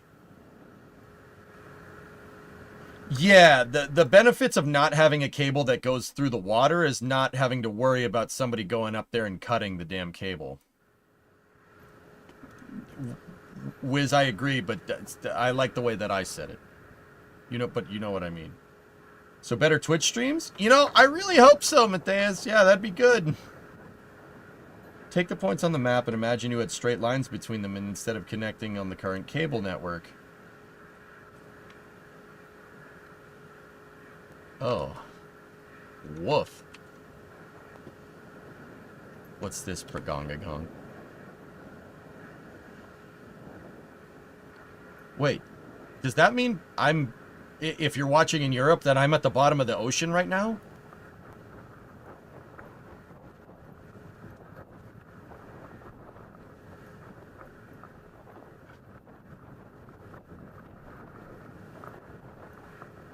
Always were. I'm at the bottom. Dude, I'm in the Marianas Trench right now.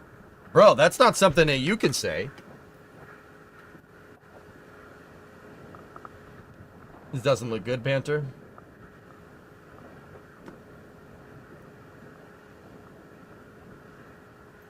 Yeah, dude. That's pretty neat. Walked away. Any update on securing the hold? 7:40 is the liftoff time. Bro, I'm at the bottom of the ocean right now. That's kind of cool. I'm being broadcast through a line that's at the bottom of the ocean. That's what I'm trying to tell you.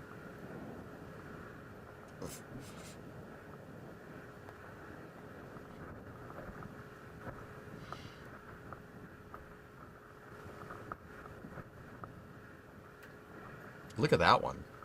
Jeez.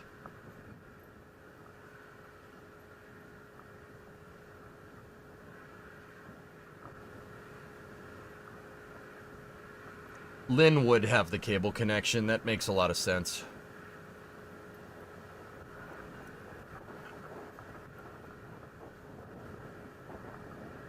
Lynn is connected through Ametite to Le Porg. What? Did you know that in France, when a man is caught poaching ostriches, they shave his head and make him run backwards to cornfields? What happens if one goes offline? You can use the other ones. A lot of it goes out of the Brookhaven. Interesting. Island Park, Northport. Huh.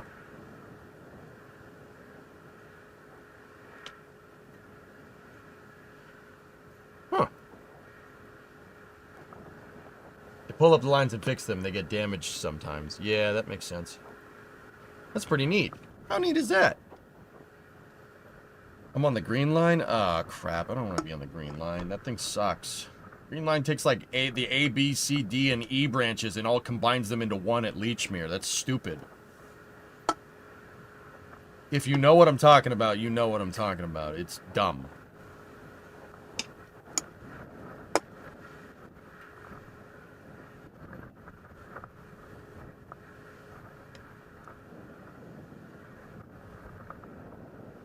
It's really annoying. And it causes traffic in the subway. LC Field 2. Oh. Go ahead, Field 2. First step 660. Centaur LH2 is at 99.8% at 2310 Zulu. It looks like the Centaur tank got a little low on fuel. They're retopping now. That's what they're talking about.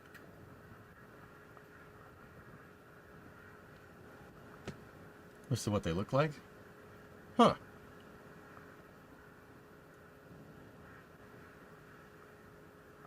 Oh yeah, we see the sun peeking through a little bit.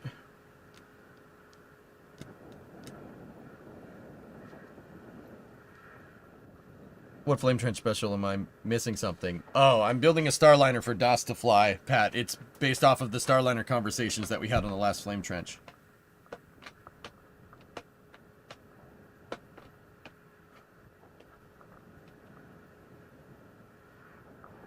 Dude, that's actually super cool. So, like, if they need a new data cable, they just have a boat with, I'd assume, like a big spool on the back, and they just sail across the ocean and just lay the wire down, right? Like, that's... I'm sure... I actually know it's a little more complicated than that, but... Huh.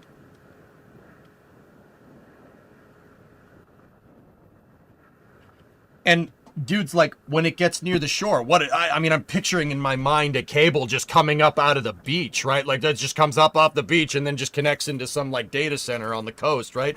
That's not how that works, right? Do they bury the line when it gets near the shore or something, and then it goes, like, underground somewhere?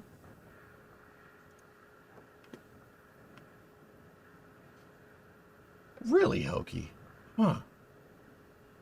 Yeah, Cat 6 cable, like, sticking out of the water. Yeah, exactly, right? Let me see that video. Oh, yeah, look at that. Dude, okay. It's just a big... What the hell is that? Dude. Dude! Are stored before deployment. All right, gotta mute it. Whoa!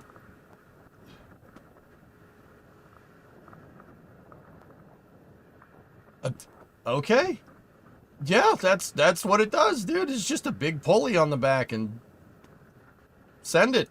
All right. That's super cool, actually. Oh, that's really neat. Can't wait for Das to eat the humble cheesecake. Yeah. Underwater drone trenches, and it buries it underwater. Interesting. Dude, that's so cool. Dude, I love stuff like this. Like, the infrastructure that holds our civilization together is the stuff that makes me so happy. That's so cool. Because you know some dude just came along one day and was like, you know, this internet thing, we're gonna need ways to get it over to Europe. How do we do that? Well, why not just lay a cable? What?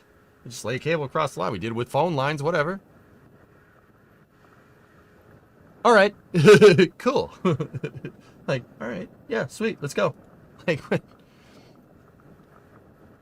there you go. First cable was operated on the 10th of August, 1858. Granted, just a telegraph, but still, right? Yeah, it started with telegraphs. Like I did with the telegraph and the phone. Frick it. Like, all right. In Maryland, when I lived there, they had a data cable coming up out of the water. You could see it from the canal. They probably fixed it now. It was in 2003 or 2004. Interesting. Huh. Ship anchors are the bane of undersea cables. Yeah. How many fiber strands in that bundle? Each end needs to be... Yeah, Kibbo. That's a monumental effort, dude. Who... Okay, all right. Ignorant EJ question. Who pays for this? I would assume ISPs invest in this because that is a pretty fruitful avenue, no?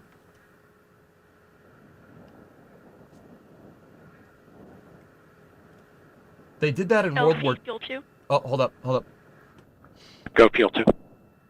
First step 700, Centaur LH2 has been above 99.8% for 5 minutes. Roger. Good. They had some PNA2, LC. weird stuff with the Go ahead, hydrogen Pete. tank on the Go Centaur. ahead, LC. Perform Centaur LH2 SUV cycle test. Roger. Telecom and governments, yeah. Google owns a lot of the cable now. Oh. Watching your coverage of Rook's hearing, love launches, but pardon me, I'm in the middle of an intellectual. See you later. All right. Okay, have fun with that. Interesting, dude. You know, you wonder, like, how companies like Google, like, how the heck do they make all the freaking money that they make? Well, dude, if you own... Can you imagine how much money you make if you own a cable that goes across the Atlantic? That... And the reason why we're even talking about this in the first place is because can you imagine if you own a satellite network and don't have to worry about managing all your stupid cables in the ocean and you could just beam data anywhere in the world at any time? There's a reason why Amazon is investing in this. That's, am I using this term correctly, fellas? Project Kuiper will establish an insane amount of backbone connectivity, right? Like, is that the right way to say that? I don't know this stuff too well. I probably should, but considering I stream on the internet, but...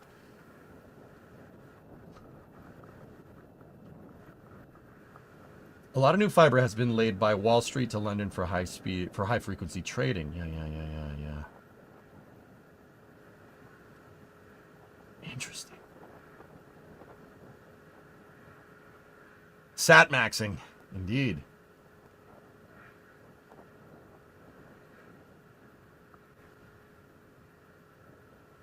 You could get Prime literally anywhere in the world.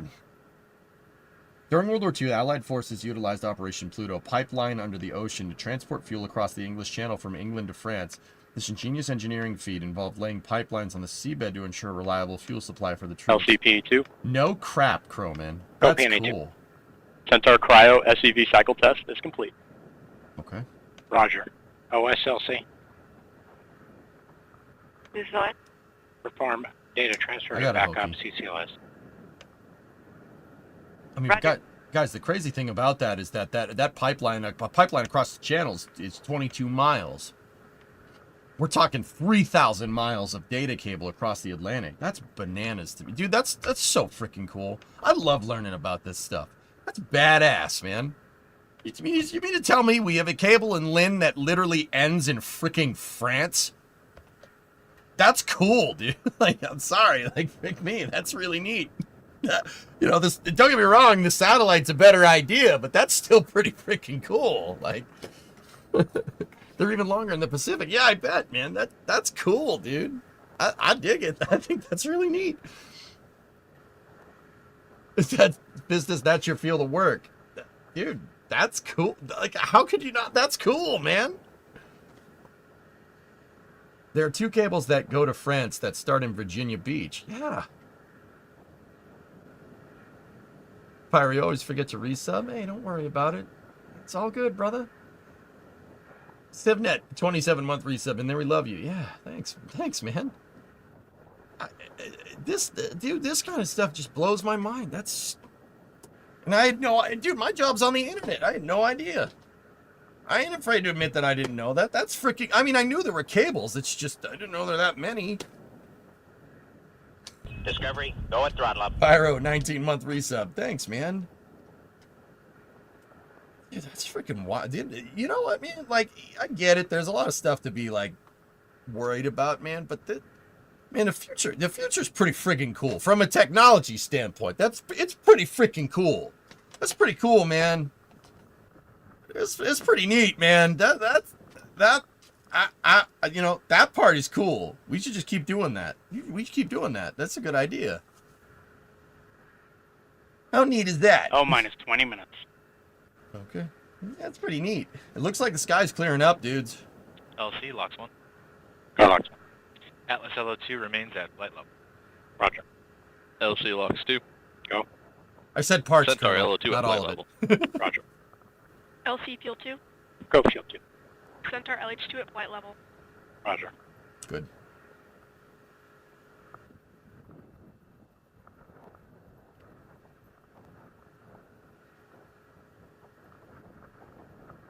LC, this is LD on 1. Go LD. Please coordinate a new T0 of 00:03. Roger. 0003. Okay. Thank you. ALC. New T0 is 8:03 Go ahead. p.m. Please set the clock for a new T0 0003. Oh, no. RCLC. Yeah. RCN1. Yeah, 8:03. Coordinate with the range a new T0 of 0003. Roger, welcome. Interesting, Hokey. Yeah, David, I got it right. LD, LC, at 1. Yeah, they were moving fast. Those clouds were moving quick. LD. Yeah, LD, our launch vehicle issues are resolved. We are just currently red on winds at this time. Thank you, LC. Yeah, anvil cloud. See it? Weather guy, that's the anvil cloud. See guys how, okay, look. See this cloud right here? See how it goes around? Countdown and then it clock goes has been down set like for this, and new it looks T0 like an 03 anvil? 000. Yeah, Roger. you don't want to fly into those. Bad All idea. right, for the team, for our new T0, L count is L minus 41 minutes. And SCI, LC, channel 1.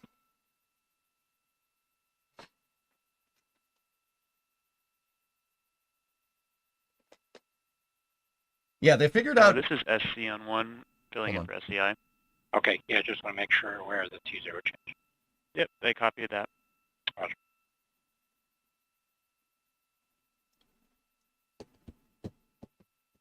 Yeah, Apollo 12. They tried that once in 1969 with Apollo 12, flying into a. So anvil clouds are something you don't want to fly into because the weather guy, correct me if I'm wrong, it's the charge on those clouds. The other thing is surface electric field rule. Apollo 12 gave us 2 launch commit criteria rules that we did not have prior. So anvil clouds, you don't want to fly into those. Notice how that anvil is still sort of tilted towards the Cape. That tells you the upper winds are blowing in that direction.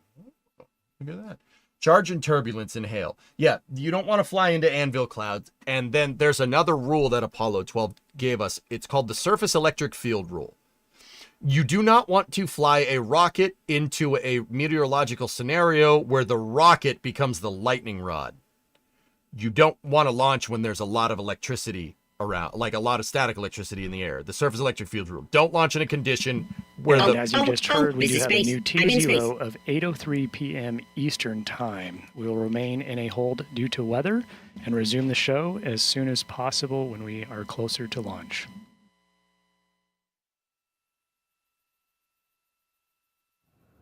The Ametite cable completed in 2022 connects Massachusetts to France and the UK. That's the cable I was just looking at, Chickenhead. That's crazy. Anyway, you don't want to launch the rocket into a scenario where it could become a lightning rod. LC, RC, channel 1. Go RC. The range has approved our new T0 of 00:03 Zulu. Okay. Roger. The Massachusetts cable could be up to 400 terabits per second using terabytes per second. Terabytes per... I always get that wrong. Using newer technologies like space division multiplexing. Yeah, I understood some of those words. But, okay. Bits. Yes. Capital B is bytes. Dude, once again, I should tell you how a carburetor in a rocket works. But yes, thank you for letting me know. Can I launch into a tornado? But what you can't launch into a tornado, but what if you spin launch from the tornado? It's a good idea, Yuri. Tornado assisted spin launch. I mean, you know.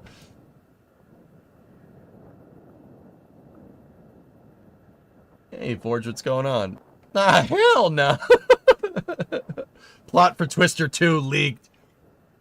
Wait, didn't Twister 2 already come out? Isn't it called Twisters? I've heard of worse ideas.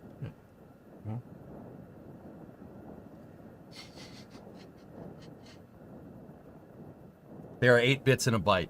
Dude, I know this, Cheeseburger. And guys, thank you for correcting me. I know bits and bytes. It's just one of those things in my brain that just goes, just pronounce it wrong, bro. Like, it's like, please, I really wish you didn't do that, brain. Brain's like, oh, no, I'm going to do it. I'm going to do it. You don't know the difference now. I'm like, oh, thanks, brain. I appreciate that one. Dick. You know? I've heard of better ideas, too. All right, that's fair. It's just one of those things that the neurons never connected up there right, you know?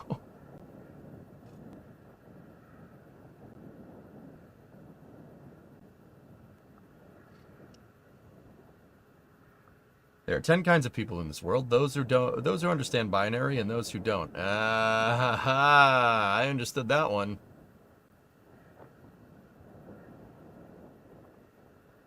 Pinky, are you pondering what I'm pondering? Well, I think so, Brain.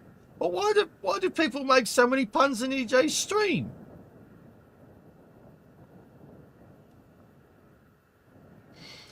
Most people don't have to know any of this, honestly. Most kids coming into my field don't even know this stuff. Well, that's dumb, Fire Fist. This is literally stuff that your daily life depends on. Like a highway. Or a car. Or a train. It's like, that's kind of important. You should probably know how this works. That whole civilization thing is kind of cool, and I don't want to lose that. Like, frick me, right? Like, okay.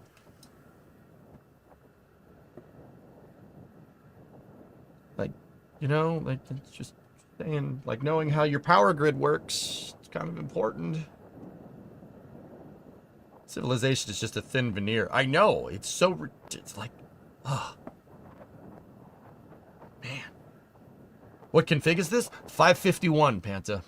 Yeah, 27 Kuiper satellites on board. You need a big rocket to move those. Kuipers are a little bigger than Starlinks. Screw you, you have nothing and you buy everything new. Yep. Oh, I hate that, Simon. Throwaway society. You know, you want to, people People that want to save the planet talk about like, oh, let's save the planet, reduce the carbon. You know how you reduce carbon emissions? You keep using your car or TV or whatever, and you don't throw it away. Fix it. Just putting it out there. No one wants to do that though. Like me, on the other hand, freaking my daily driver's from 1997. Whoops. How many satellites? 27 on board, Triade. We have three stacks of 9.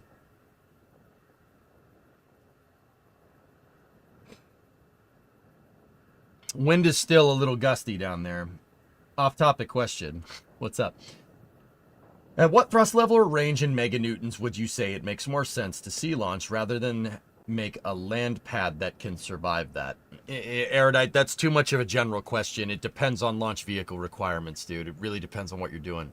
Speaking of launch vehicle requirements, on Starbase Live, there's launch pad parts being delivered to Pad B, and it looks like a very, very, very, very, very big piece of the pad deluge system. Look at the size of that freaking pipe, dude.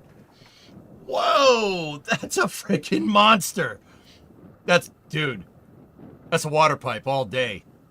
Oh, man, that thing was big. Whoa. Also, Ship 35? Ship 35? Ship 35? Ship 35? You say that SpaceX is laying pipe, am I right? I can't believe NSF still employs me. Anyway, the big tube.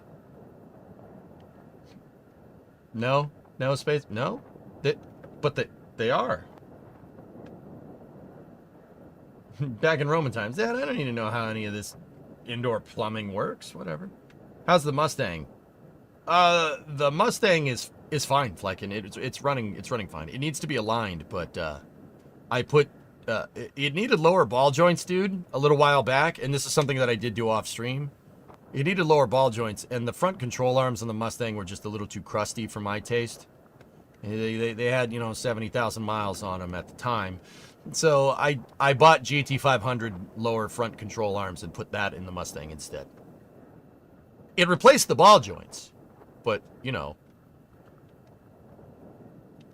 GT500 lower control arms in the Mustang. Hey, it adds 10 horsepower, okay?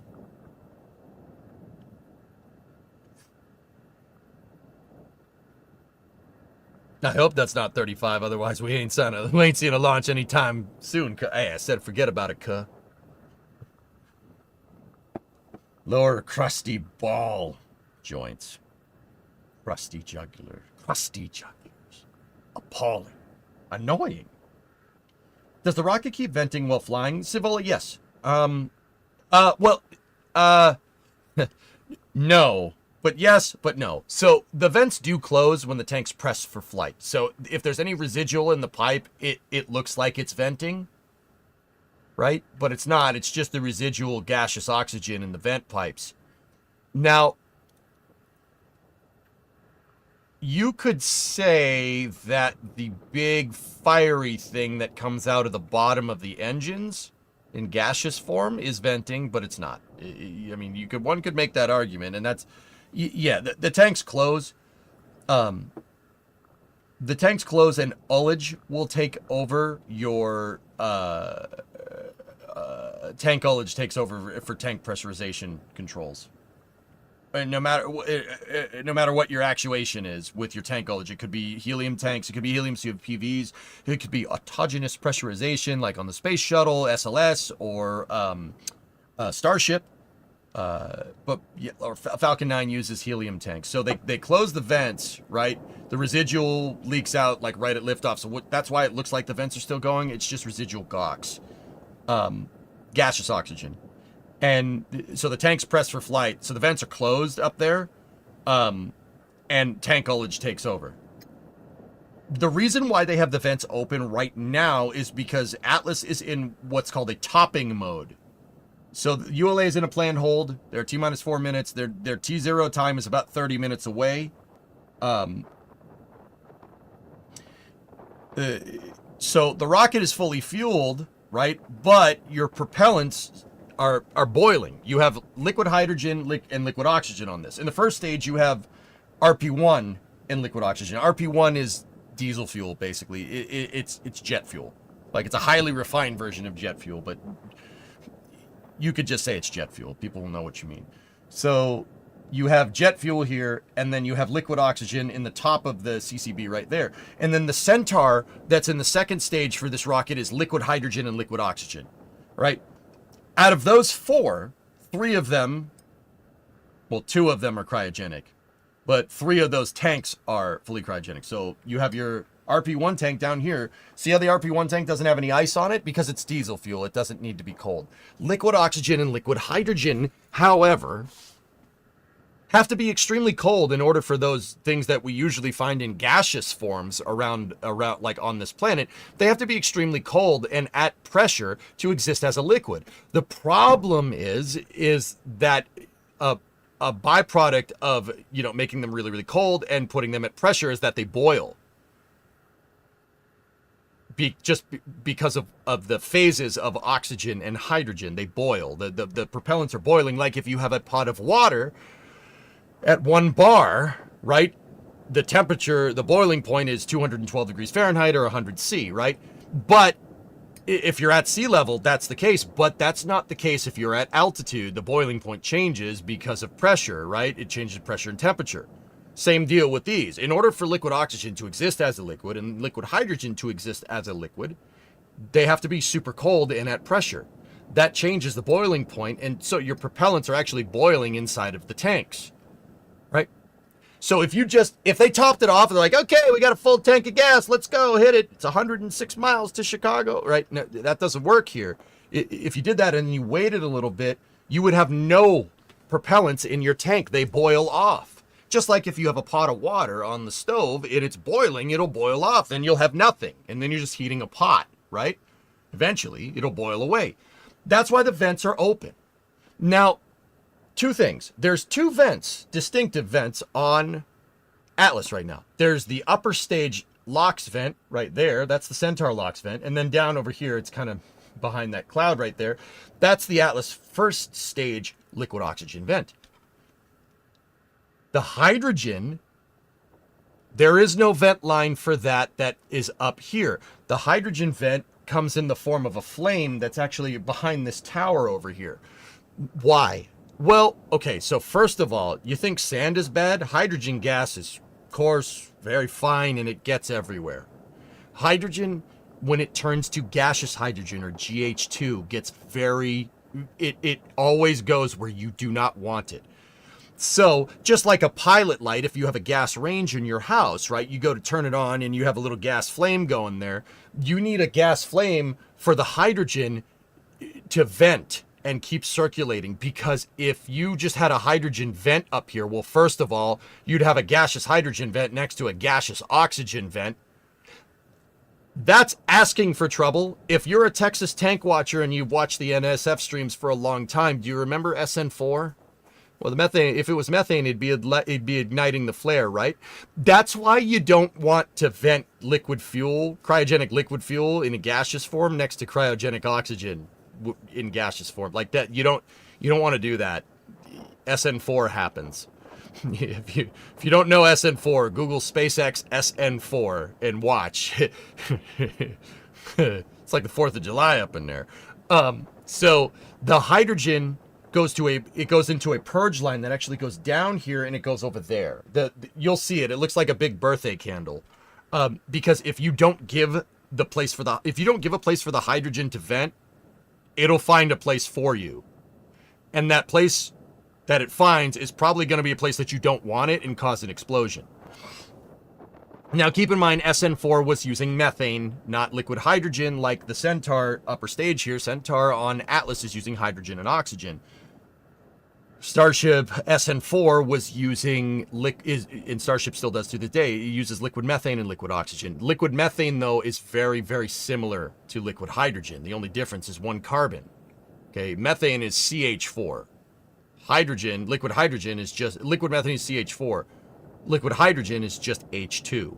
So a little bit different, right? So the hydrogen vent is over there, and your GOX vents, your gaseous oxygen vents, are there.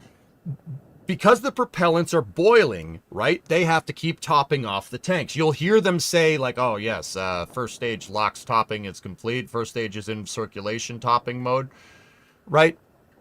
What that means is because your propellants are boiling, the vent lines are open, the propellants are boiling off, right? And you keep filling it up as the propellants are boiling off. So when you are ready to go, when you finally initiate the count, you can close the vents and have a full tank of gas and send it up into space, if that does happen today.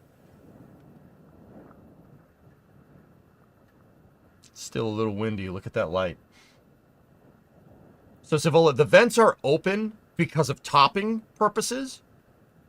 They close basically right before the thing launches. It does look like they're venting, but they're not. Boil off in space equals leakage. Well, the interesting thing about space is you have boil off up there, right? You can open the vents, right? But if you open the vents, you lose ullage pressure in your tank and you won't be able to feed. If your pressure goes too low, below flight levels, whatever your flight level pressure rating is inside of your tank, you're going to lose. Please don't. I'm just using the proper terminology. I know someone's going to go, if you lose your tank ullage on a stage that's up there, you lose the proper head feeding pressure into the engines. Remember, the ullage gases inside of a rocket are used to pressurize the tanks to get the proper feed rate or head pressure inside of the pipe so they can feed the rocket engines correctly. All right? Think about it like, you have a drink. You're drinking through a straw, right? And, while you have a lot of drink left, right, you're pulling... You're just drinking all whatever you're drinking in there, juice, right? And then when you get to the bottom, it makes that sucking, that noise. It doesn't sound like that, but you picture that noise in your head. I can't make that noise come out of my mouth, but you get the idea. That I can't do it. I can't make that noise. It's still funny though, right? You get the idea. You do not want that happening to your rocket engine. And the way they maintain that, the way they make sure that the rocket you don't get something that's not liquid fuel and oxidizer going into your rocket engines. They do it with ullage pressure, right? So there's gas in the tank that's there to keep the tank at pressure. Well, and also that gas is not pushing on the fuel. The acceleration of the vehicle does that, but it kind of keeps your propellants all settled, and it makes it so you're feeding at the right pressures throughout the entire ascent regime.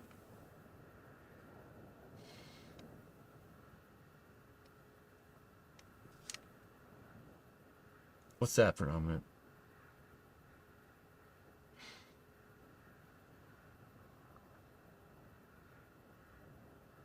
At Fuji? I don't like Fuji. That track sucks, but if I go to Japan, dude, we'll go. But EJ, make the sound a turkey makes. See, there's the birthday candle over there. See it? See the purge flame? That's the gaseous hydrogen purge flame. Hydrogen is being circulated. Liquid hydrogen is going into Centaur. That hydrogen is boiling off, right? It's turning into gaseous hydrogen, and they're vacuuming it up. That purge flame is basically giving a vacuum for the vent lines to suck the gaseous hydrogen out of the stage.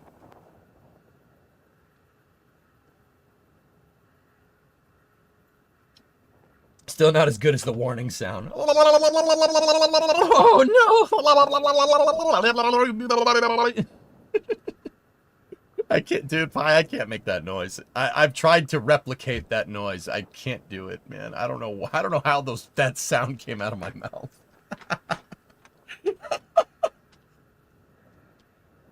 Fuji is a good track. That dumb chicane on the back half of the track ruins it. Agreed. What is the fire on the left?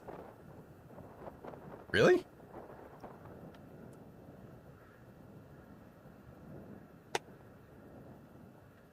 Coulthard, did you just pop in, dude? It's not a big deal. I don't care. I just got done explaining what that is. That's your hydrogen purge flame, dude. wait, really? Are you serious? I just told you that a moment ago. That over there is your hydrogen purge flame. Atlas V is using a Centaur. Centaur's liquid hydrogen and liquid oxygen. Now, the liquid oxygen just gets vented overboard. No one's going to make a big deal out of you venting more oxygen into the atmosphere. I don't think anybody cares. You vent hydrogen into the atmosphere. It is a greenhouse gas. minus 20 minutes. It is a greenhouse gas. Obviously, Captain Planet will come and kick you in the scrotum if you do that too much. You don't want to do that. That'd hurt. No, but more importantly, you do not want to vent gaseous hydrogen next LC, this is LD. to gaseous oxygen. Go, LD. It'll cause an explosion. Please coordinate a new T0 of 00:22. Launch window moved back to 22 past the hour. So... Roger, 0022 Zulu. Okay. Good copy. So there's... LC. Go ahead. Please set the clock for a new T00022 Zulu. Roger. RC. RC on 1. Please coordinate with the range, new T00022 Zulu. So they pushed it back Roger, a little welcome. bit. So right there, and I'll just add more that I didn't add, Coulthard, because I just explained it, but I'll explain it more with more information for the people that just heard it. See this thing right here? See that white line? That is your GH2 purge line. That's what that's called. That GH2 line goes down here. LC. It goes into the pad. It goes. Contact clock has been set for new T0 of 00:22 Zulu. Roger. All right, for the team, we're at L minus 37 minutes. Okay. So your GH2 vent goes from the top of the Centaur because with rockets, you fill liquid fuel from the bottom and you vent on the top. The vents are usually on the top of the tanks. With Atlas, the LOC's vent is actually down here. It's down low. Whatever. So that's your GH2 purge line. It goes down here through the umbilical tower. Right, it goes underground. It pops out right there. See that pipe right there? LC. That's actually RC. That's actually the Roger, GH2 vent line. T0:00:22 has been coordinated approved by the range. And then it goes behind here, and then it goes to the purge flame. Now, once again, why a purge flame for hydrogen? You don't want to vent that over here. If it mixes with your gaseous oxygen, you're creating basically vapor, the same type of vapor that gasoline makes. Like, you ever fill your car up with gas and you kind of look, when you pull the pump out, you kind of look and it's kind of, you see the blurry heat phenomenon thing going on there. Those are vapors that have atomized with the atmosphere. That is very explosive. Atomized gaseous hydrogen and gaseous oxygen is what the rocket engine makes, and a lot of fire comes out of the bottom. Coulthar, if you don't give your hydrogen a place to vent, because it's going to vent, you have to vent it because your propellants are boiling. If you don't give it a place to vent, it'll find a place for you. And if you don't give it a place to vent and burn off, it'll find a place to do that. That's not where you want. So yeah, see it right there? That's the birthday candle. That's your hydrogen purge flame. Anytime you're moving hydrogen commodities around on a launch pad, that flame should be turned on. Now, the interesting thing, quick fun tidbit, okay? If you look over here, you can't see it. It's kind of behind one of the lightning arresters over here. That's what these towers are. Those towers are there because you don't want lightning hitting your multi-bajillion-dollar rocket with a lot of fragile electronics on it. If you look from where this camera is over here, there is a LNG purge line. The LNG purge line is because Slick 41 is equipped to launch Atlas and Vulcan. Vulcan is using liquefied natural gas. They're using a methane, propane, butane mixture, LNG. I don't know what the ratio is. They probably tweaked it to get more performance out of BE4s or whatever. But Slick 41 is actually equipped to load methane. Well, methane, it's LNG, and the purge flame for it is over there. But note, Atlas V doesn't use that, so that purge flame actually isn't on. You can't see it in this picture. But yeah, Coulthard, great explanation. Thanks. I got you, man. I got you. This is what I do. Well, I like propane, boy. I tell you what, the dang old propane is going to be damn good there, boy. I tell you what. That kind of sounded like the saying I have sometimes used in solids. If you undersize your throat, a new one will be assigned to you. Yeah. If you don't take into account physics will, physics will make your engineering work. in one way or another, Cyborg. Yeah, that's applicable. Applicable. Yep. Hey, Drunk Soul, you're new here. I've seen you in here before, dude. What's up? I'm an aerospace student in Embry-Riddle. I just found your streams trending on the front page. Can I ask aerospace questions? I'm still a junior, so if I'm being annoying, tell me. No. Drunk Soul, you probably know more about aerospace engineering than me. 2, I know Embry-Riddle. I know a guy that ran the master's program there for a long time. He's a good buddy of mine. 3, I want to teach people about aerospace because aerospace is freaking gnarly. It's really cool. 4, ask any question you want. I don't care. If I can't give you the answer, there's enough people that work in the industry here that absolutely can. This is space. I'm in space. Yeah. Okay, so what's your question? How do you regulate the pressure differential in a constant cryogenic feed loop? I'll rephrase my question. How does it regulate boil-off metrics while not damaging the structural rigidity of Centaur since it's a pressure-stabilized balloon tank? So what does it feed into the management loop? Fuel temperatures. Okay, all right. More technical than what I usually get. So, you want to move something around here. What's your manner of actuation for doing this? Temperature differential is how you move commodities around on most launch pads. Or a pneumatic actuation. I would recommend probably not doing that with liquid oxygen or liquid hydrogen. It's boiling already. So using gas to move around propellant that wants to become gas, probably not a good idea. Once again, Drunk Soul, you probably already know that because physics, but just in case anybody else didn't. So they actually heat up the propellants. There's heater coils in the tanks, and that heat pressurizes the tanks and gets you to move the propellants around. So now, in terms of your vent line, right, you have your boil-off rate. So what's the rate for this volume of propellant? What's the boil-off rate? Well, you want your vent line to impinge on that gas, right, to keep the whole loop kind of going, right?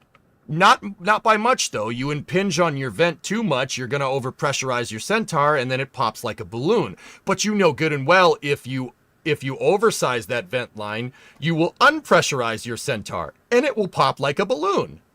Well, it'll deflate like a balloon, let me put it that way, right? So the boil-off rate is really what determines this. The boil-off rate kind of... I know somehow and this is where my knowledge really runs out. I know that's correlated to your feed rate. So how much heat are you introducing into the tank to get the propellants to move, right? This is just an EJ stream. Yep. H2 is actively flowing in the pipe and the flame remains at the exit of the pipe. If the mass flow rate gets too low, the flame would be able to propagate backwards and go big boom. Yeah, we don't want that. What is the difference between an SRB and an SRM? Naming convention, Imperial. It's like how different car manufacturers all have the same name for like a transmission or a motor, right? Like Ford makes a V8, Chevy makes a V8. They're both V8s, but Chevy's V8 is an LT4 and Ford's V8 is a Coyote engine, right? But they're both V8s. That's the difference. It's just the name. Some people name it differently for different rockets. That's all. This is why I love it here. I learn something new every day. I got you, man. That's what I do. Is this the most SRBs that Atlas V can have? Yes, correct. Pepsi or Coke? Yeah, there you go. Down tuber. The down tuber is one of the things restricting 6 SRBs from being on Atlas. Aren't SRMs used for rocket motors, for staging, and SRBs for propulsion? See, Kraken, I believe that's what the book teaches you. But I find that they just have interchangeable names. Like, okay, take Delta IV, the space shuttle or SLS, the firing igniters, right? To purge off GH2 during startup of a cryogenic engine, right? Like the sparklers that happen with SLS, the space shuttle, and Delta IV. They call those ROFIs, but they aren't ROFIs. The ROFI is the igniter for an RS-68. But they call the sparklers ROFIs. Everybody calls them that. Radial outward firing igniter. Because RS-68s use a torch igniter to get the engine to start. Just like a jet engine would use like an electric igniter, like a spark igniter. Or if you don't know what that means, if you've ever used a propane grill and you turn it on, you hear the tick, tick, tick, tick, tick, tick, tick, tick, tick. That's an igniter too. Everybody calls them radial outward firing igniters, the sparkers, the GH2 purge off sparklers, but they're not. But everybody calls them that. But they're technically not, but everybody calls them that. T0 is 22 past, Graham. I have listened to the question, but I've been taught that you want a higher flow rate of pressure into the LOC systems to account for condensation of the pressurized gas. Yeah, your flow in to this is going to be a little bit less than the flow out. I mean, obviously you're going through a phase change, right? Like that's a big deal, right? But if it was me, I'd slightly impinge the line a little bit, just a little bit, because you've got to keep the tank at a pressure. Welcome back. We're joining you from ULA's Advanced Spaceflight Operations Center here at Cape Canaveral Space Force Station in Florida. Yo, what up, Britt? We're continuing to work to our new T0 of 8:22 p.m. Eastern Time.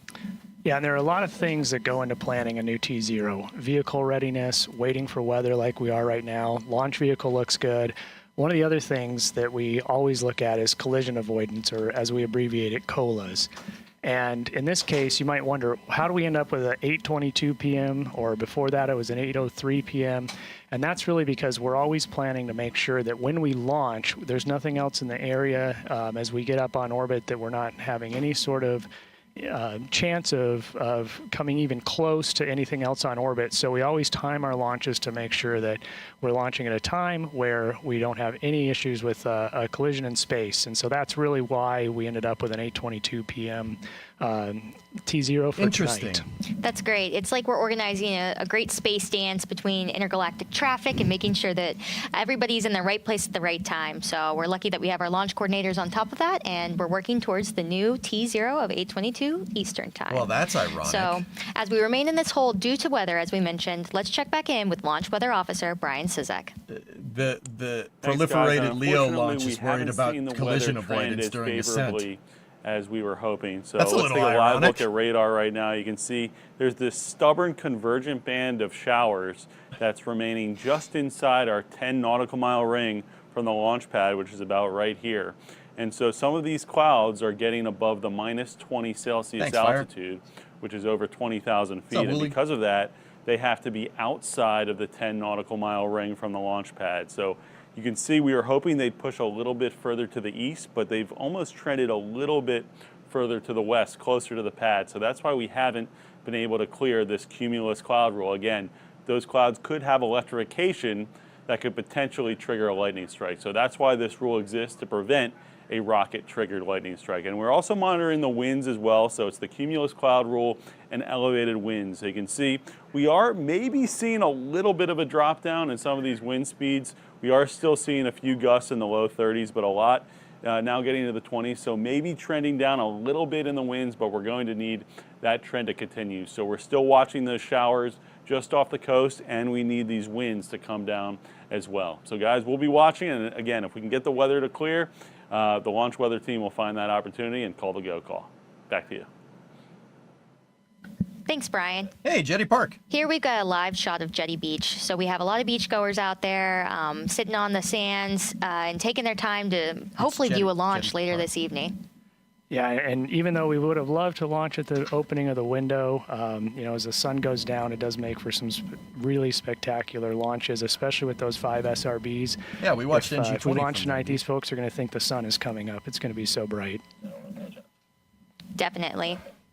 Well, now we're taking a live look at the mighty Atlas V on the pad. It's really crazy to think about that all 27 Kuiper satellites are tucked in nicely into that PLF. It is, and it's not just any PLF. It's the largest one we fly today. It's 77 feet tall. Like you said, all 27 Kuipers in there. And then again, with the 5 SRBs, this really is the largest 23.5 Atlas meters. configuration that we currently have in our fleet today. And so it's going to be really rocking when we launch. It's going to shake the whole building as it flies, as it lifts off. Definitely. We're all maxed out Yeah, on 5 SRBs. blue. You can have a configuration change of either 1 to 5. And each of these 1 SRBs are to 5 with adding Atlas. 375,000 Yeah, you heard that right. pounds of thrust. So when you combine that with the main engine, you get almost 2.7 million pounds at liftoff. And we just saw the Oh, SRBs there. hello. Now we're looking at an engine shot. You can see the 2 engine bells of the RD-180 as well as those 5 SRB nozzles. That's RD-180 number 93. The 93rd RD-180 to be produced. So that says RD-180, rocket engine 180, number 93. I don't know what the T stands for, but Will light up. You'll see all that that's the fire and serial smoke number. come out, and then hopefully Right we'll there. see a grand Atlas liftoff into the horizon. And now the boil off. Yeah, there you Again, we go. talked about the liquid oxygen. So the SRBs, you guys asked a lot of questions about those things. Yes, there's 5 SRBs on Atlas. Atlas can carry anywhere from 1 to 5, depending on the configuration. Yes, you heard that right. 1. Okay, how do they do that? The RD-180 has 8 degrees of gimbal range, meaning that if the engines are pointed straight down, they can go 8 degrees in either direction, this way or that way. So that gives Atlas the ability to launch in an asymmetric configuration. Now, a lot of people said the SRB nozzles look bent. The solid rocket booster nozzles are there to push through the relative center of mass. Now, keep in mind, as the rocket flies higher, its center of gravity does change because your fuel tanks drain. You're draining fuel out. Mass of the vehicle changes very quickly. Remember, like we were talking about earlier, you drain the fuel out and you replace it with gas, right? To maintain tank pressure. You don't want to have a high delta P on your tanks during ascent. That would be bad. You don't want the pressures to change. Bad. Yeah, bad idea. Right? So the SRB nozzles are canted out for stability. They're pointing through the center of mass. Now, those nozzles on the SRBs are fixed. They don't move. The RD-180 gives you all of your thrust vector control for stability. But because you have such a wide gimbal range with the RD-180, you can afford to launch asymmetrically. Atlas can launch with 1 SRB. It's fine. It could launch with 2. It could launch with 3. It could launch with 5, like what you see here. There's 2 on one side, 3 on the other.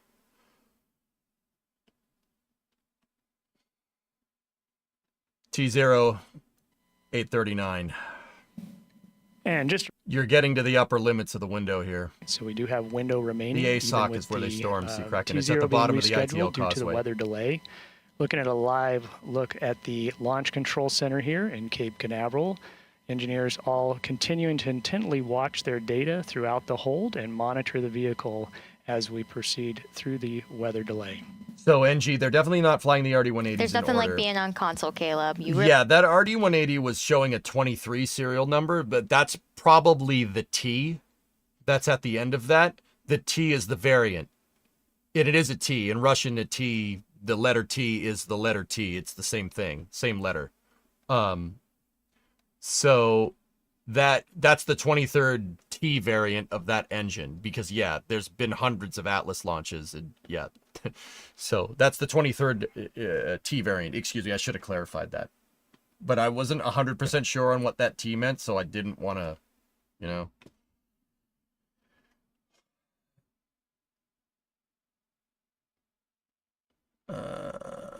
don't spill the tea. No, you could put the tea in bodies of water. I'm cool with that.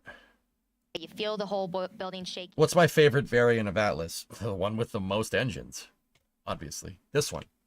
Actually, technically, this isn't the version of Atlas with the most engines. An Atlas 552 would be the one that has the most engines. 5 SRB. An Atlas 552 has 1 RD-180, 5 SRBs, and 2 engines in the upper stage. That's technically the one with the most get up and go behind it. But yeah, 551 is still pretty damn good. What time is the launch? They just moved it to 39 past the hour, Udi. Have they ever showed the packing design for the SRB on the Atlas? No. Engineering Support Center here in the ASOC. Is Atlas pre-Apollo? This is the Atlas 5, so it's the 5th variant of Atlas. There was no Atlas 4 for some reason. Hydrogen purge flame is a lot easier to see now. The Atlas in different variants has been flying basically since the late 50s. Yeah. Although this rocket does not share a lot of commonality with those original Atlas rockets from back in the day. So, Marcy. The range is approved. approved our new T0 of 0. Okay, range approved T0, 39 passed. Talking about this flight configuration, do you have an idea how does GNC integrate real-time IMUs? They already calculated the trajectory, so it corrects for perturbations, and in this case, the configuration, aerodynamic asymmetries, thrust misalignment. How does it correct for it? Also, Rocket Lab did a talk at our campus the other day and said something about GNC calculating a modified trajectory to bypass the ascending node convergence of Starlinks over New Zealand. Do they load a catalog of on-orbit debris? Yes. That's you're coordinating with the range, Drunk Soul. That's what does that. Now, in terms of trajectory modification, Atlas V utilizes a phenomenon called RAN steering, right? The right angle of ascending node, one of the 6, variables for defining orbits, right? Basically, the computer understands if it launches at a different time that it's going to need to adjust the trajectory in real time. So if it launches at 39 past instead of 4 past the hour, there's Vulcan. I was like, where is it launching? No. The onboard avionics package that ULA uses, and frankly, most people do this. ULA is the only one that talks about it, though. Uses right angle of ascension steering. They calculate off RAN, like what you were saying. That's right. And that coupled with a timer, it allows them to adjust the trajectory criteria in real time. Now, it's not plotting a new flight trajectory right off the bat, dude. It's not doing that. The trajectory is preloaded via simulations for the entirety of the launch window. All right, it's not doing it in real time. But could we get to a level someday where it does do it in real time? Well, sure. Enter relative navigation, which is a little bit of a different thing than inertial guidance, right? Relative navigation is, modifying your trajectory in real time based off of visual inputs to your avionics package, right? Literally a camera, like a pilot would look out a window. That's kind of the new hotness, dude. But yeah, this doesn't utilize that for RAN steering. It's all predetermined. Your trajectory analysis is predetermined correlative to the launch window. That's another reason why launch windows exist. I'm pretty sure that was right, Drunk Soul. Please, chat, fact check me just to be absolutely sure.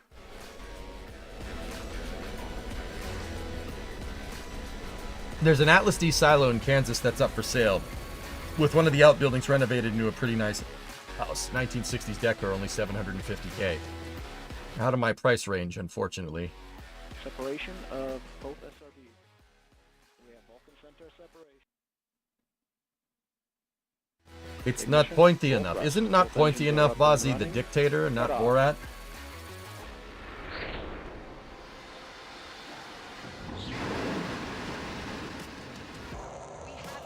Will we be able to see the launch from North Carolina? Yeah, Troy, you'll get it. Absolutely.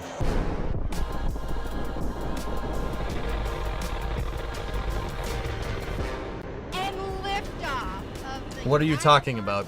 Drunksel asked me a question about RAN steering and trajectory optimization throughout the launch window. Vehicle is clear the tower, and both SRBs are at max thrust. Oh, both SRBs are at max thrust, huh? I'm observing differently. I'm kidding. Vulcan's a good rocket, dude. Yeah, little bit of an observation on the flight. That rocket motor, I mean, they're not going to show it, but that rocket motor decided, that right SRB decided it didn't want to be an SRB anymore.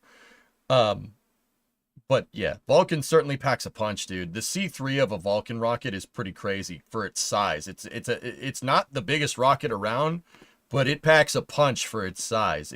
Once again, that would mean it has very high characteristic energy for a rocket of its size, meaning it's smaller, but it can go further. It could go just as far as a bigger rocket. For instance, a Vulcan VC6, Vulcan Centaur VC6, which is ULA's newer version of this thing, right?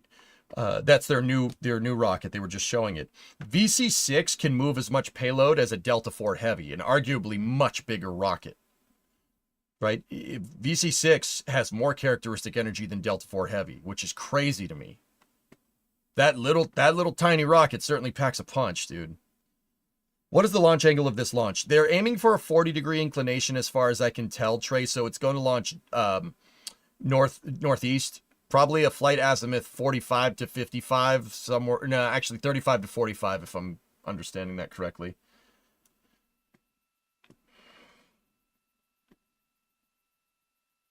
If Soyuz gets delayed, does the pad rotate in order to correct it until it's off the pad since Soyuz doesn't do a roll program? The newer versions of Soyuz do, in fact, do a roll program.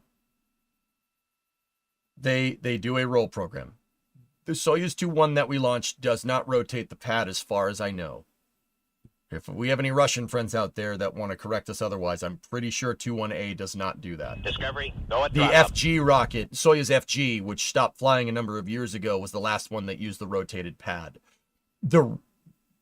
If I'm recalling correctly, a lot of information up here. If I'm recalling correctly, that is the exact reason why they don't use Gagarin Start anymore, Site 1 at Baikonur, because that pad is configured for Soyuz FG. So they have to retool it for Soyuz 2-1, if I'm remembering correctly. It's been a while. I haven't watched the Soyuz launch in years, before the MS-27 launch that we launched a little bit earlier. We watched a little bit earlier. T-Money, 49 months of nuclear drifting. What's up, dude? 52-month resub. How's your puppy? Not a puppy anymore. Titan's doing just fine, man. Nuclear, check this out. Uh-oh. He just got the coronet in the garage, man. All this advanced rocketry talk makes you want to watch October Sky. Wolfstride, it's technically not a space movie, but October Sky is my favorite space movie. I love Homer Hickam is a personal hero of mine. Nuclear coronets in the shop because Freb is finished. I drive it. I drive that truck. It's sitting in my driveway right now. I drive it around. Isn't that neat? Happy learned how to putt. Uh-oh. Delta 4 Heavy. Oh, yeah. Crew flight test, baby. Starliner and Atlas V, carrying 2 American heroes. How's the truck handling? I got you, man.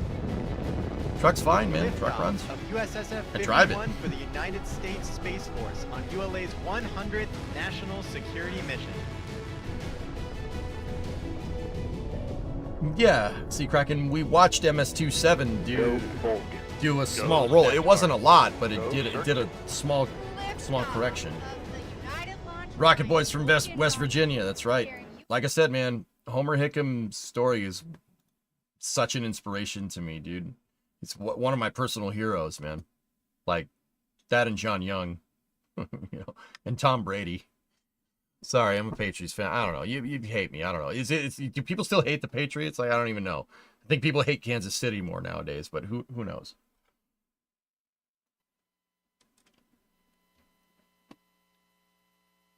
Why does the fairing do that? Because fairings are not very structurally sound, RB, when they separate. It springs around.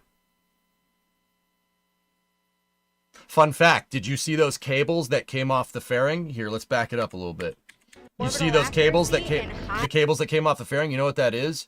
That is telemetry sensors right there. That is actually like a data cable that ULA uses to get telemetry from the fairings post separation for a split second. Yeah, that's what that cable does. Crazy, right? It's like TV guided missile fairing thing.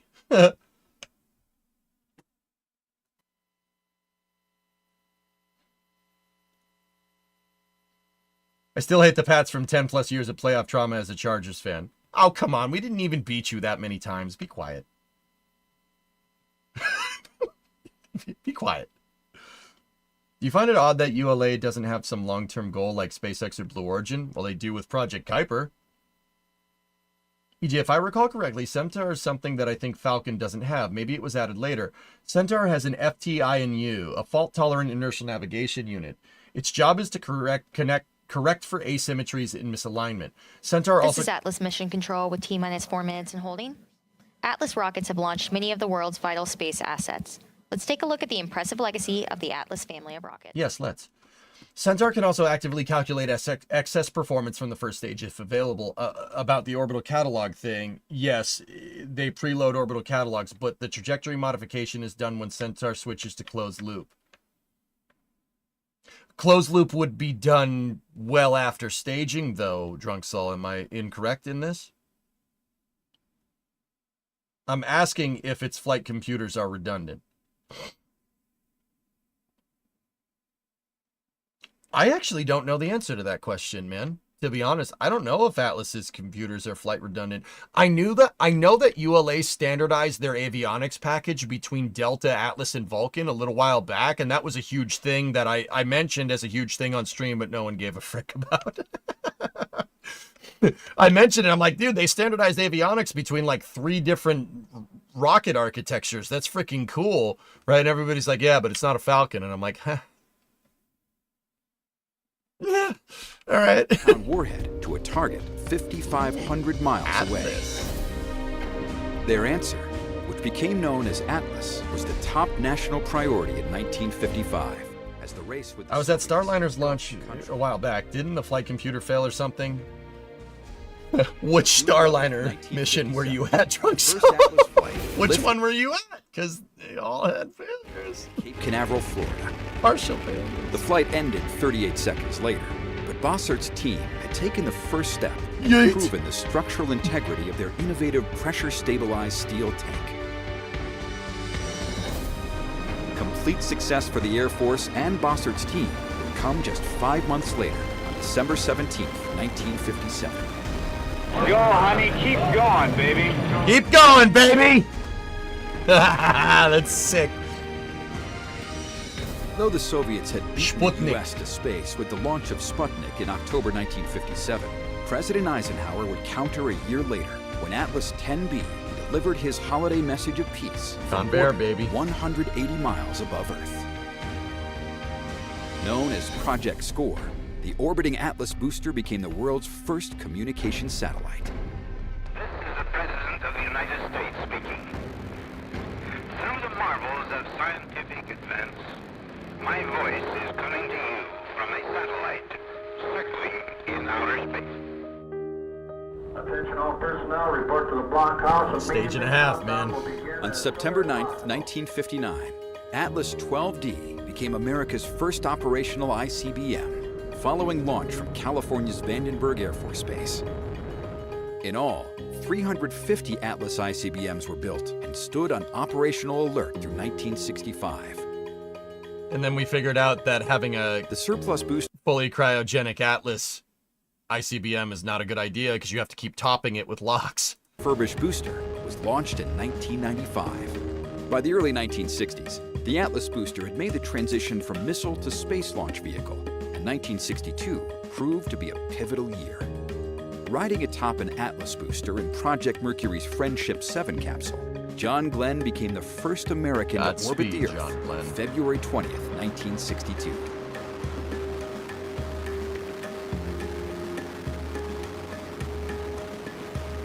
Three additional Mercury flights, carrying astronauts Scott Carpenter, Wally Schirra, and Gordon Cooper, set the stage for the Gemini flights and the Apollo missions to the Moon. Space Shuttle did it pretty well, Kraken. Later that year, Atlas scored another first when Atlas 179D, equipped with an Agena upper stage, lifted off from Space Launch Complex 12 at Cape Canaveral. C-12.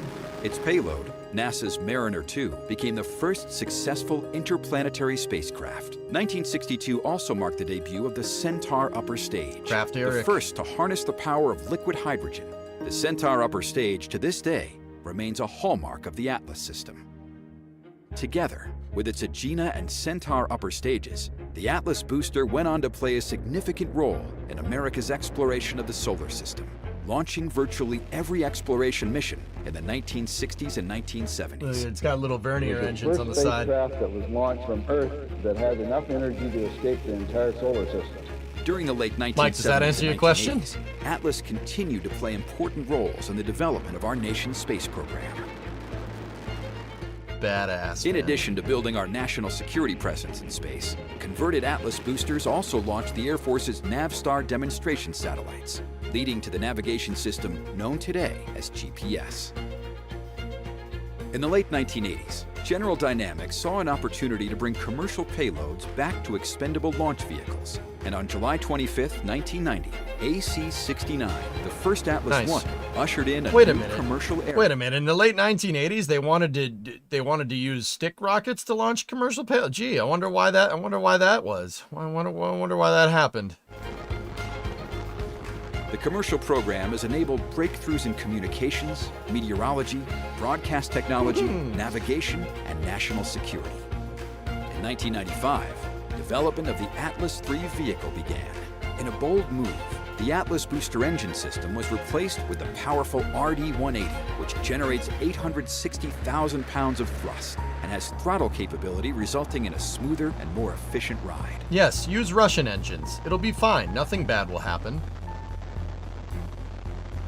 Making its debut from Space Launch Complex 36 on May 24, 2000, the Atlas III provided a substantial performance improvement over the Atlas IIAS.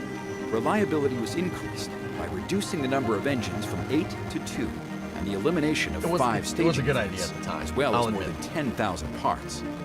This is Atlas. The engine's not Ukrainian. In 1998, the Atlas team embarked on a development project for the United States Air Force that would forever change the Atlas vehicle. And the RD-180 engine roars to life and liftoff of the maiden flight of the Lockheed Martin Atlas V rocket with a Hotbird 6 spacecraft on board for Unison, Paris, France. For more than 40 years, Atlas vehicles had relied on the pressure-stabilized steel tank developed by Charlie Bossert and his team. In a departure from conventional thinking, the Atlas V development replaced the tank with a structurally stable common core booster. In addition to vehicle modifications, the team took a new approach to processing and launch.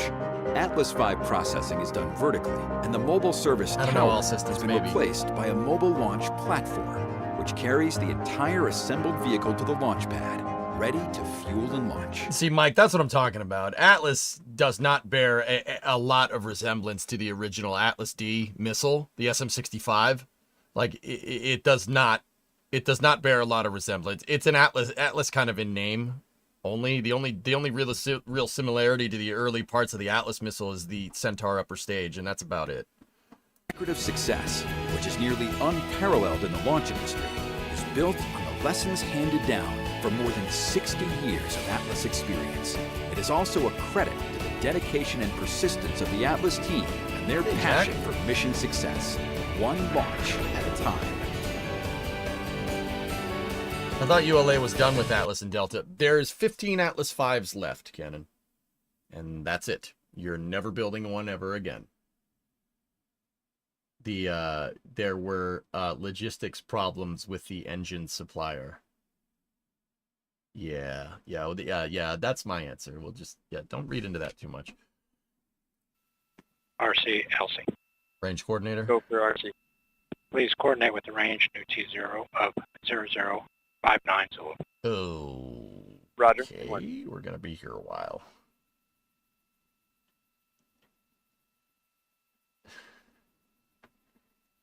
Right.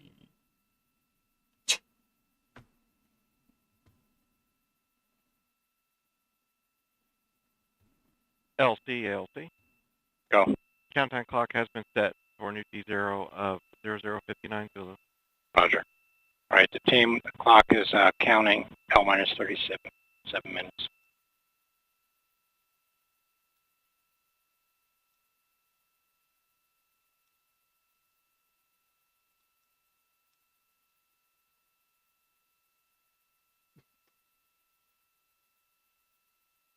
That's window closed, right? LC has guess. Go. Yeah, we've run into a slight issue where we've lost connection with the VNC on the laptop. It appears that the server is still running on the desktop in the lower PEB. There's been no interruption of ASGAS scanning. We're going to go through some steps such as closing out, restarting the VNC, or switching networks to see if we can get that connection back. All right, yeah, and so are we getting data? We are still getting data, yes. Yeah, on the Roger desktop. that. Okay, report to me when you're complete with your investigation. Copy.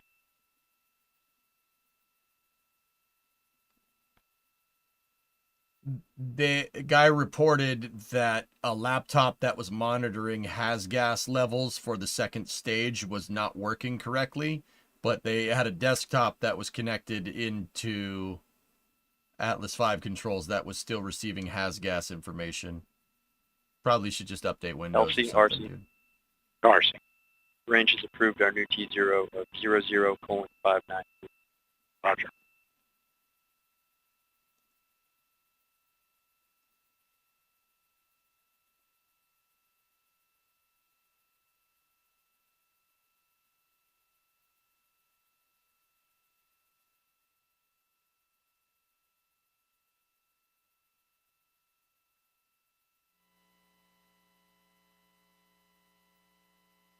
Do you want to hear a funny story? My roommate in college was Canadian. We were thinking about our thesis. Then he pulled out a bottle with yellow stuff in it. The guy used resin harvested from pine trees that he distilled in a makeshift garage to a fluid called turpentine. Yeah, okay. It's a rocket fuel that when mixed with nitric acid is pretty nasty explosion, and flew as a rocket fuel in the 60s. I know what turpentine is, yes. It also is really good at getting paint off things. Gonna take off the spray paint with turpentine. Hey, don't walk there. I just mopped. And as you heard a moment ago, we do have a new T0 of 8:59 Eastern. We pushed to the end of the window to see if we can get that weather to open up for us. So let's go get another check from Launch Weather Officer Brian Sizik. Thanks, guys. And we still have not seen a great trend, but the best chance we have to get this weather to clear is at the end of the window. So that's why the launch team, they've been in communication with the launch weather team that is on console right now, and they are obviously monitoring the situation very closely. But again, here is what we've been dealing with all night, really. We have this convergent band of showers, that north to south oriented band that's moving. Kind of the whole line is pushing a little bit to the south. Now, we were hoping they would push farther off to the east, but notice it's progressed a little bit closer to the pad. But there's actually another way that we can clear this cumulus cloud roll, and that's if the tops of these showers get lower and the showers begin to dissipate. So the two ways, they could either push farther away from the pad, or they could weaken, where if the tops get low enough, that standoff distance actually gets smaller and smaller. So in other words, they can be farther away from the pad, or excuse me, they can get closer to the pad. Thanks, and if the showers are weaker, then we don't have to be concerned about them. So those are the two ways that we could clear the cumulus cloud roll. We're also monitoring the winds as well, and as we take a live look at some of the winds we're seeing, notice we're still seeing winds in the upper 20s to low 30s miles per hour. These are gusts at the surface. The launch pad is right around here, so we're also monitoring winds up a few hundred feet as well. So again, the two things we need to clear that the launch weather team is going to be monitoring up until the wire here at our last T0 in the window, the cumulus cloud roll and the winds. Guys, back to you.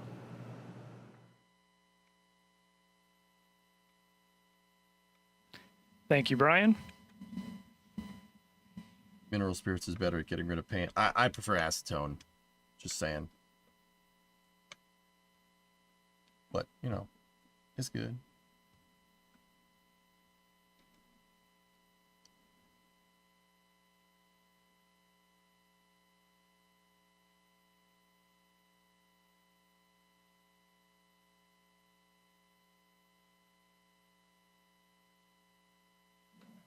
This is Atlas Mission Control with T-minus 4 minutes and holding. Following liftoff, viewers watching the launch from Florida and points north and east might be able to see the Atlas V in flight. Let's get a closer look at the visibility map. Check it out at ULA Launch on social media. I got you, Tech. Always, dude. Frickin' Johnny Lester. What's up, man? Thank you for the bits.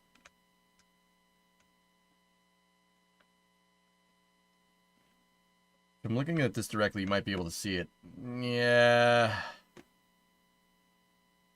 That's a little ways away, dudes. See where that hook is? Up at the top? That's where I am.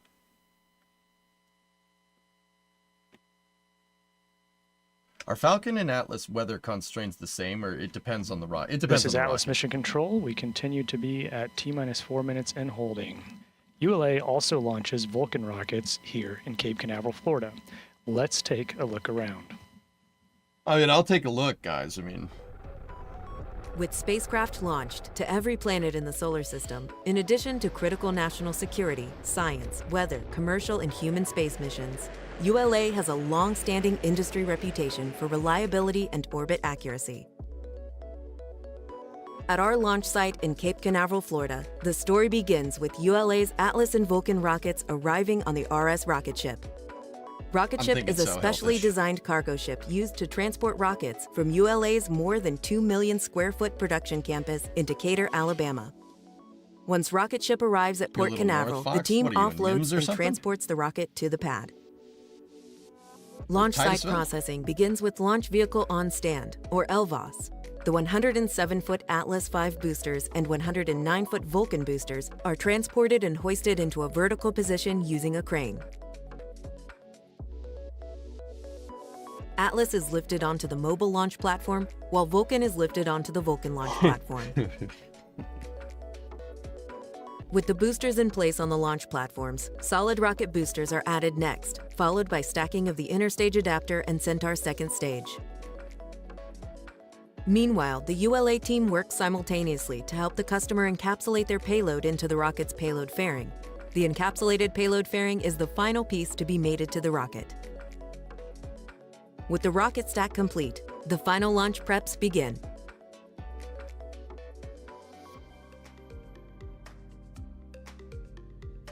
Launch countdowns begin with moving the launch platform from the VIV to the pad. Weighing in at about 2 million pounds, the launch platform supports the rocket and contains air conditioning, electrical, and commodities, while the undercarriages bear the weight of the launch platform and rocket. I like trains. Leading the move are vans providing communication and support to the spacecraft and rocket. Trackmobiles at the rear power the convoy, which also includes an environmental control system providing air conditioning to the payload and rocket, as well as a backup generator. You know, trackmobiles are cool, but it honestly was way cooler when they were using EMD switchers to move Titan rockets to the pad. Like, trackmobiles are cool though, but Final status check before launch of all Atlas and Vulcan vehicle systems, ground systems, the spacecraft, and the U.S. Space Force Eastern Range. Umbilicals. Go. ECS. The vehicle Go. system readiness Red line poll lock. includes electrical Go. systems, Forward. hydraulics, Go. pneumatics, Up-safety. propulsion systems, Go. flight control, and propellants. Go. If the rocket is ready for flight and the weather is within the launch commit criteria, polling is completed and the team gives the go for launch. Status check. Go Vulcan. Go Centaur. Go Atlas. Go Centaur. 5, 4, 3, 2, 1. Main engines and solid rocket boosters ignite to lift the rocket off the pad. We have ignition. Yeet! Shortly after liftoff, the rocket begins a pitch over to attain the proper flight path, minimizing the dynamic pressure the vehicle experiences during flight. Within the first few minutes of flight, the vehicle reaches Mach 1, the speed of sound, followed by jettison of the solid rocket boosters. Minutes later, propellant levels deplete and the booster engine shuts down, followed by release of the booster stage. At various times in flight, depending on the mission, the vehicle jettisons its payload fairing. From there, the Centaur second stage carries the spacecraft towards its destination with planned engine starts and stops. Nice camera. Finally, Centaur releases the spacecraft in its target orbit to continue its journey. Why boat tails on rockets? Because having your turbine machinery like going commando, i.e. your rocket doesn't have any pants on, is probably not good for FOD. Yeah, the boat tail is on the back of the CCB down there. It's covering up the RD-180's turbine machinery and plumbing.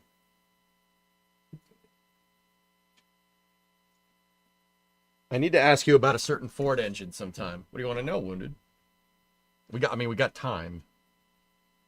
Think we'll ever see an extended core Vulcan?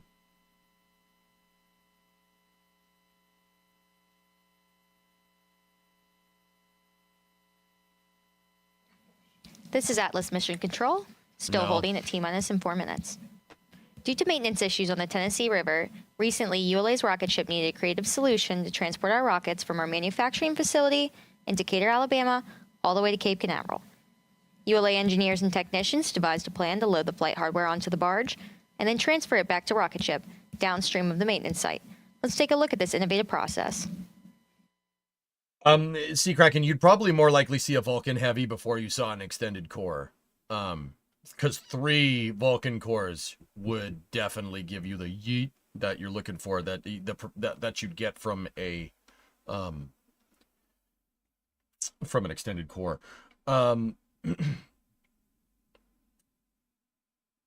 So, this is Tech space. gifted I'm in 5 space. subs. Thanks, man. So, Wounded, opinion on an 01 Triton. Is it a 5.4? They're good engines. Watch the spark plugs. Be right back. Give me 1 second. I want to show you something.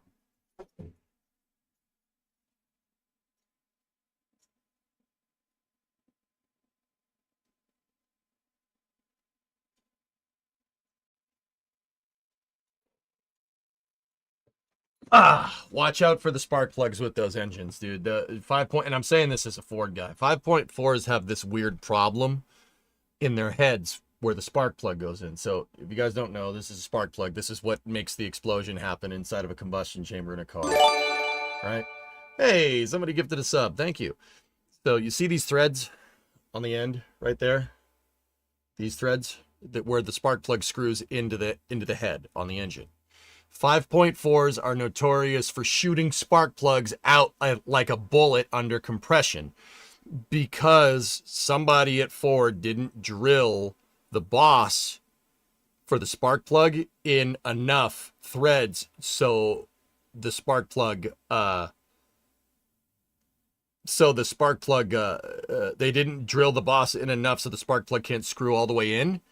And they just installed them that way, like hanging on by like 2 or 3 threads. So high mileage 5.4 Triton engines are known for shooting spark plugs out the side at like rifle cartridge speeds. I've never seen it personally. I've seen videos about this on the internet where a 5.4 shot a spark plug out so fast it punched a hole through the inner fender and went out the outer fender, and it looked like someone shot the car.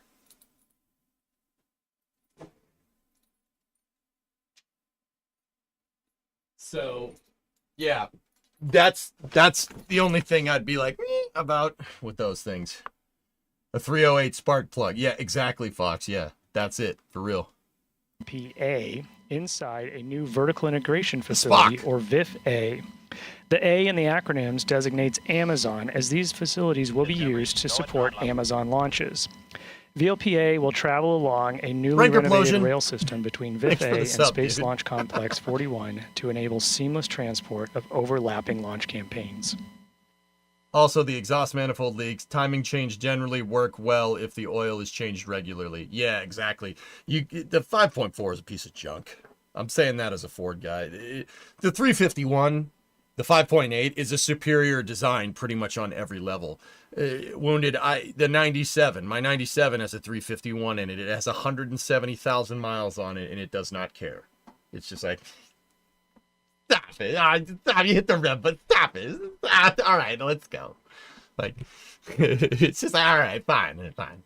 4,500 RPMs? Yeah, come on. All right, fine, let's do it. You know, like, 5.4 just junk. 350. Meanwhile, the 351 over here is like, yes, come on. All right. I'll rev to $5,000. Okay, let's just do it once. It's fine. You know. How long is the launch window? That is the end of the launch window, Stuart. Yeah.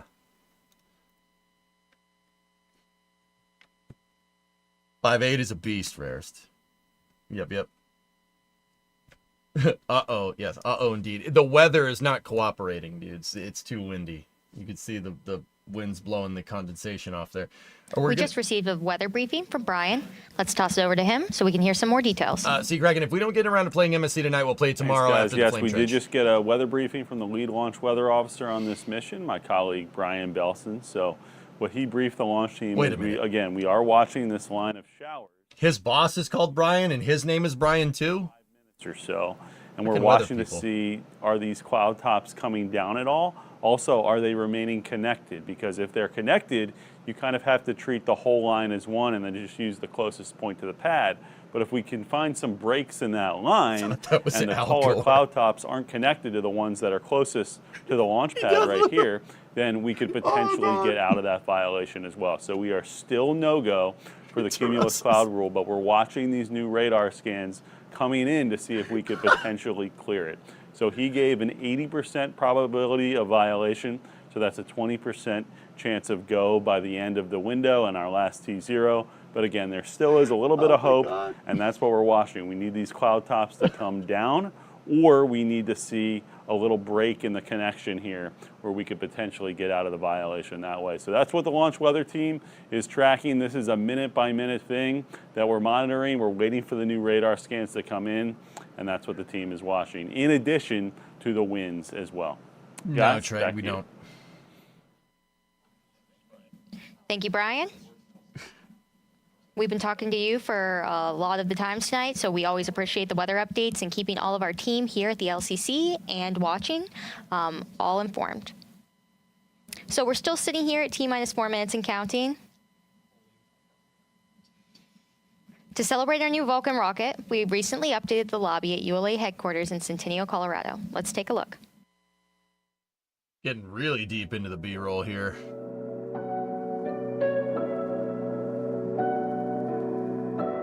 Oh, no, not the Delta mural. No! No, not the Delta mural. Ah! Poor Delta.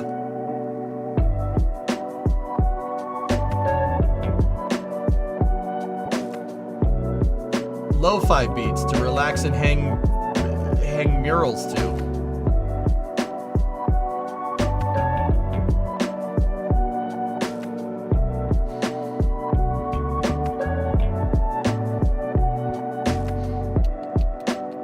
Bill, that WGS9 picture was amazing. That was a great launch. We watched it. It was great. It was a great launch. That was a great rocket. I'm gonna die on this damn hill.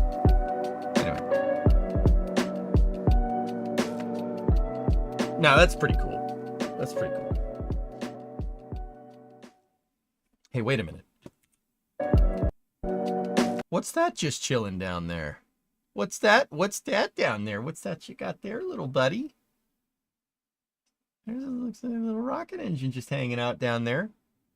RL-10, maybe? Ah, the nozzle's too big. I don't know what that is. Cool. Anyway, moving on.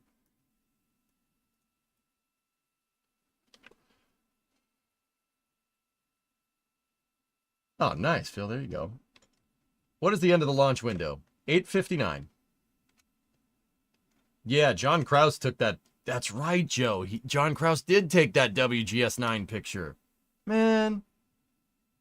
Don't you have to admit the increased capabilities of Vulcan? It's just at a whole new class. No, that's ridiculous. The Delta rocket is the best rocket ever. The Delta rocket's the best one. Damn it, Steve. Where's Christopher? Sorry. What the heck do you know, Paul? You don't know nothing about rockets. Thank you, Steve, for making me feel a little less weird. Appreciate it. LC, this is LD on 1. Oh, LD. Launch director. I am directing a launch scrub for today's operations. Please proceed with preparations for an extended turnaround. The next launch attempt under review. Roger, Ellie. All right, team, direct operation 60. Or excuse me.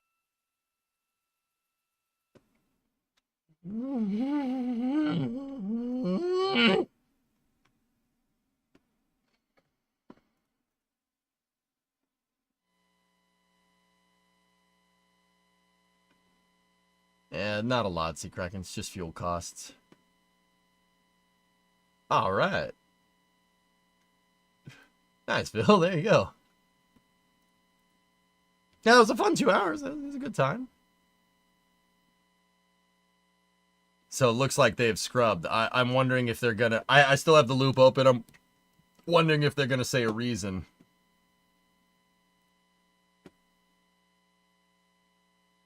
Yeah, the weather's just not cooperating. That happens. It happens, guys.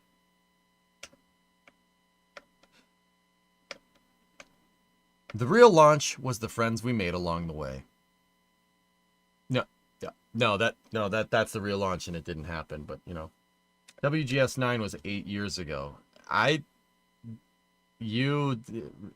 T-shirt. Okay. So we just lost 2 hours on not building the jetliner. Hey, man. We are disciplined. We will stay up late and finish a project because discipline allows you to stay up late and finish a project. Motivation doesn't do that. Discipline will. We're fine. We're good. They recover most of the fuel? No. Only the RP1, Fluffy. Everything else boils off.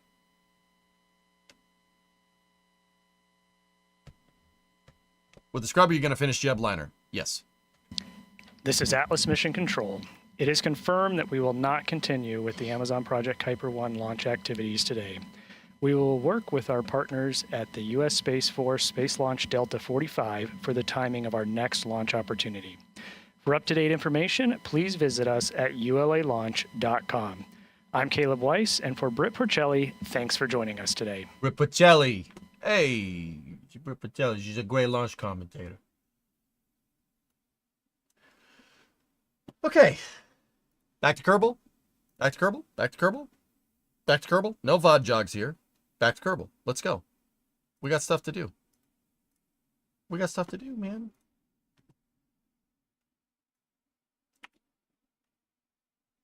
All right. I'm working on building a Starliner replica in Kerbal, and I have to finish it by tonight because it's due for a project tomorrow. Good times. This is going to interrupt the shenanigans tomorrow. Yeah, I know. I don't now Jeb March 5. Now watch this. Now watch this launch. Or don't. All right, let's load up KSP again and we'll go from there. Anyway, I hope you guys enjoyed the coverage of the KAO-1. I learned a lot of new stuff about underwater telephone lines. They're not telephone lines, moron. Why did I say that? Internet cables under the water. Under the sea. Under the sea. Yeah, you weren't expecting a Little Mermaid reference, were you? Well, you got one. Now what?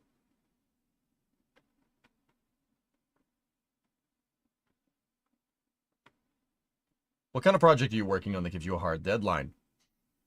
So Nuclear, Das and Nuclear, I don't know if you've been around. Das was on Flame Trench on NSF last Friday. Flame Trench is a podcast that about space that I do on Fridays for NASA Spaceflight on the NASA Spaceflight channel. It's restreamed here on this stream as well. Das and I got into it about Starliner basically losing control when Butch and Sonny tried to dock to the space station in June of last year. It lost control.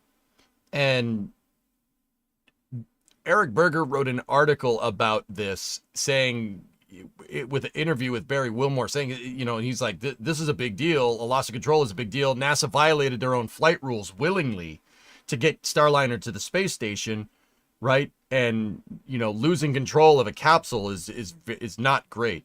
Das and I were going back and forth, and he basically said that, you know, that's very sensationalist. Starliner's problems weren't that big of a deal.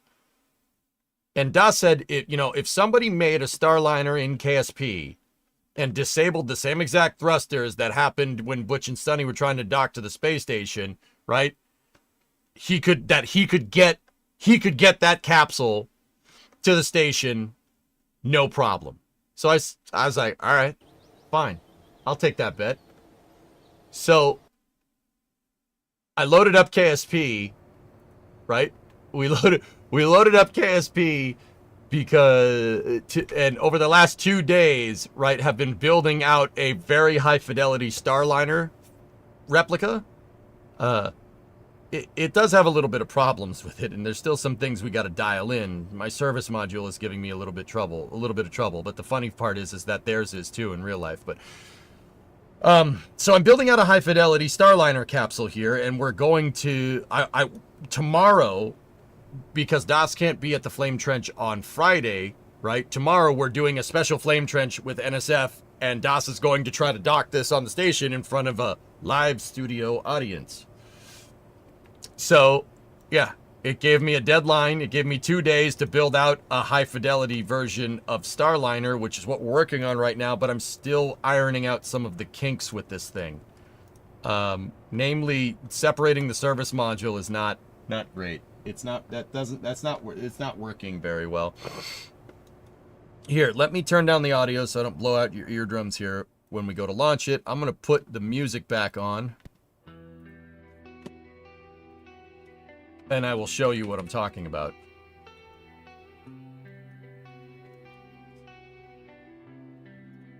Should we stock him with Dr. Pepper first? Yeah, maybe.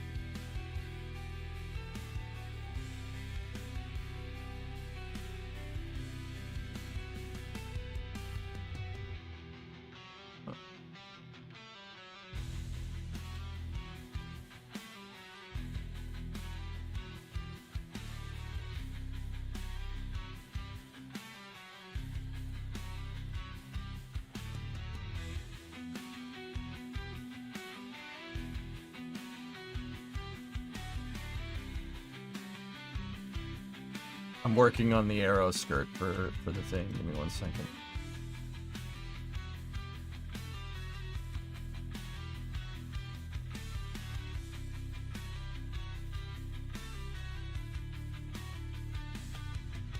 Nice. Sweet. Separatrons for the separation. The real one doesn't do that, so why should we? Here, let's just send it and I'll show you what I'm talking about.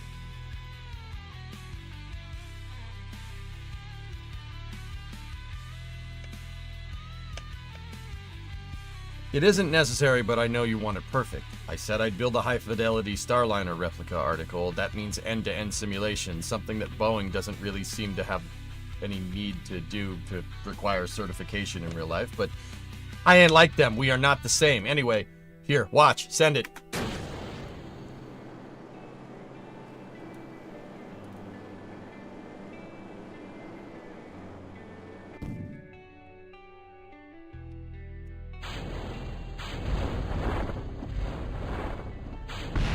That's what I'm talking about. That's the problem.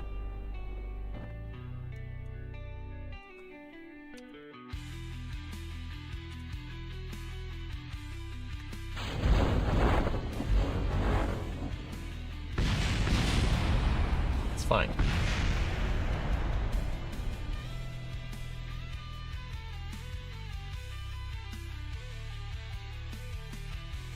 What do you use to manage your mods? I don't have many mods, Extreme Doopy, but what the heck is the name of that? CCAN. CCAN?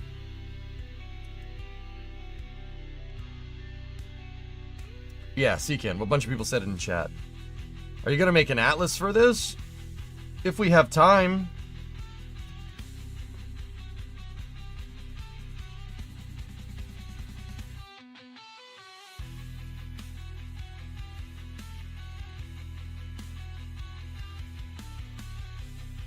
You know what? I have a theory that these struts that we added to the heat shield is causing me issues.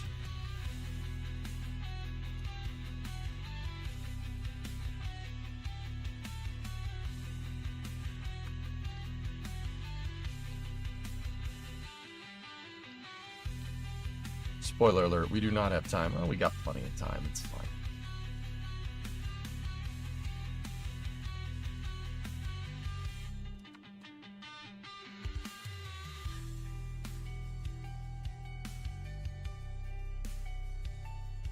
Do you have a link to this song, please?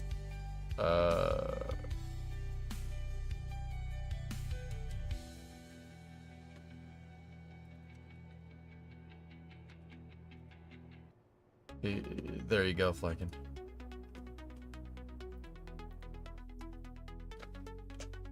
What time is Das going to attempt the docking? I do believe this is happening.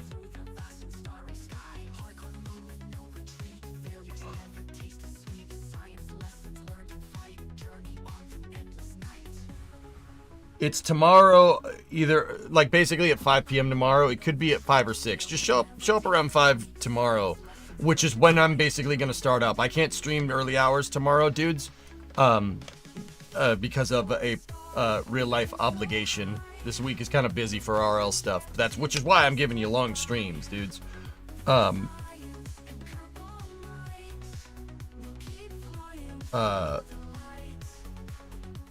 But yeah, 5 p.m. tomorrow. That's 5 hours after my normal start time for your local time zones. Don't forget to put an NSF logo on it. Okay.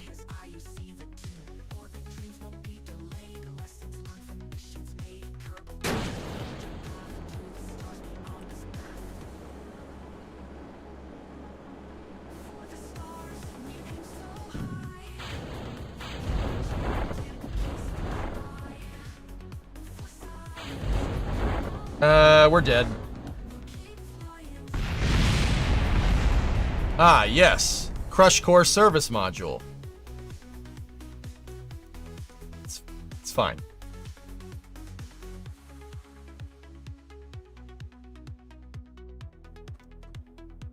What was I doing here? Yeah, okay. OMAC control. Are they set to shut off? Okay.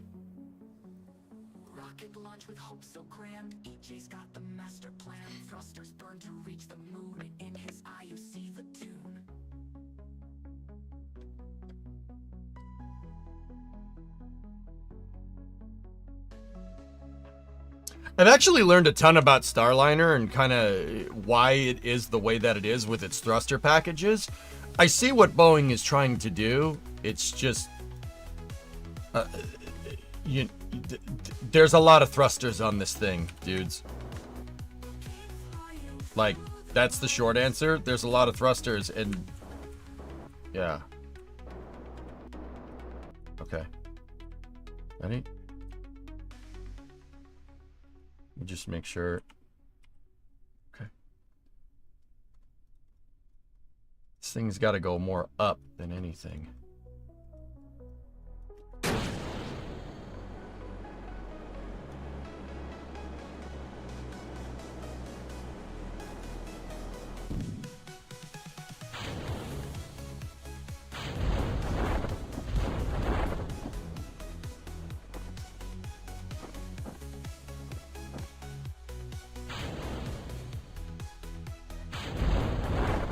A little bit better, but not exactly what I'm looking for.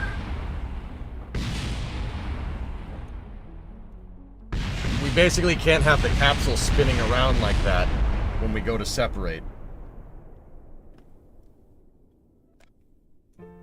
Let me just make sure that these thrusters are working. Yep. Okay, cool. Yeah, see how the fairing's still a little weird? And I wasn't supposed to land completely with the heat shield, but... Turn on infinite fuel and give it a little bit more height. It's a good idea. You may have answered this only, but why is there only one thruster pack on the capsule? Wouldn't you want, like, one in the opposite direction so you don't impart translation when you try to rotate? There's 4 of them. Whatever to happen to KSP2? Yeah, that's what I'm asking, Generic.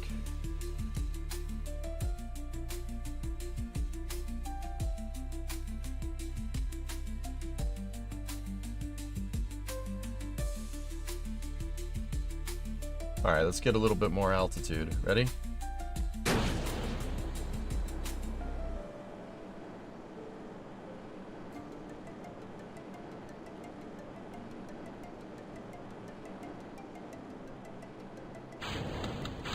Yeah, that's not good.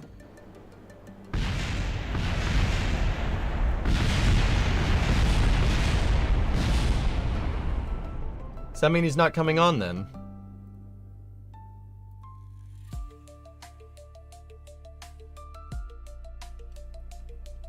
Yeah, you know what? I think I'll just engineer the thrusters to... Yeah.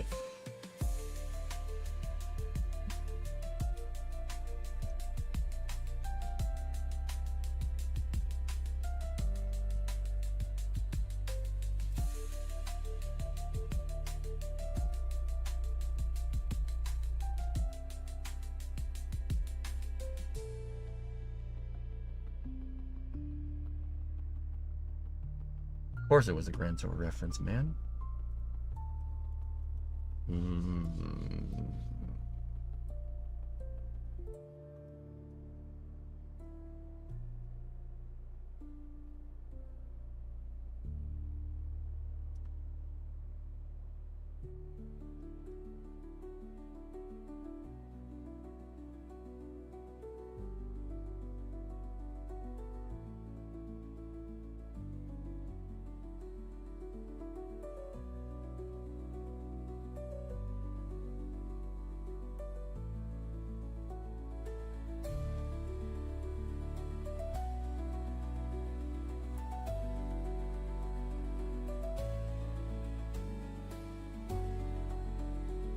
I think a Cal-controlled abort controller probably would be a good idea.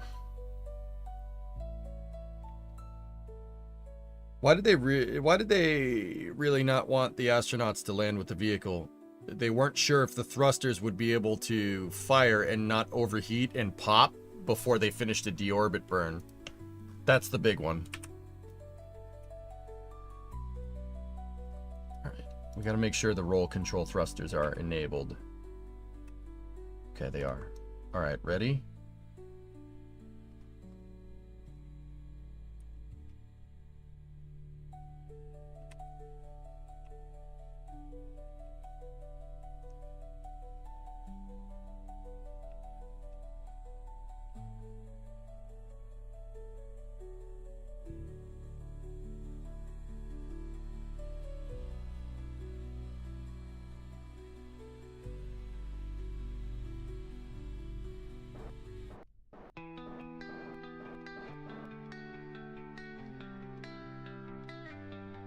All right.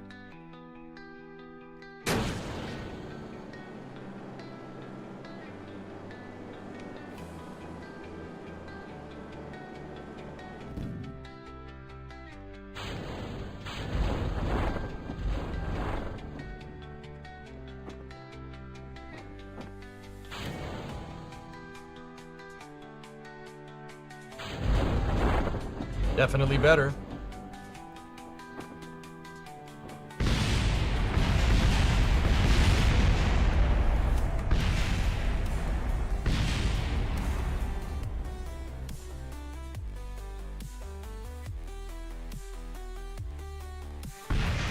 Launch scrub, Kenwa, yep.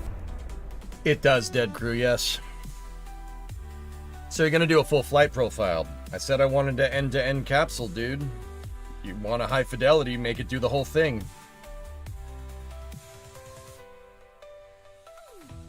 You know what you need? The Ford version of a Spark with a big block Chevy in it. Yeah.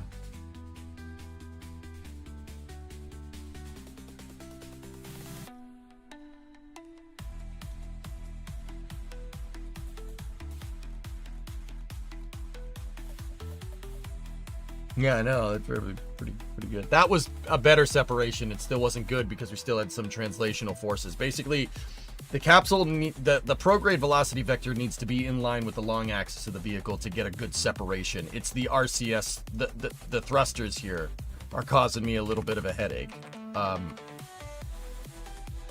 We could move them all backwards a little bit.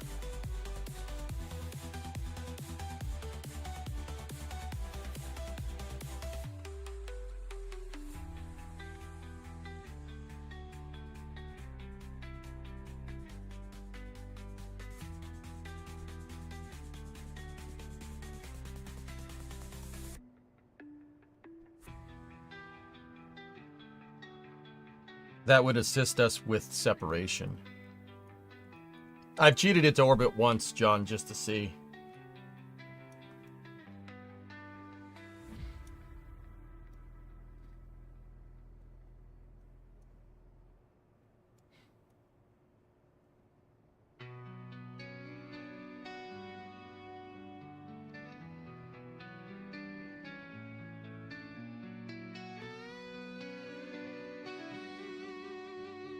I have not tested the heat shield squares. I can't get the service module to separate correctly when post-deorbit burn. It breaks, which is why I'm testing it here, because if I can get it to clean separate here, it can clean separate up in space. At least that's my rationale there.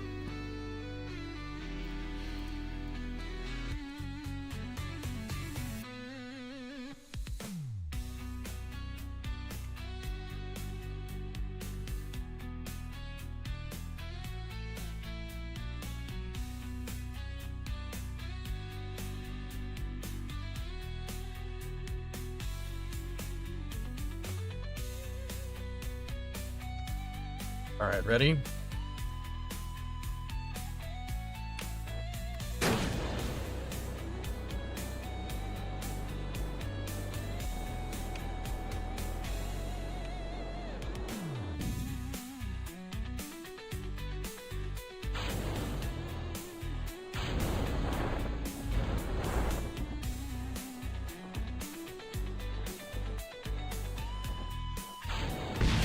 Yeah, see, we were still wiggling way too much there, dudes.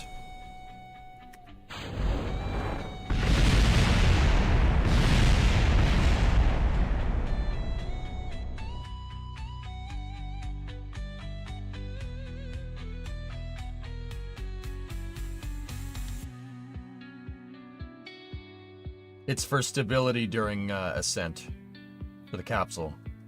Done.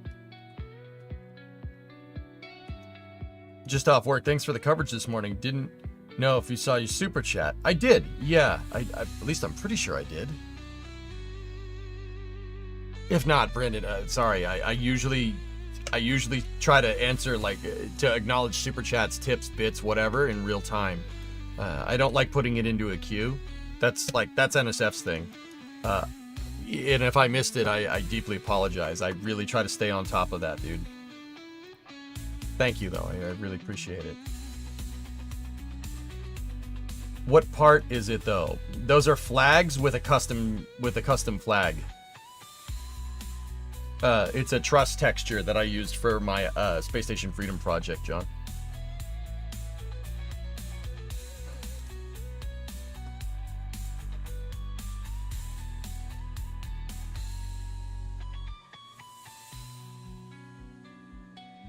I'm not sure, Rares. Maybe. I'm sure it's easier for you to do real time with a lower volume of messages. Yes and no.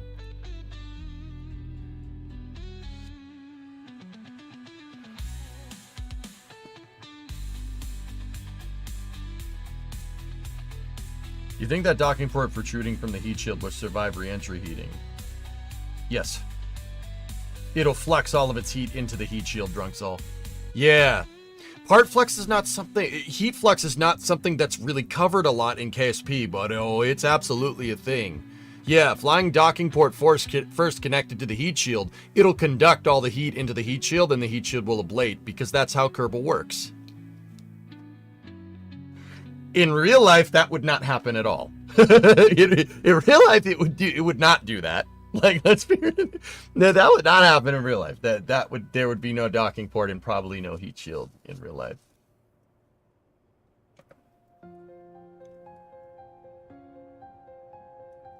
Brendan, same time as Flame Trench, so 5 p.m. Eastern. Yeah, Simon, I don't think that's gonna work too well in real life. I'm pretty sure. I mean, maybe. Can you increase the docking port jettison force to get it away from the pod faster? I'm not entirely sure we have port jettison force here. That's acquisition force.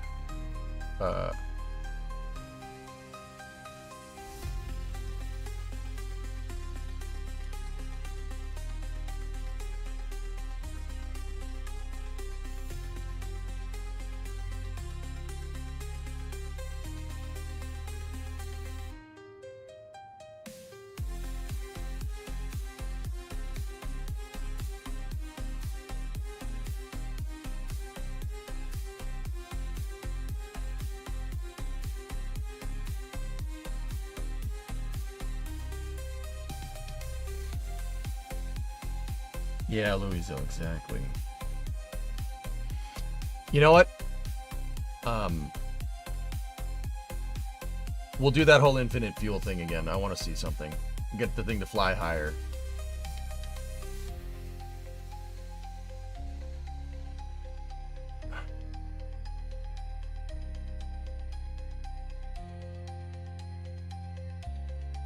That's right, Rares. That's what happened.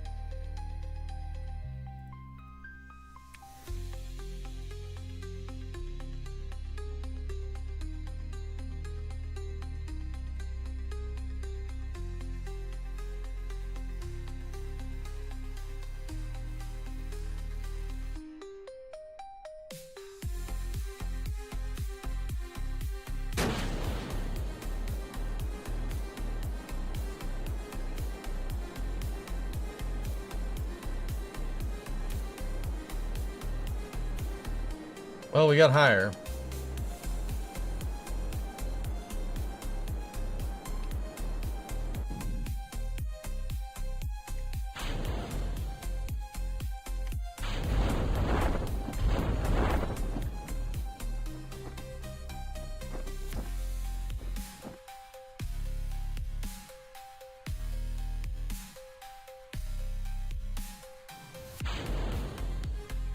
Pretty good.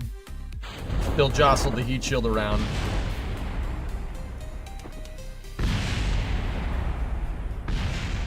But see, yeah, it still didn't like it.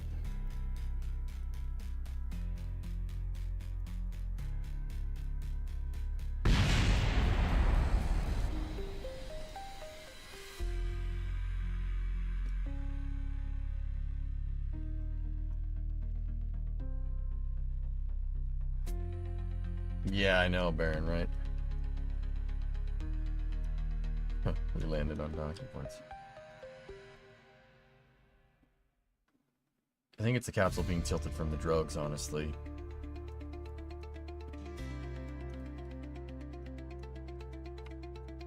I think I have to adjust the service module fairing just a little bit, dude. I think that's what's going on. As much as I hate, like, that's gonna suck.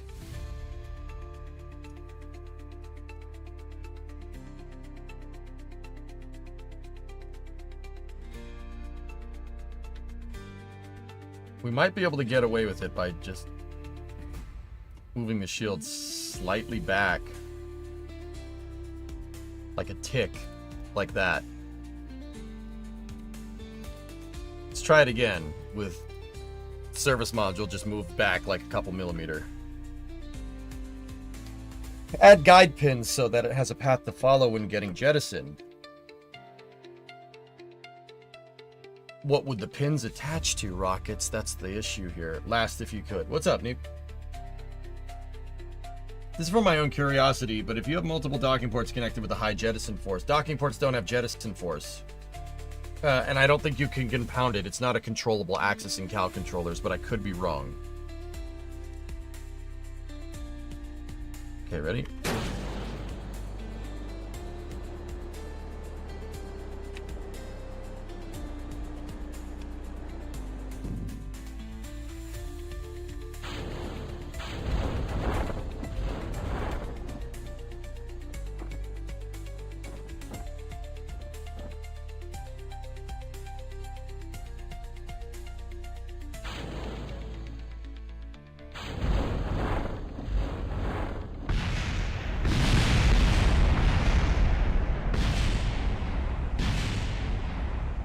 Lot healthier jettison there. But I didn't dump the heat shield, but it's alright.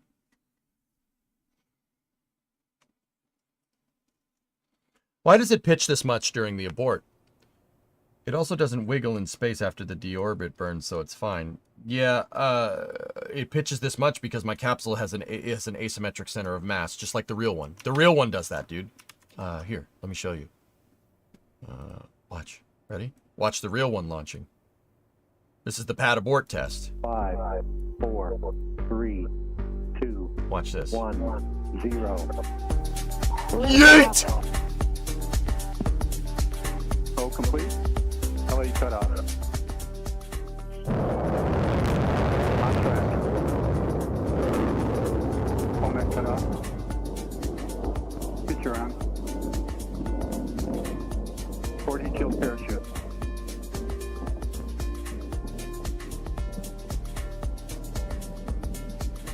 Stroke parachutes mains.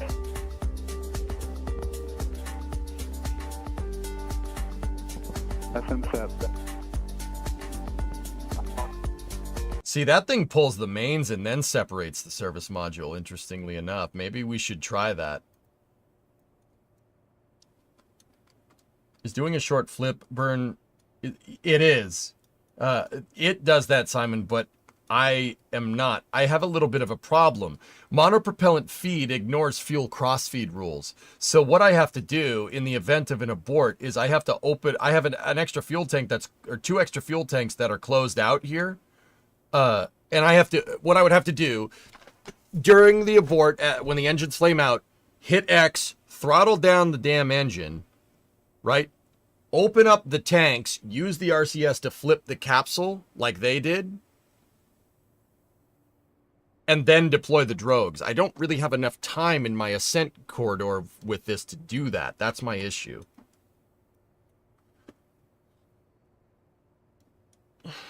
And I don't, it's just too much stuff to do all at once. My solution to that, you know, we have a little bit more time. If we have a little bit more time, my solution to that problem would be to independently throttle my abort motors on a cal controller and uncouple them from main throttle control, so I could skip the step of having to hit X and have the thing throttled down. That way, you know, during flameout, after flameout, I could just hit the go button with the tank and we're good to go. And then we could use the RCS to flip. Now, I do believe that Starliner does use some OMAC stuff going on there as well to flip the capsule. I'm pretty sure it's using the OMAC thrusters, not just the small thrusters, to do that flip, because that is a huge flip. They have a lot of control there, which is also why I believe they rotate the capsule 90 degrees so they can use the OMAC the port and starboard OMAC thruster, forward-facing thrusters to do that flip. I'm pretty dang sure, but it could be, you know, I'm taking a guess, but so, all right, let's talk about the ascent on this next test. So we're going to go, we roll 90 degrees. Once we roll 90 degrees, I'll hit the action group to enable OMAC thrusters, right? Which is action group AG5 for OMAC toggle, right? So we go, we fly, roll 90 degrees, hit 5, turn on the OMAC thrusters, engines flame out, I have to hit X, then I'll have one of these tanks already open, right? I'll flip the thing around, pop the nose cone, pop drogues, right? Pop mains unfurl, and then separate the module while those are unfurling, right? That would be what we're trying to do here.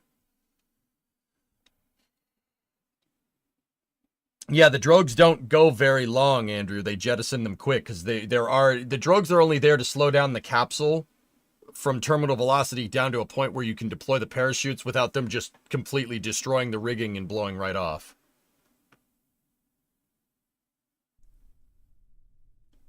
Yes, Aldesert.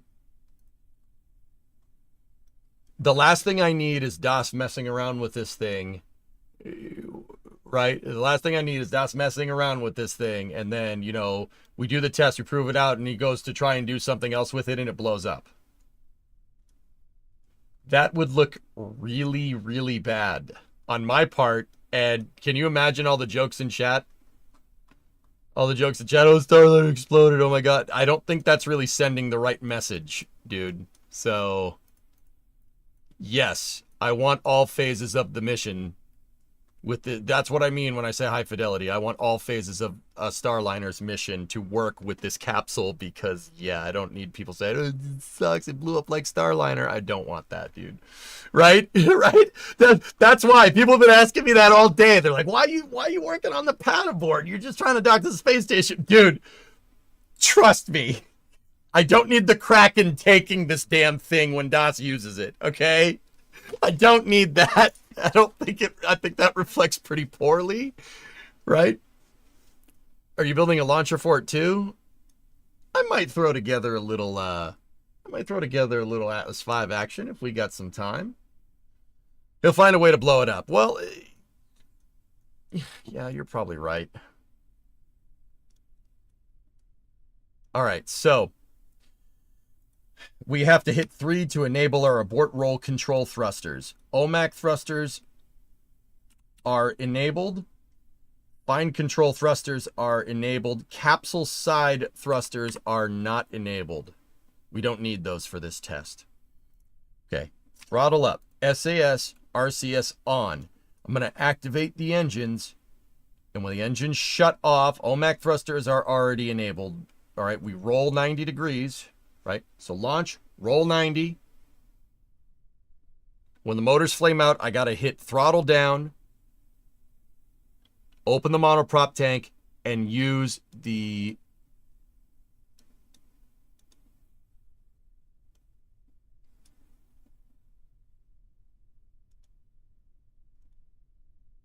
these OMAC thrusters need to be enabled for yaw, or else they're not going to do anything. Orbital maneuvering and control thrusters, the big thrusters, those ones. If they're not enabled for yaw, then that's not going to work. Okay, cool. Now they are. All right, let me just go over it again in my head one more time. Engines ignite, roll 90 degrees. Motors fly up. Motor flame out. OMAC thrusters, I already enabled them. Throttle down, enable the tank. Flip the capsule over as best we can. Nose cone, drogues, mains. Try to get the capsule nice and stable. Jettison the service module last. Okay, I got it. Let's do this. Yes, Doom. That's what I'll probably ultimately implement. Okay, ready? 3, 2, 1.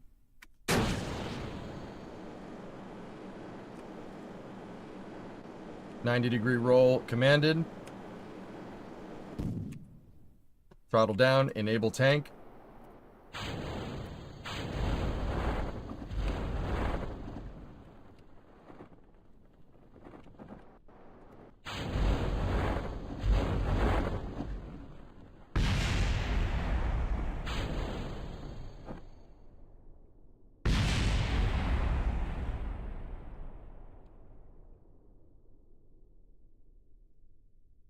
It still didn't like that separation, and I'm not 100% sure why. That was decent. But do you see how it jittered a little bit during SEP? It wasn't the biggest fan. I'm really just unclear on what this heat shield is fouling on. I think it's on the fairing. I think the fairing is just a little bit too close.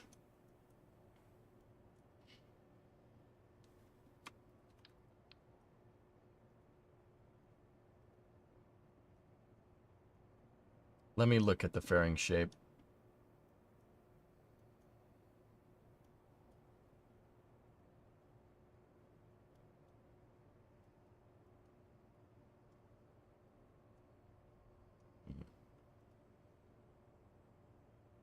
Do you have a space station for him to dock to? Yes.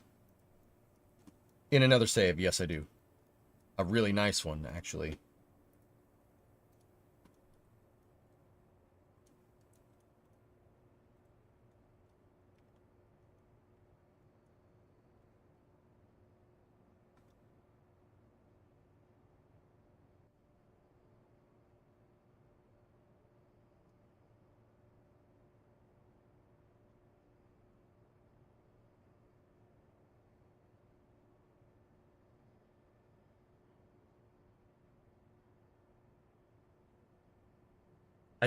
I gotta get more burn time out of these damn puff engines.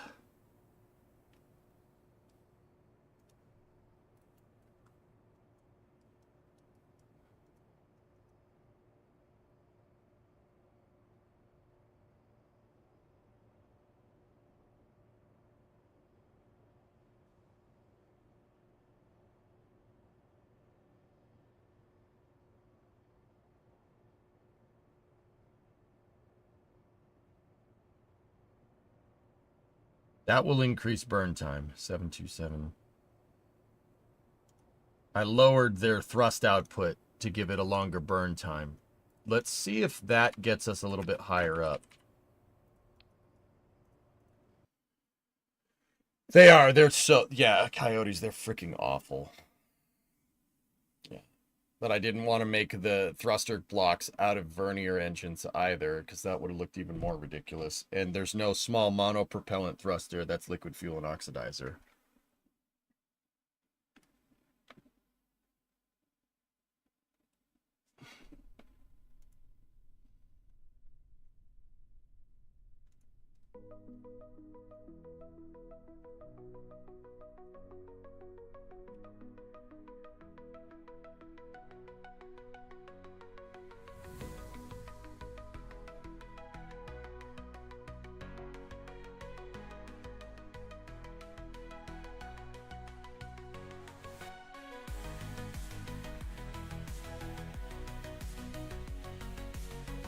Okay, ready? 3, 2, 1. That TWR was atrociously bad.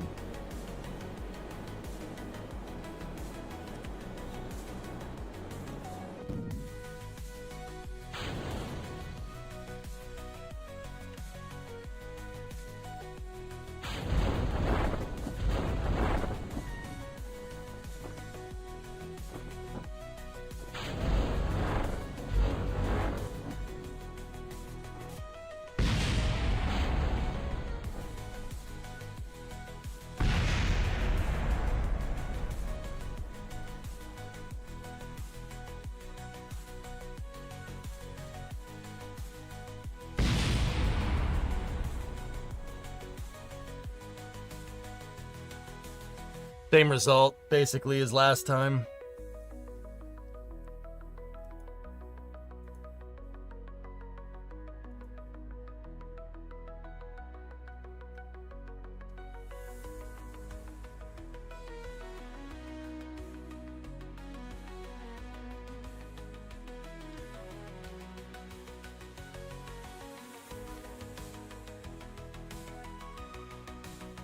And that's why it's so important to get the abort right.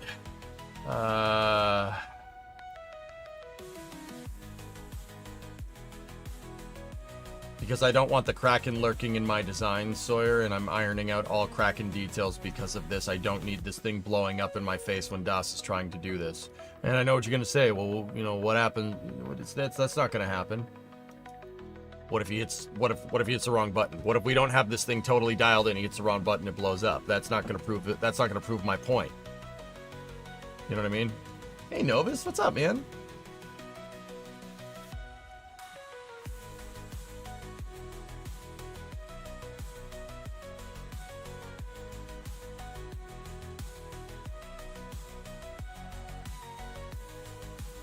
Yes, we won like the old days. Indeed. I'll never hear the end of it, Sawyer. Believe me, I know Das. He'll find something. And I'm not going to allow that to happen.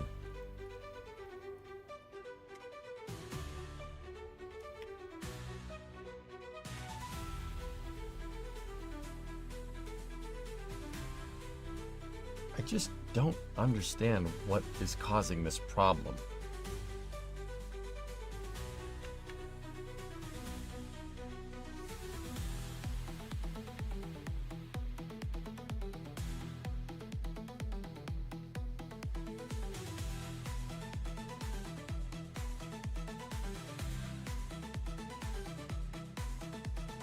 What about part count? Is he playing at home or on the road? I have no idea. Yeah, he's a little out of practice, that's for sure. Alright, guys, I'm just gonna do a quick test. I want to do a quick test with the service module kind of backed off, just to be absolutely sure that the rim of the service module, so that the service module heat shield interface is what's causing us problems. I want to make sure it's not the pod. I'm pretty sure it's not the pod, but you never know.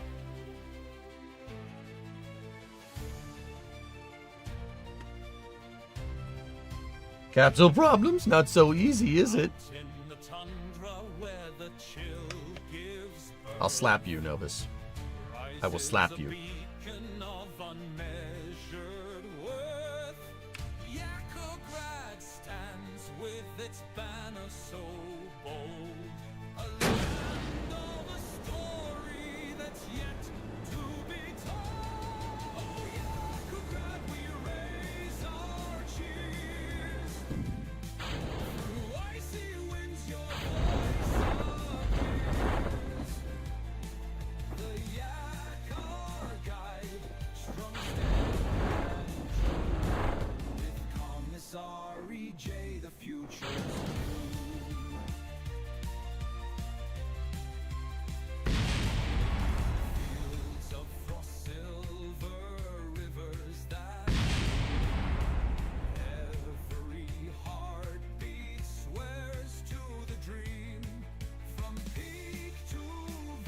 Yeah.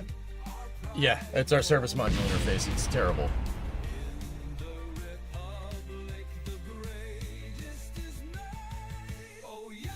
Careful, he may be lurking. He probably is.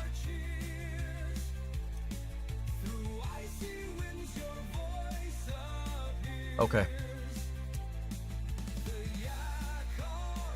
Game time decision, bros.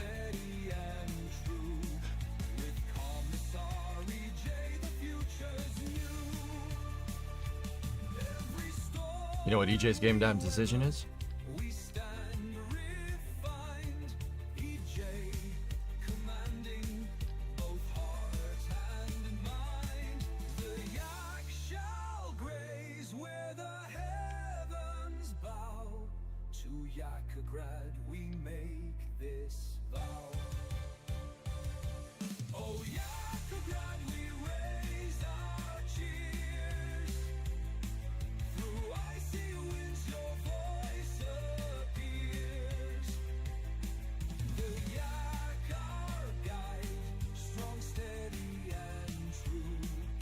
Wait 6 months to let SpaceX do it? No comment. I'm not saying nothing.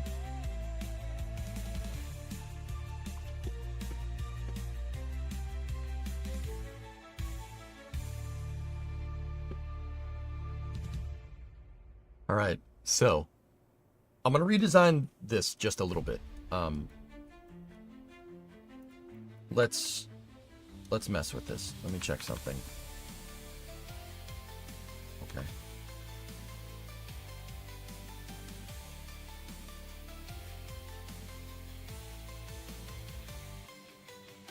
Gaze up high, there's a rocket in the sky, blasting off to space, leaving Earth behind. EJ stream brings you the latest scoop, every launch, every loop, joining this space troop. I just saved a new revision. I need to see what the collider box is on this heat shield. Alright, cool. So, I'm gonna go over here. Let's bring out our rulers again that we were making previously. We gotta measure some stuff.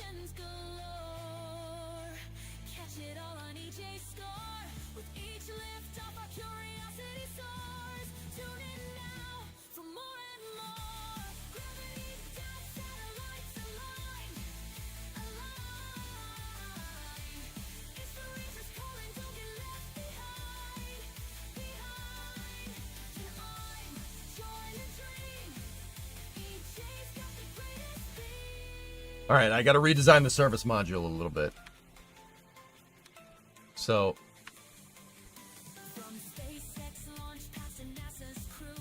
I'm going to use this to measure stuff. These are, you know, 2 struts between a cubic octet. I use this a lot as an editor tool. I call them Tessa rulers because one of my moderators, Quintessa, was the person that figured this stuff out.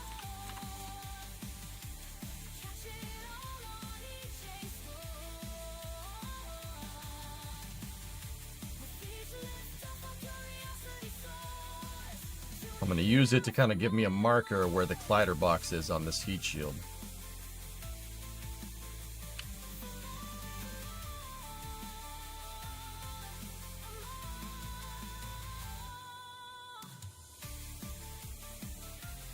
That's basically close enough.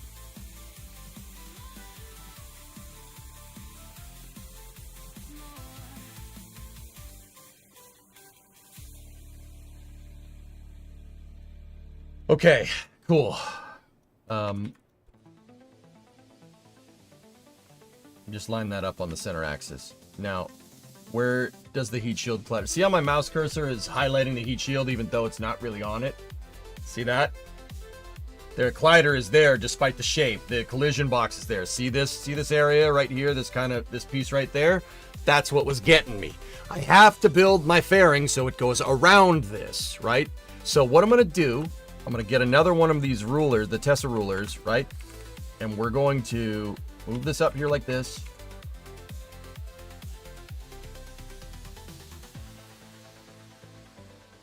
Move this one back. Absolute snap that way. It'll give us a horizontal line. Now, we're going to go in here.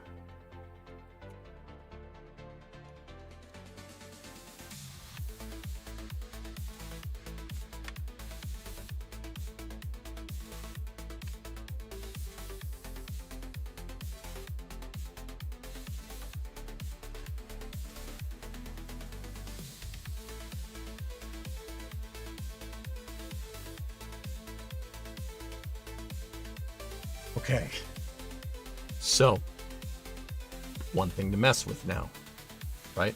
That's where that collider is up there. That doesn't necessarily mean that that's where the collider is anywhere else. Do we know if this collider is a perfect cylinder? It's a cylinder. It's not a rock, it's a cylinder.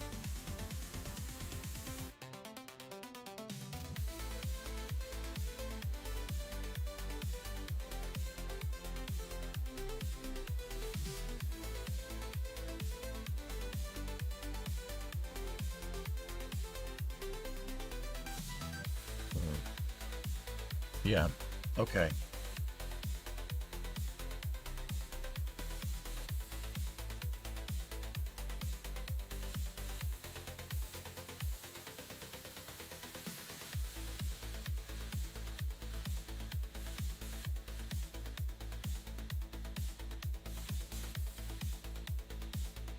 There's the point.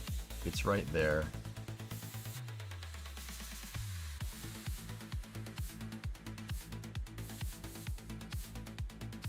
Okay, cool. So the collider box, the topology count on the collider box is basically this. It is half of the rounds or the edge, the faces around. So you see right here on the heat shield, you see how it's kind of straight right there, and then it's kind of straight right there. The collider box goes from right there to there. Easy peasy. This is not hard to fix. Or not hard to show. I can show exactly using these rulers. I could basically plot out and extrapolate exactly where that heat shield collider is, so we could be absolutely sure that our fairing is not going to hit this thing when it separates. That might mean I need to make the service module a little bit of a wider diameter, which is fine. It'll look fine. It'll look okay. It's okay. So give me a moment. We're gonna do some trickery here. I gotta sneeze. It's turbocharged. All right, so give me a cylindric piece that's easy to rotate like that. There we go. Cool.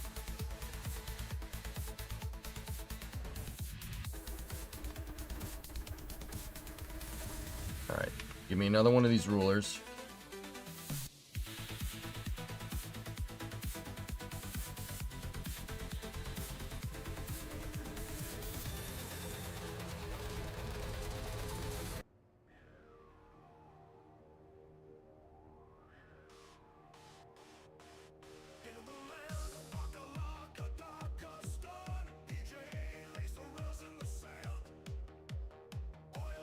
Okay.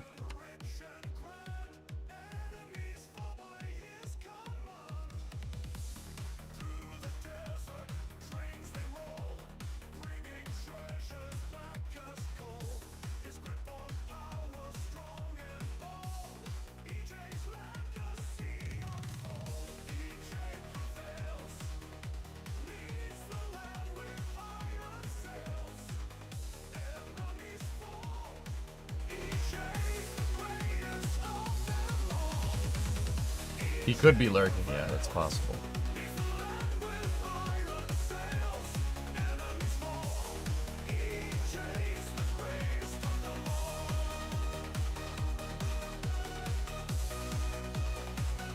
Never mind.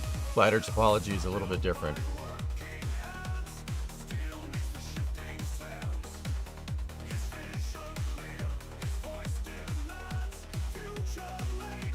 All right. So, it looks like, from what I can tell,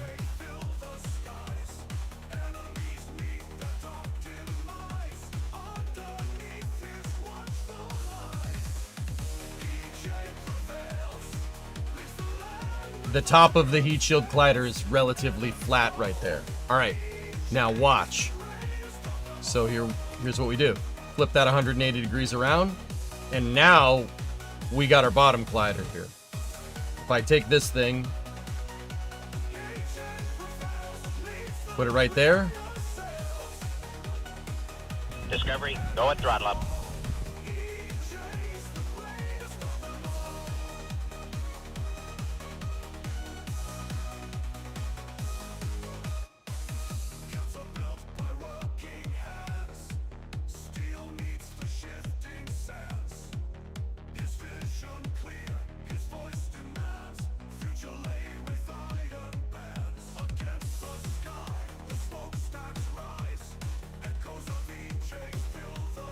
Yeah, okay, that's right. Now we just got to see how wide this particular piece is.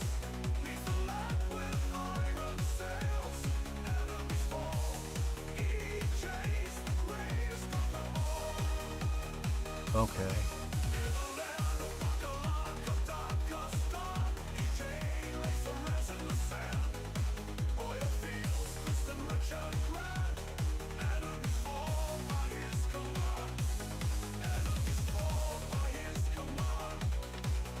You know what? I got a better way of doing this.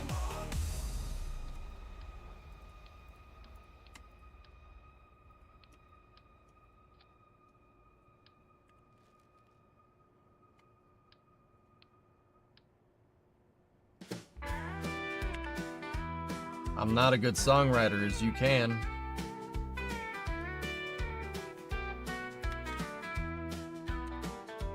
When you're curvable stuck in space, so you're trying to get to the MSC race, one man has all the clues to help you solve your blues. EJ is his name, and rockets are his game. Balder than any man, crazy creations are his plan. Cities, Kerbal, and workers, they are at his command. But oh God, that's all I can think of. Chat bothers him all day and night, but Eej always puts up a fight. Weird impressions, internet memes. EA is always so extreme. I'm not a good songwriter, as you can. As you can.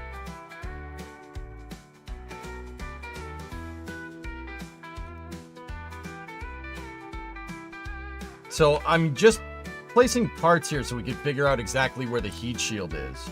And now, by separating, doing 1 degree of separation here with this, all we got to do, if we want to extrapolate where the bottom edge of the heat shield is, at least the collider, we can just absolute snap that into position. Crazy creations are his plan. Cities, Kerbal, and workers, they all are at his command. I don't know if that's all I can think of. Chat bothers him all day and night, but he always puts up a fight. Weird impressions, internet memes. He's always so extreme. I'm not a good songwriter, as you can hear.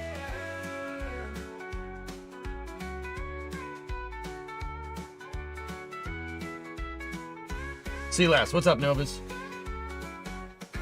Thoughts on the hearing today?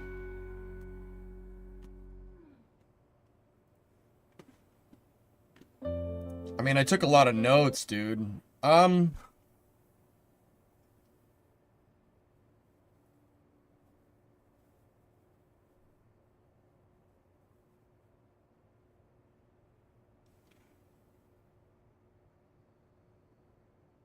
I didn't mind what I heard, but dude, I can't help but think that they didn't really ask great questions per se.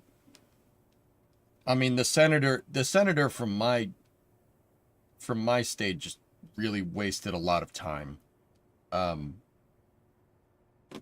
Yeah, that like I really wish they'd cross-examined Rook a little bit more, but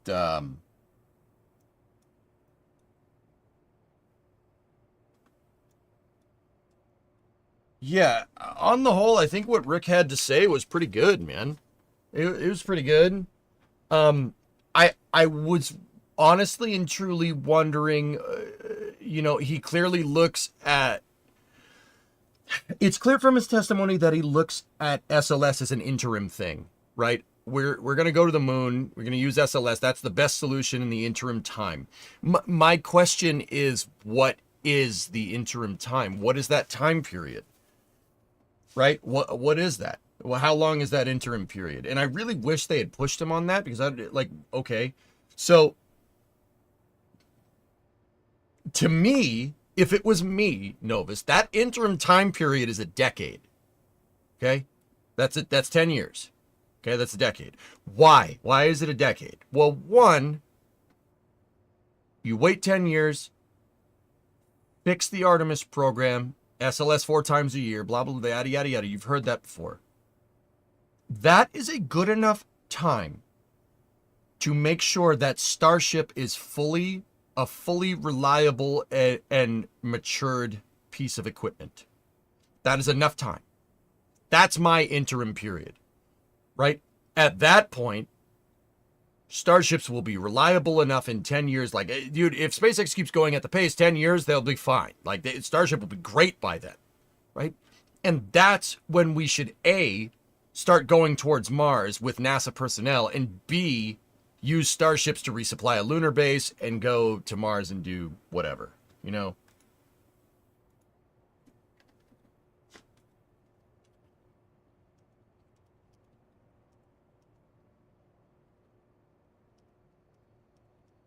So my question is, what's your interim period? What does that mean? How long of a period is that? I was hoping for a question on the EUS. There was a lot of talk of the lunar infrastructure and presence, but not much in the realm of brass tacks on what that looks like. Exactly. Starship should have 2 starships on Mars in 2024, according to Elon. Well, of course, Simon. Yeah, and dude, don't get me wrong. I want SpaceX to do it. Abso-freaking-lutely, man. Yeah, great. I would love that. I mean, who wouldn't, right? But Starship is not a matured end-to-end system for people to get to Mars anytime soon. And that's by SpaceX's own admission. Not that that's a bad thing. It's almost like when you design the most complicated launch vehicle that just happens to be fully reusable, and build out the infrastructure for that launch vehicle to have the dexterity to go anywhere in the solar system in the future, it's going to take some time. I think SpaceX is cooking, and I think they'll do it. That's just going to take a little bit of time to build an architecture, a spaceflight architecture around, right? Just because we could send Starships in 2024 with, you know, dude, don't get me wrong, that's a huge W. I please do it. Freaking do it, bro. Like, but you're not designing a full crew NASA presence to the surface of Mars and back in 2024. So once again, that goes back to my question, Simon. Like, what is the interim period where we're using SLS to push the forefront of human space exploration? And when does this, you know, handover to Mars, Starship, when does that happen? What does that mean? I mean, personally, I wouldn't do that. Personally, you know, you build out SLS over the next 10 years, and then you have SLS and Starship. Starship is great for logistical resupply.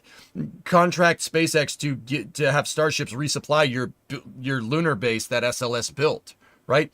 And then use SLS to move gigantic infrastructure to Mars. Use SLS to launch deep space probes. Use SLS to build new space stations. You know, and I know what people say, well, Starship can do that. Yeah, that's great. You're not wrong. Starship absolutely can do that. But you got to remember, SpaceX is building Starship as a logistics vehicle. It's not a Saturn V. It's a logistics. It's much more like a 747, right? For space. And that's fine. That's all fine and dandy, right? There are other ways to move cargo around the world other than a 747, and people for that matter, right? SLS can be used for pushing scientific boundaries, and Starship can be used as our logistics for a Moon and Mars bases. It's totally doable, dudes.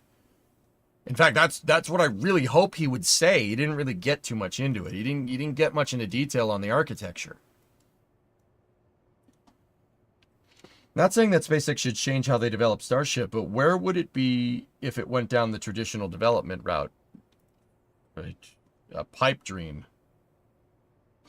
A pipe dream is the end of that sentence. On the whole, I think Rook's going to do good things, to be honest.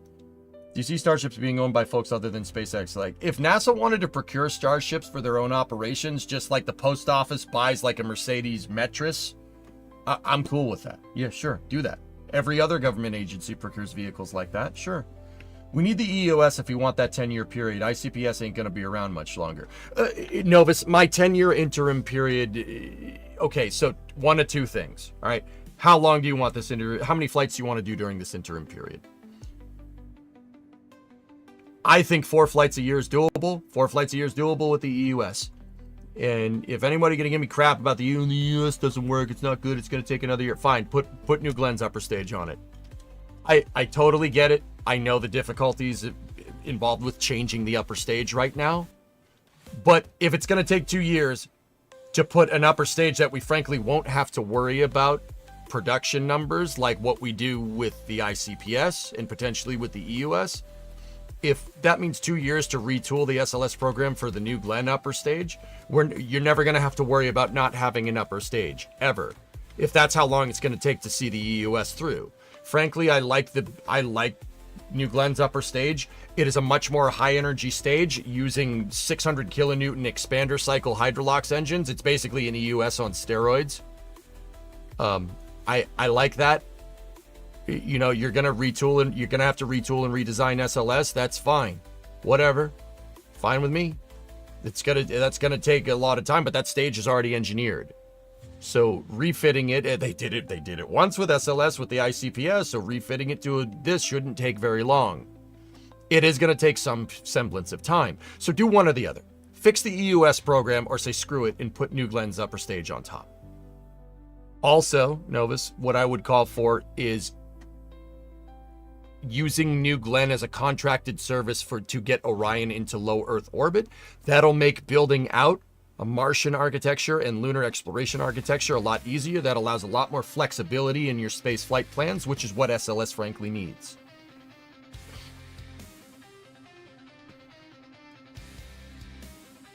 Starship upper stages are too heavy, John. They're too heavy for SLS. SLS is not designed to move a stainless steel pressure vessel.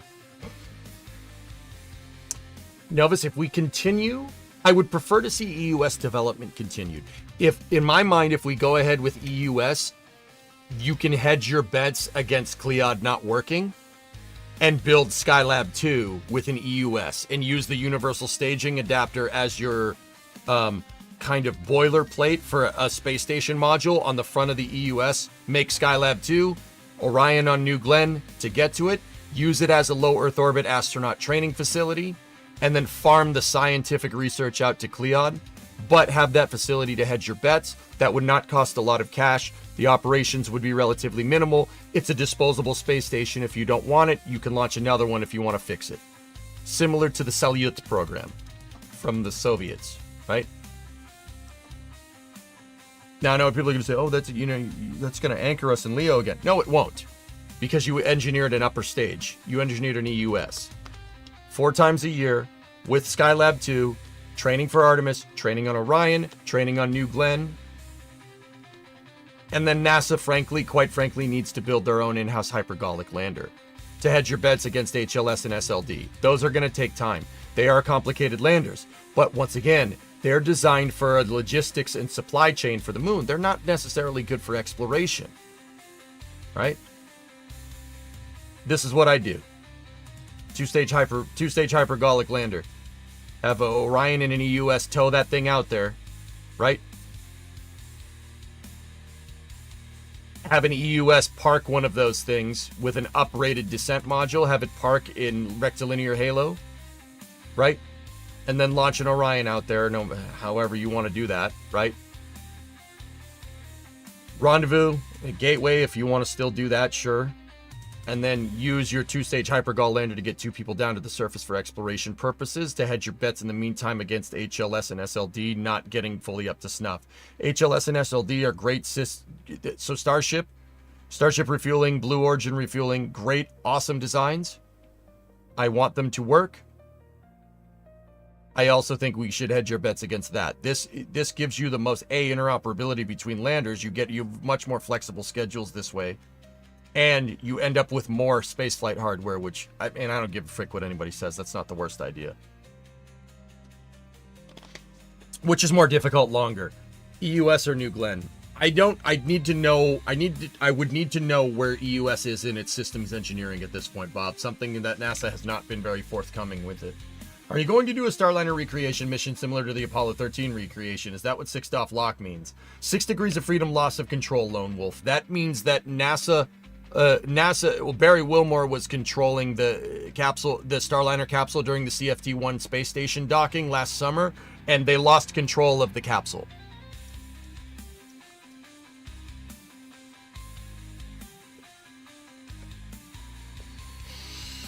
Sorry, bringing the conversation back here, I'm not sure myself on the context. What is wrong with the EUS in its eventual integration? EUS itself is fine as an upper stage TIGS, if you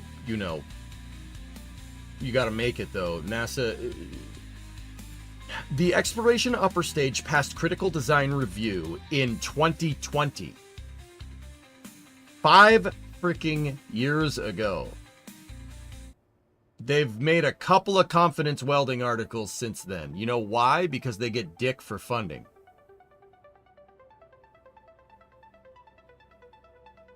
I kind of zoned out. Did you answer my question?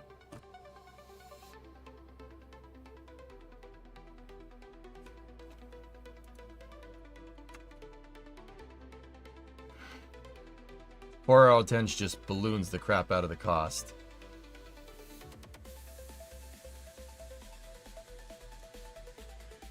ML2 just got Module 6 stacked. Cool.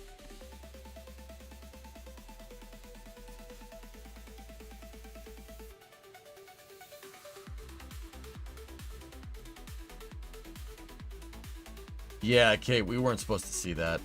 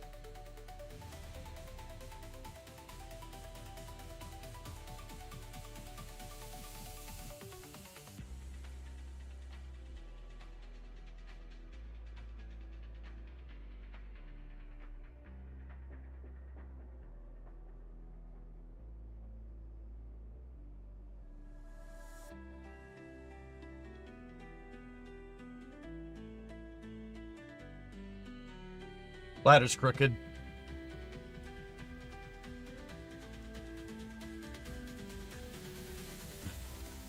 The heat shield platter is not a perfect cylinder, from what I can tell here. Either that or it's using a very, very strange geometric pattern here.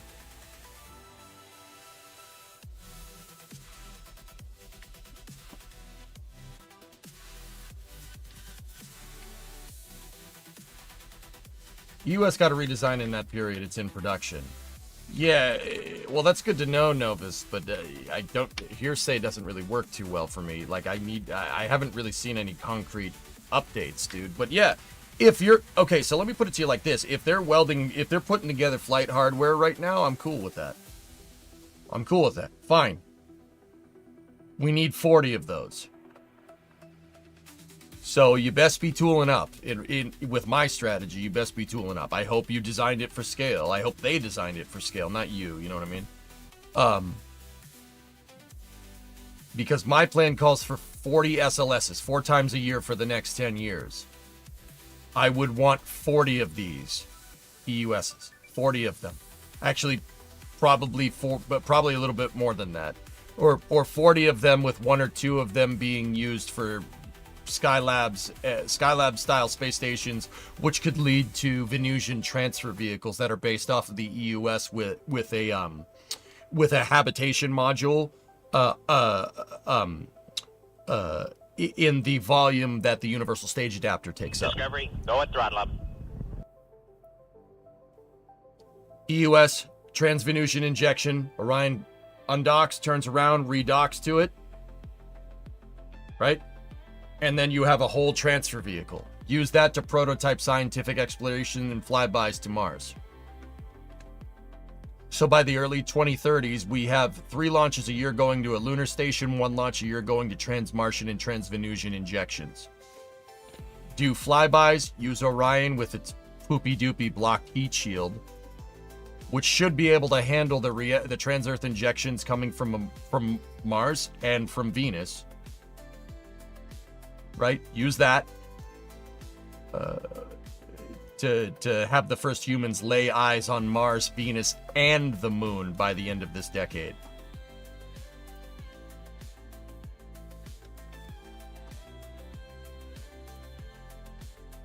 Could you open the heat shield up in Maya and look at the collider? Yeah, I could.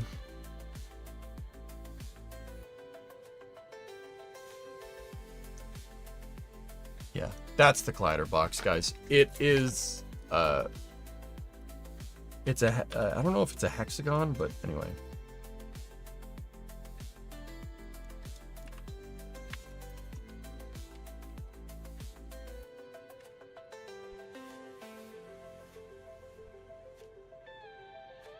Once again, I'm using the struts to draw the heat shield collider box so I can get a better understanding and idea of where my fairing needs to place so the thing doesn't blow up when we try to detach from it.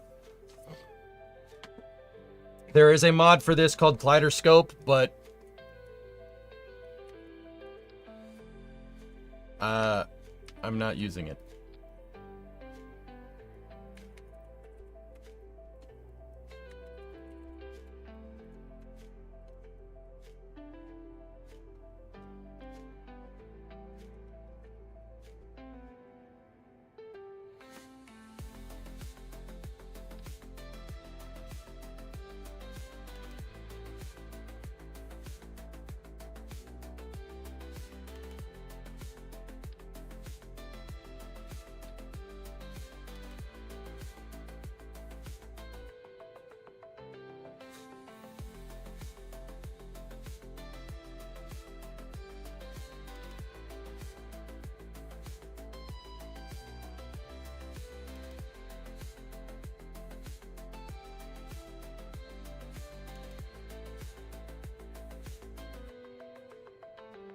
Octagonal, it looks like, from what I can tell.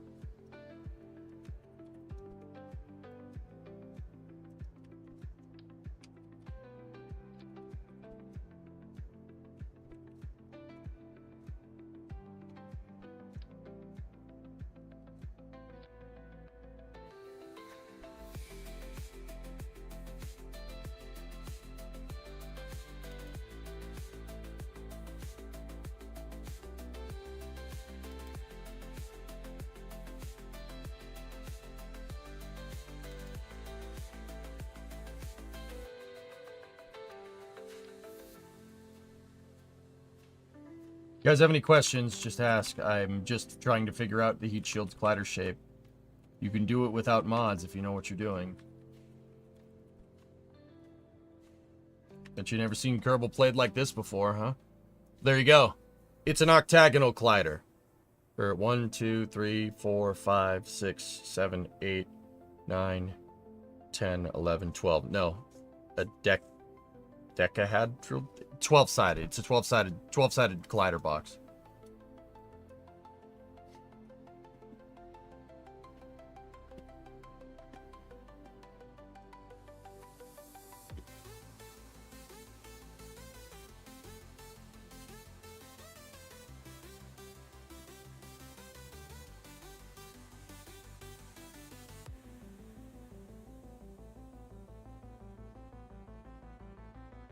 Come back and EJ has the poor capsule in a torture device. Quiet. Will you be posting the final build of your craft upload site? It's KerbалX, and yeah, I mean, sure. Alright, so now, let's look at our service module. Right, so take this piece, move this piece backwards a little bit so we can better see the collider, right? And now let's look at our service module. How much is it clipping into those struts? You see that? That's why this was blowing up. Look at it. It's clipping on the points by a long shot. That's why it was doing that.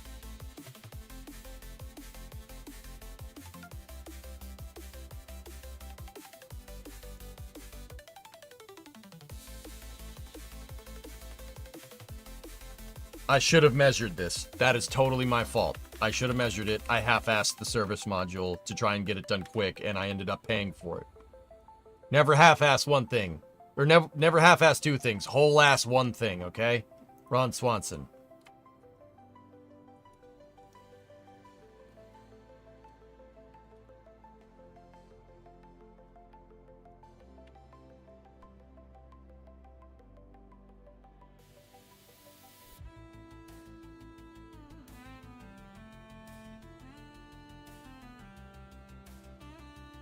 Okay, so that's good to know. That makes us absolutely sure. Actually, let me get this shape back there real quick. I just want to check one thing.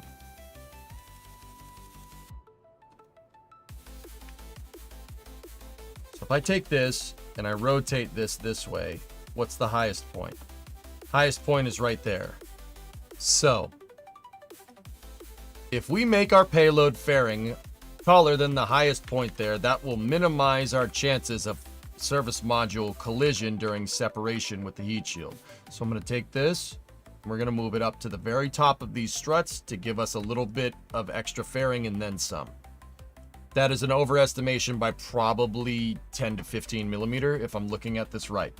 Not a lot of people know, in Kerbal, guys, in KSP, your editor, the editor controls, if you open up the gizmos, you hit snap to absolute, and then you turn snap on, you're moving in 10 centimeter increments. So if you go 1, 2, 3, 4, 5, 6, 7, 8, 9, 10, that's moved 1 meter, or about 3 feet 4 inches. Or 3 feet, yeah, 3 feet 4 inches is close enough. It's in metric. What do you want?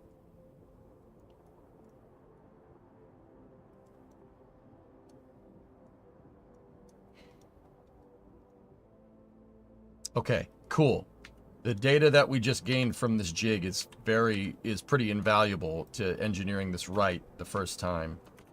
Hey, I want it to rotate back up to its upright position. All right, cool. Now we can move that down there for now. Cool. These lines show us the upper limits of heat shield collider on this axis and the bottom of the heat shield collider right there. That's perfect. That's all I need. So, what we're going to do, we're going to go in here.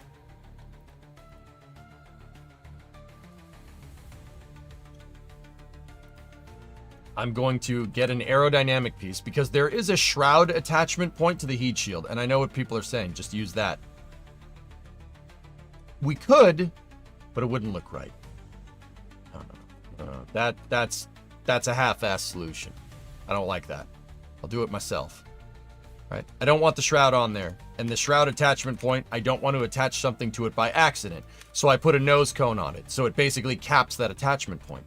Now, a lot of people don't know there's another attachment point down here. The heat shield has another one behind its shroud attachment point that you can use if you don't want to use the shroud point. I have a docking port attached to that right now. Why a docking port? Reuse. Obviously. Now, what we could do, I'm thinking about capsule, the Starliner is reused, so it jettisons its heat shield, but it also jettisons the SM.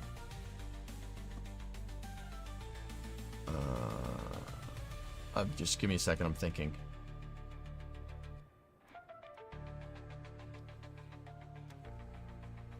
Yeah, the docking port being right there should be fine. A stack separator could be useful, but that means I'm integrating the heat shield and the service module to the capsule at the same time, which is not true to Starliner, how Starliner's processing flow actually works.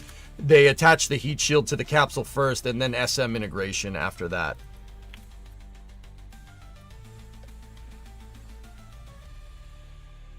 So the pressure vessel is made in 2 sub-assemblies and then bolted together. Yes, bolted together. They don't weld. Starliner's pressure vessel, not a lot of people know, is that it's bolt together. Yeah, it's the first of its kind. Actually a pretty dang revolutionary idea because you don't have to waste a lot of time welding. It's easy to put together. See these things? These structural hoisting points there? Those are the clamps that hold everything together. And then see how this looks like a clamp that attaches down there? It clamps the 2 parts of the pressure vessel together. It works. It works great. Never had any problems, did you? Pretty cool, right? So once they're done with that, once they get the 2 things together, they'll start working on the heat shield here. And obviously everything else.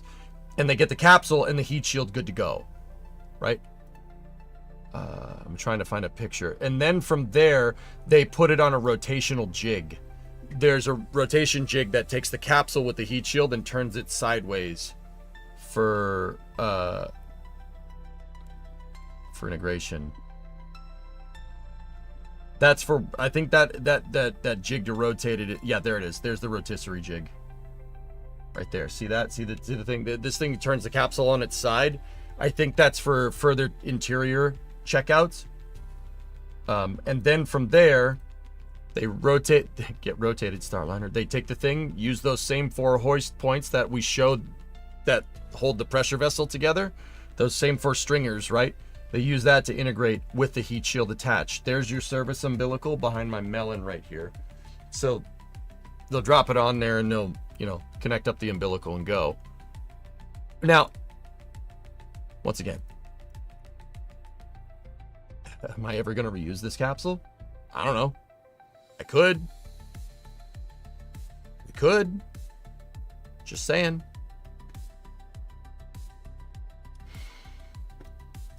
Weather Guy, 60-month resub. You got your worm logo, dude. Would you post it in Steam Workshop? Sure, if you guys want. Make a ship that looks like a frog. No, I'm making a ship that looks like a Starliner right now. I'm good, thank you.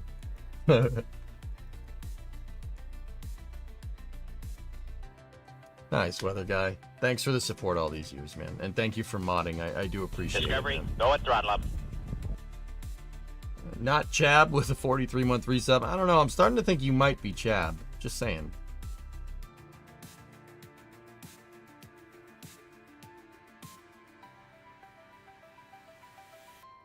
Love this place. I don't know. The numbers on GS2 look way better than the EUS, like by a bunch. 3 times better. Am I missing something? Article 5, yeah. I mean, unfortunately, the best time to choose to put New Glenn's upper stage on top of SLS, the best time to do that was like 5 years ago.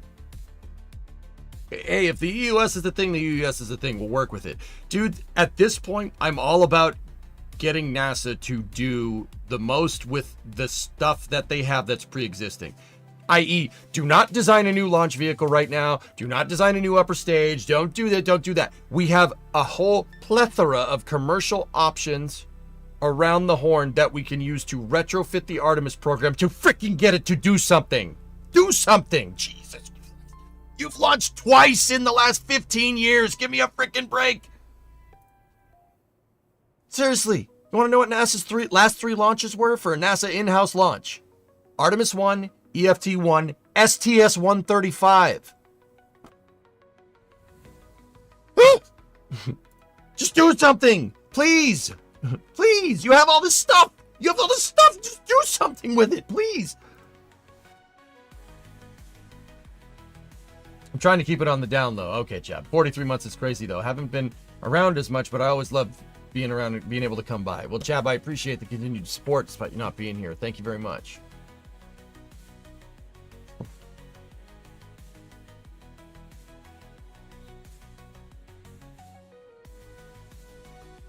Ares 1X was in 2009, guys. STS-135 was in 2011. Nice try.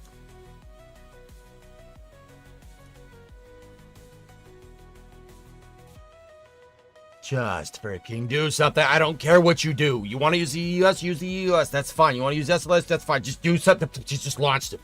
These are the love of God. Yeah, all systems. That's right.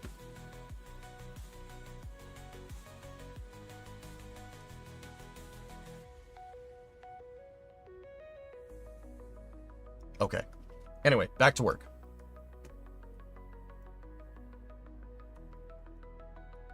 You know what I'm going to do, just to be absolutely sure, and to make this thing look pretty sweet? I'm going to line up the service module with that right there. Now, let me see. Let me go in here before I screw this up. Four-sided face, no ejection force. I don't want that on my pressure vessel. That's not great.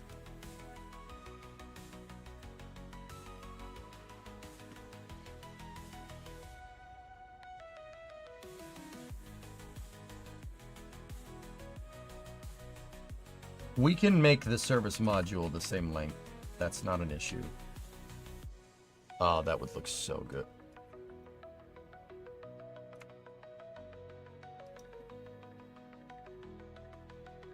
Huh.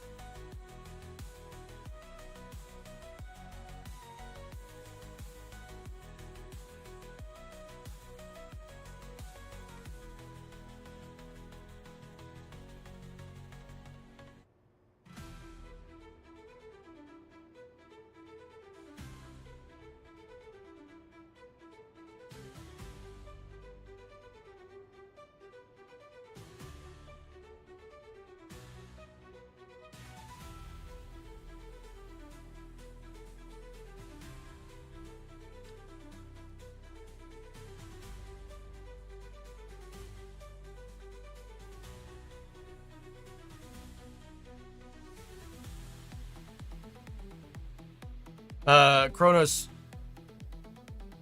UJ, I met you at Pima a couple of years ago. I don't know if you remember me, but I was one of the mechanics at the F-18 restoration hangar. I was moving an ejection seat behind you. Yeah, Kronos, dude, of course I remember that, dude. Yeah. Yeah, there was an F-8, there was the F-18s there. What else was in the resto area?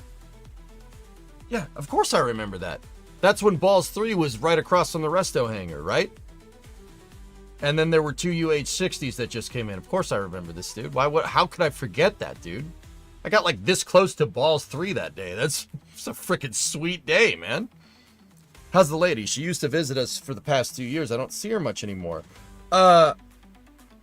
So my shop is not connected to my house. We moved and I live in a house now. But I have a barn that's behind, like kind of behind my house in the woods. So it's not connected. So Bree doesn't come up here that much. But yeah, she brought me dinner today, which was pretty cool. But yeah, she doesn't frequent the stream as much as she did when we were in the apartment, when she was like 20 feet away from me. Now she's like 300 feet away from me, you know. But anyway, it's good to see you, bro. Of course I remember that.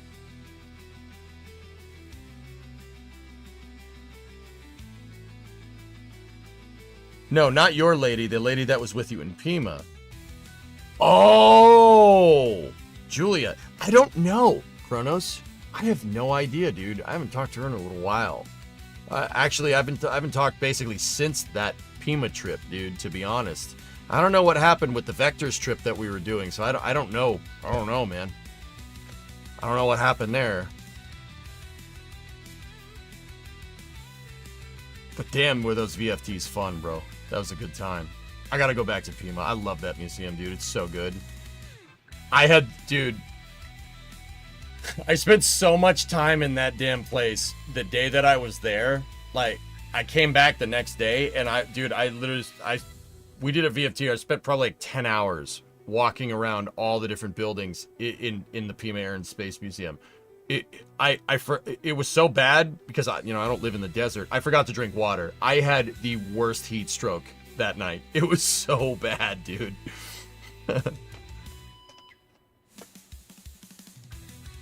Yeah, Cuban, that's fair.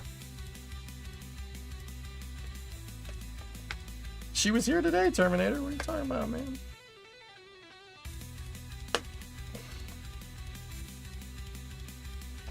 Kronos, I can't speak for the lady we were with, dude, but dude, I'd gladly go back to Pima if I'm welcome back. I don't know if I'm welcome back. I'd gladly do it, dude. Thanks for remembering, man. If you visit us again, you're welcome again to the restoration hangar. We have some A10s now. Nice. That's pretty sick. Dude, what Kronos? I'm just saying, bro. The planes are awesome. I love the planes, but I was very, very interested in why I found a barn full of 6BT Cummins engines sitting in the back there. What's that? What's that for? Also, A10 go burr because minigun, 30mm depleted uranium because frick you. No, I think I know the reason, guys. I don't. Why so many Cummins motors? Why'd you have a bunch of those? The reason is because the Air Force used 6BT Cummins shortened Dodge pickup trucks for airport tugs back in the day. Those also found their way to the boneyard, from what I can tell. Either that, or somebody at Pima stockpiling 6BT Cummins, and I am insanely jealous. Dude, there's just at Pima there is just barns full of airplane engines, and I'm just like, Saber had to drag me away that day, dude. He was like, "No, EJ, come on." I'm like,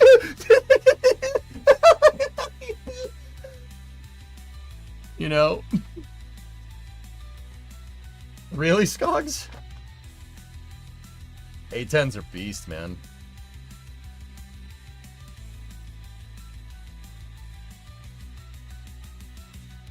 I insulted the guy. Yes, it revs high, but I'm not going fast. Yeah, right.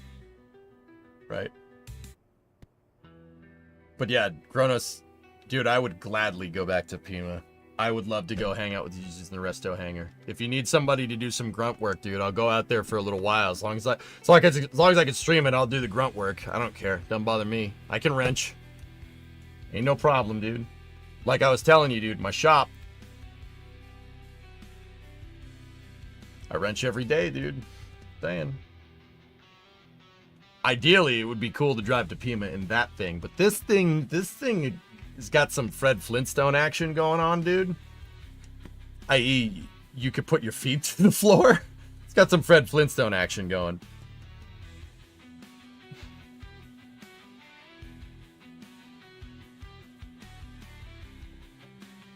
Couldn't find much public photos of flight hardware, but I found the latest LOC structural testing article. Yeah, Novus, we've been in the dark about it, bro. That's good, though. I'm glad. Good. It's good to see progress, dude. I was wondering what the frick's been going on for the past 5 years, but yeah. I think you need a new car body. It's just the floors and the trunk and the rockers and part of the rear quarters and part of the left rear frame rail and part of the rear valance. Taillight panel's still good, though. Trunk is still... The actual trunk itself is still good. The hood's good. The front left and right quarter panels are still pretty good. Does that help? Free air conditioner. It's speed holes. Yep. Yeah, I just need asbestos shoes. Yep, yep. Yeah, yeah, Yuri. I don't know what you guys call it over there, but if a car has the floors rusted out, we call it, you know, Fred Flintstone. You got some Fred Flintstone action. That is reassuring. I'm gonna fix it, dude. Don't worry, I'll fix it. We're gonna fix it on stream. I'd be working on it right now if we weren't working on this.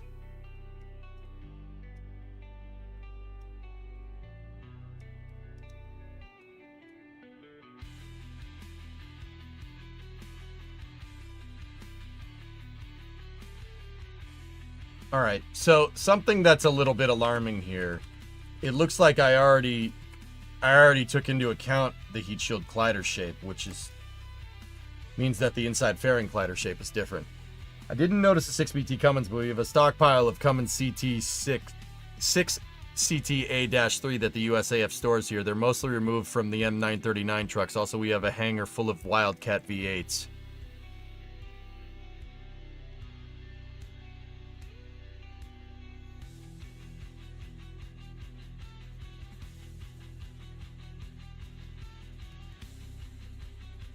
That's nice. You know, I love planes, dude, but I like cars as well. And see that's what was very hard for me at Pima, because it has like all of that, and I'm like,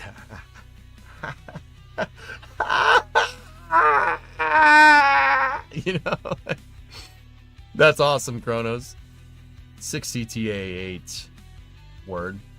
Yeah, the Wildcats. Start carts, bros. Start carts. That's why those are there. You should go rebuild one. Dude, John, that's fun. Dude, one time I you know, I didn't do this on stream, but I offered to rebuild the Chevy big blocks from the A12 start cart that's at the Intrepid. They didn't want to. They were like, nah. I'm like, bro, I could get those 454s running. It would be extremely loud, but I could get it running.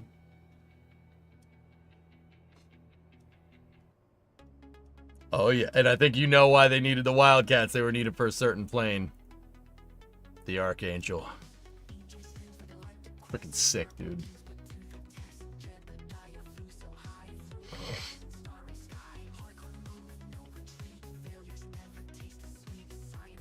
That's so cool. Yeah, Kronos, dude, I'll make my way out there one of these days. Again, I love FEMA. That, dude. This place is mint. It's one of the best museums in the country by a long shot. Guys, if you guys don't know what we're talking about, this is the Pima Air and Space Museum. I'll get back to this in a second. Like, I gotta figure out what we want to do with that service module. But, dude, it's in Tucson. Take a look at this place, dude. So this is an Air and Space Museum that is across the street from the Boneyard. Anytime the Boneyard needs to, you know, wants to get rid of inventory, they bring it over to Pima. This is Pima right here. Look at the hardware, dude. There is no other place around where you could see a B-50 next to a C-135, next to a B-47, next to a B-36, next to a B-52, next to another B-52. Canberra, B-58 Hustler. Dude, MiG-29. MiG-29. MiG-21, MiG-17, MiG-15.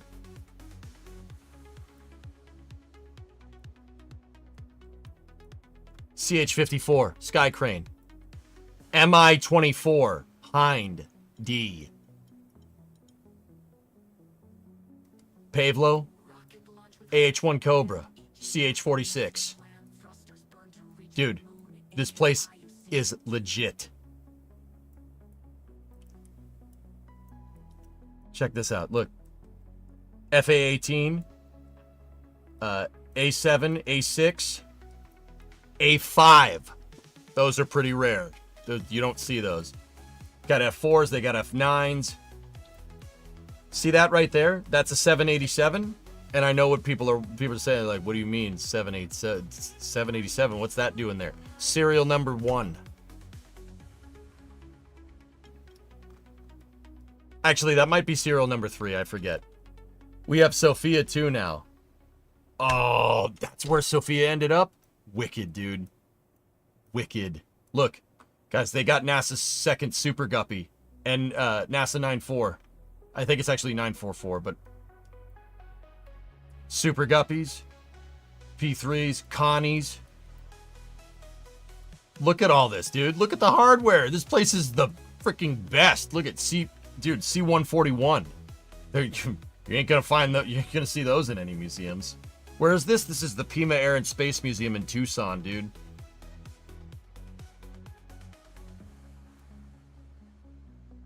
Did you see any P2Vs? Refresh my memory. What's a P2V?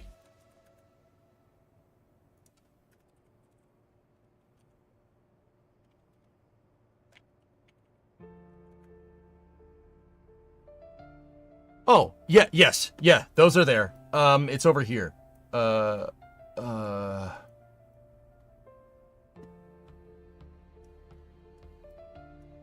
know dude, every plane. They have every single one. Dude, seriously. It's around. I forget where it is. That might be one right there. I spent days on a 141 pointing backward, crossing the Pacific multiple times. Right on. Dude, Saberliner. Look, the Saberliner right there. North American made a passenger plane to try and compete with Learjet. Saberliner. It's an F-86 that can carry people. Pretty cool, huh? Actually, you know what? No, scratch that. That's not a Saberliner. You're right, Rob Kopp. I think that's a Jetstar. Look at how big JRM Mars is. I can run over a wing and get tired. Wait. JRM... Dude, the flying boat? You got one of the JRMs. Oh, now I have... Dude.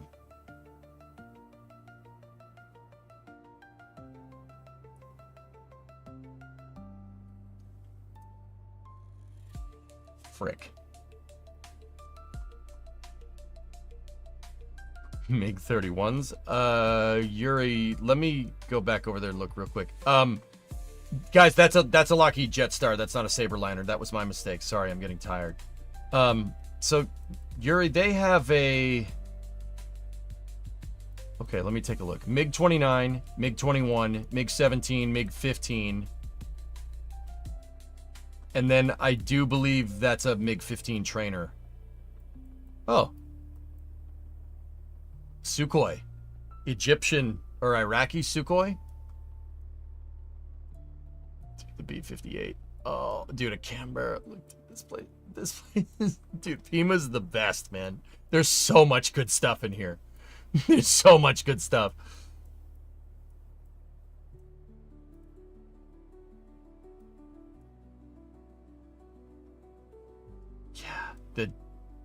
Yeah, freaking JRM Mars. Unbelievable. Dude, so this plane right here, I think that's a Convair 990, I think. That could be a Coronado. I know NASA used the Coronado a lot for transonic research. Could just be a C-135. Who knows? Dude, look. Check this out.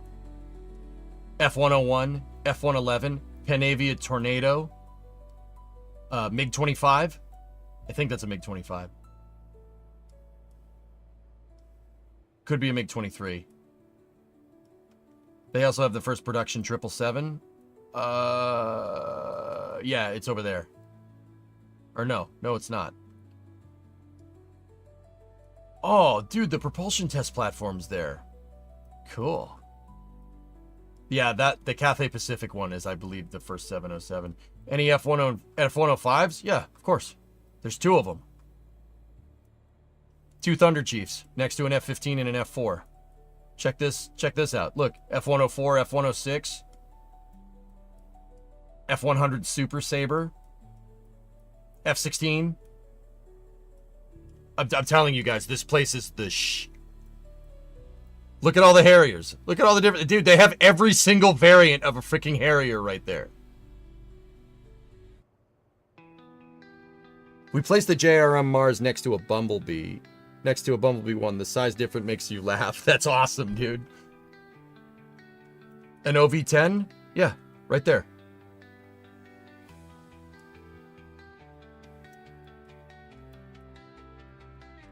Hueys. There's all kinds of stuff, man. There's even a French airliner right here.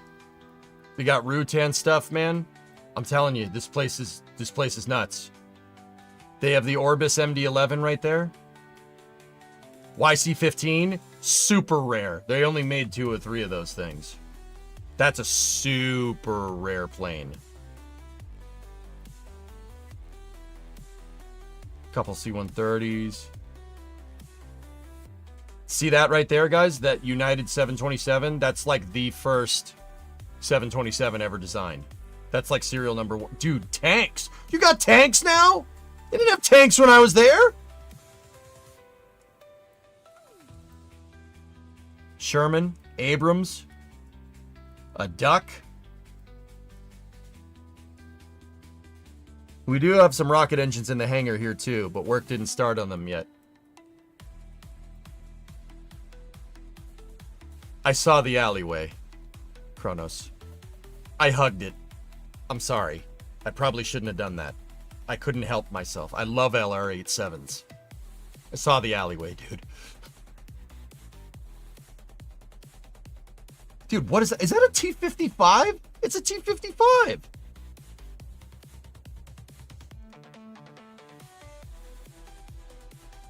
looks like an M60 right there. Oh, hello. Hello?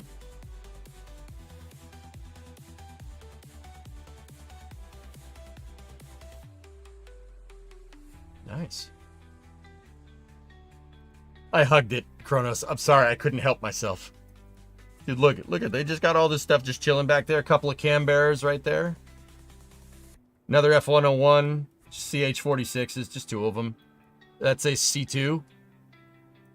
Or no, an E2, excuse me. I think. Where did Balls 3 go? Dude, an RB-57. A NASA RB-57. That's pretty cool, man. Dude, it seems like you guys have upgraded your stockpile a little bit since I've been there. Is that a... Dude, it's a sprint missile! Oh, Kronos, you're killing me. You're killing me right now. That's a sprint missile. Damn it! Now I gotta go back. Crap! Oh, this is bad. This is bad. Oh, Balls 3 is in the hangar right there. See that? See that?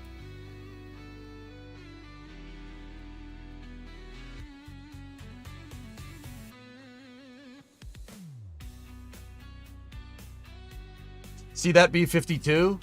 Serial number 3. This was used by the Air Force for high altitude research. That B-52 launched Neil Armstrong's X-15.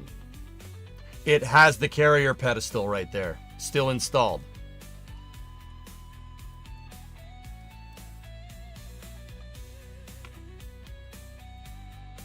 Exactly, Admana. It's a sprint. And also, where did that come from? That wasn't there last time. Dude, I gotta go back to FEMA. We gotta go back to FEMA. This is not okay. I gotta go back to FEMA. This is ridiculous. Look at all this stuff. There's the death trap right there. Bro, this museum has gotten so much better. And you know what's even crazier? All the stuff in the hangars. All these hangars are full of planes, guys. That one has a B-17 in it. B-17G, if I'm remembering correctly.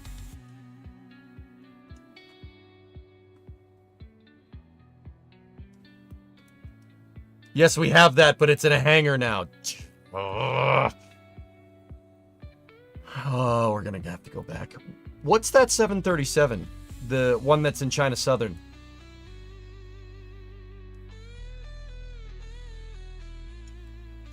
Yeah, maybe. Yeah, Dan, maybe. Lots of folks think Skunkworks only uses black or gray paint, but they also have blue. Okay. Okay, I'll give that one to you. Dude, this place is heaven. I love it.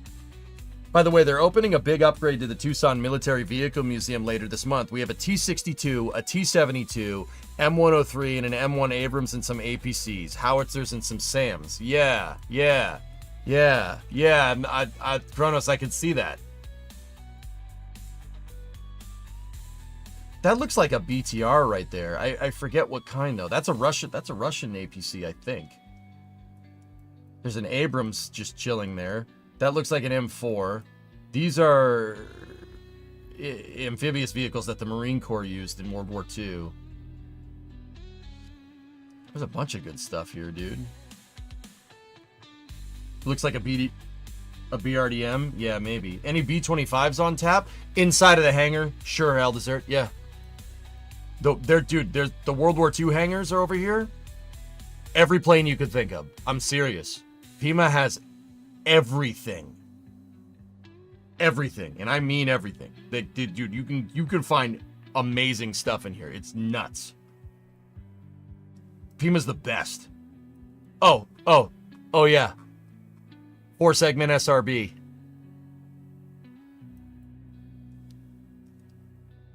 This design, that's an older version of SRBs. This design just really fell out of favor after January of 1986. No particular reason. So yeah, they have 2 O-ring Block 1 SRB sitting in the front yard. Because frick you. Of course they have an SRB. Why wouldn't they? I'm telling you, if you're in Arizona or near Tucson, go here. This museum is awesome. That's the space hangar in there. There's all kinds of good stuff in there, dudes. I won't say, I don't want to spoil it. There's all kinds of good stuff in there.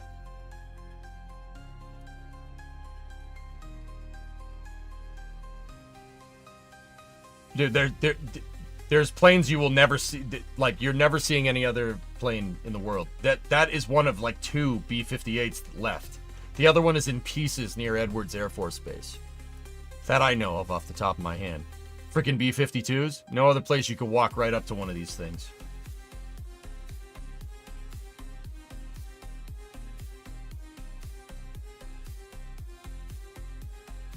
T-38 right there. F-9. I'm telling you, this place is baller. I love Pima. It's heaven. Guys, I spent so much time walking around looking at planes, I forgot to drink water because I was doing what I'm doing right now, and that was the end of that. No. Wait a minute. Bro. Who knows? Of course, Garfagon.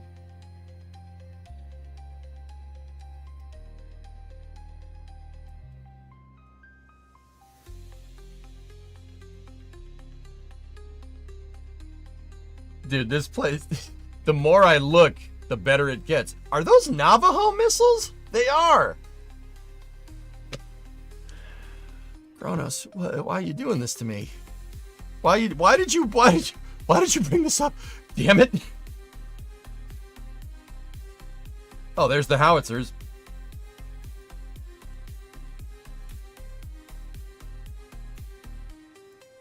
Drop tanks.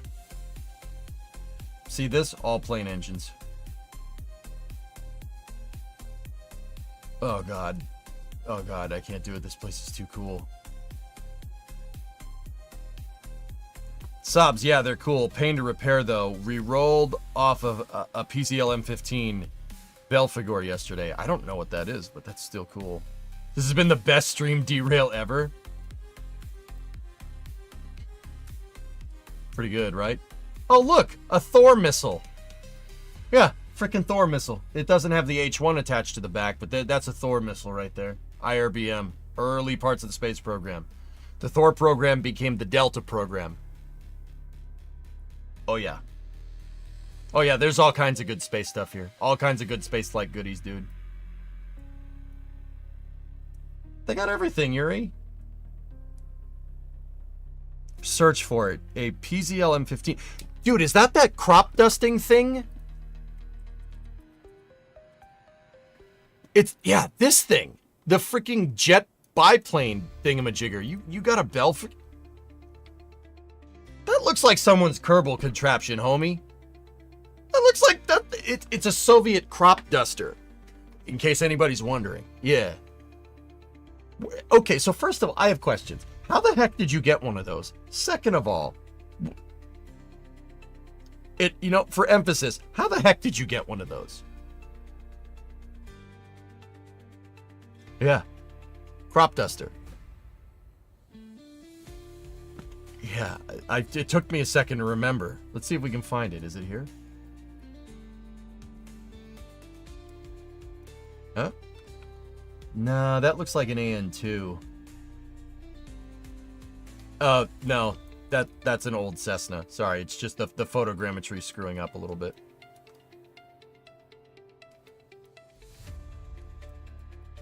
I don't see it. I don't think I see it. Hey, dude. Cool. Anybody know what that is? Dude, you get huge bonus points if you know what that is. It's a piece of spaceflight GSE. I'm wondering who knows. By the way, we repaired a common HH-43 and it's flying. No way, dude.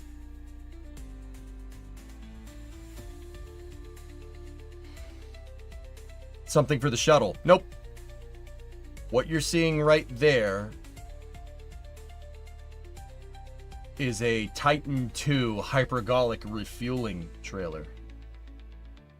The hypergolic refueling trailer would go to Titan II missile silos, and they would fill up the NTO and the MMH into the missiles.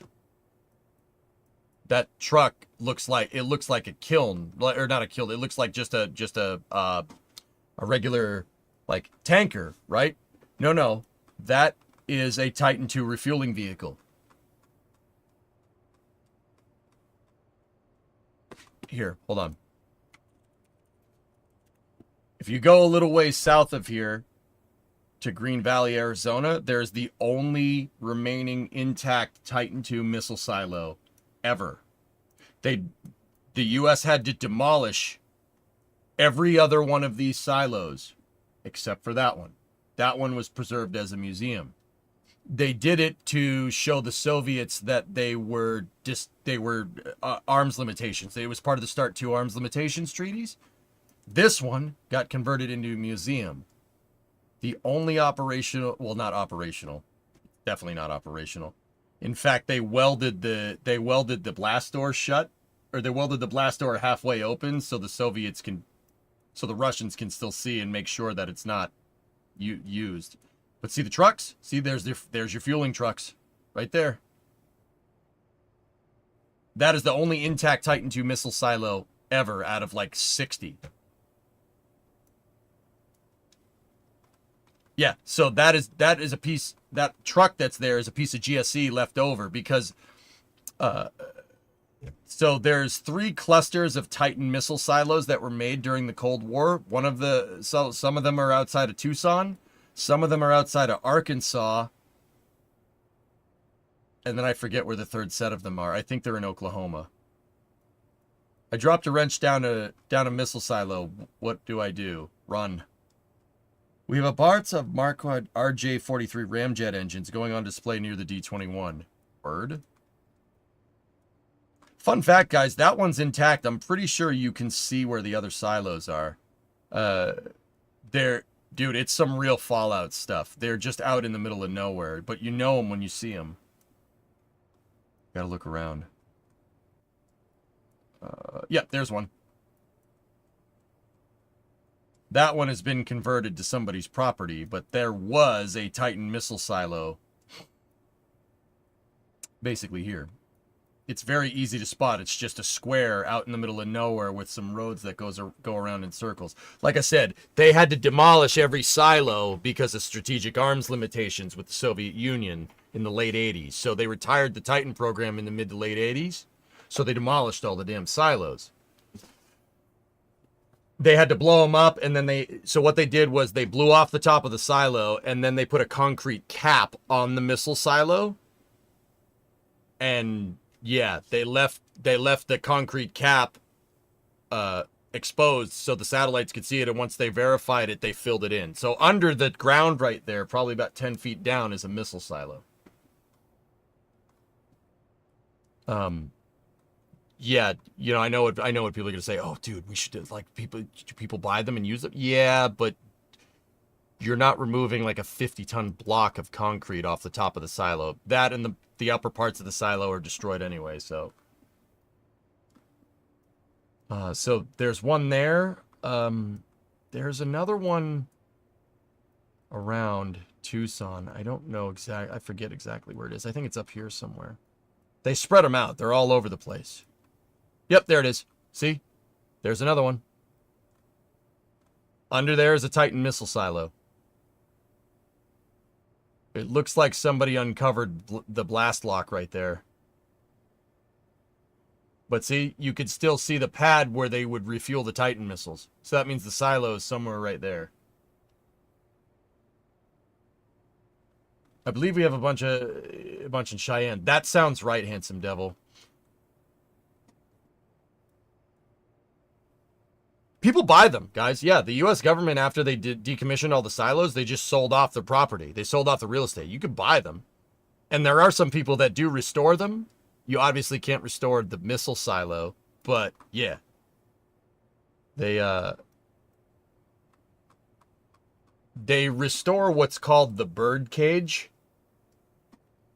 Okay. Little bit of a rabbit hole, or missile silo, whatever.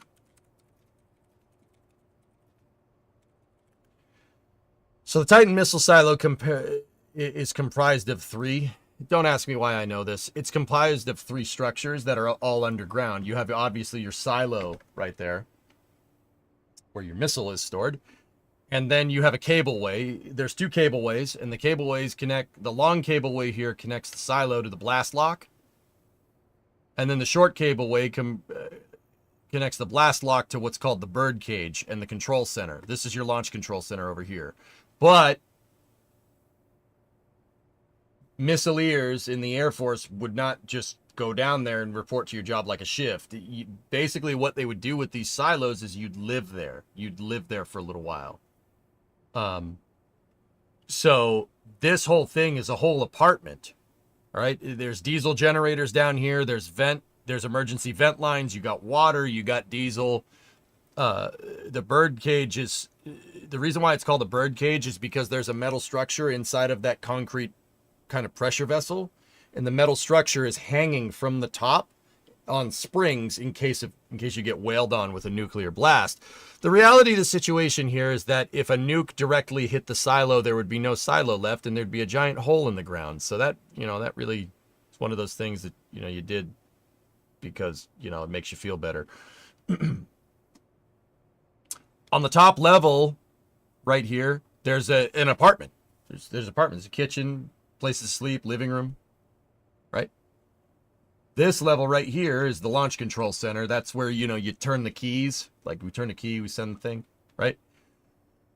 Bottom down here is your base, like your utilities closet. The diesel generators are down there. Power systems are down there. Everything's down there. And then you have, of course, your umbilicals that go to the missile. And then in between, you have blast doors, which is why this is called the blast lock. The blast lock has 4 doors. There's one that's covering the short cableway, one that's covering the long cableway, and then there's 2 gigantic, like 50-ton blast doors right there, which is why it's called the blast lock, that protect the stair. Like they basically lock. Like I said, they lock you in there. You live down there. You'd live down there for a little while. There's 2 gigantic armored doors that are NBC compliant. Nuclear, biological, chemical, in sequence right there. It's actually, dude, they're super cool. The remaining silo has Google Street View inside.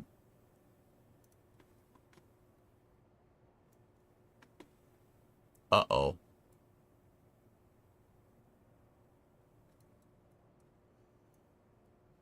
Oh yeah, this Titan missile silo has a Titan missile in it. It is the training missile test article. So that's like serial number 1. That was the first Titan booster ever manufactured, by the way. I've hugged its engines.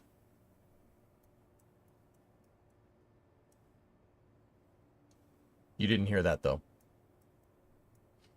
So, dude, the crazy thing is that this is a launch pad. There's a flame trench down here, and there's flame diverters.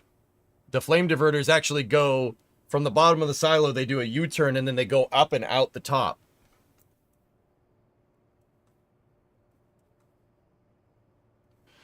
You'll note that there is emergency eye wash things all over the place because you're screwing around with hypergulls here.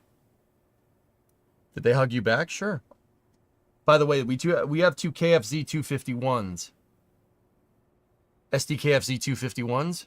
The guys managed to get the engines running again. That engine design is one of the weirdest I've seen in a long time. Germans. Am I right? I mean, the crazy thing about this is that this is a Titan missile. This is a launch pad. It's a launch pad that's underground, which is just crazy to me.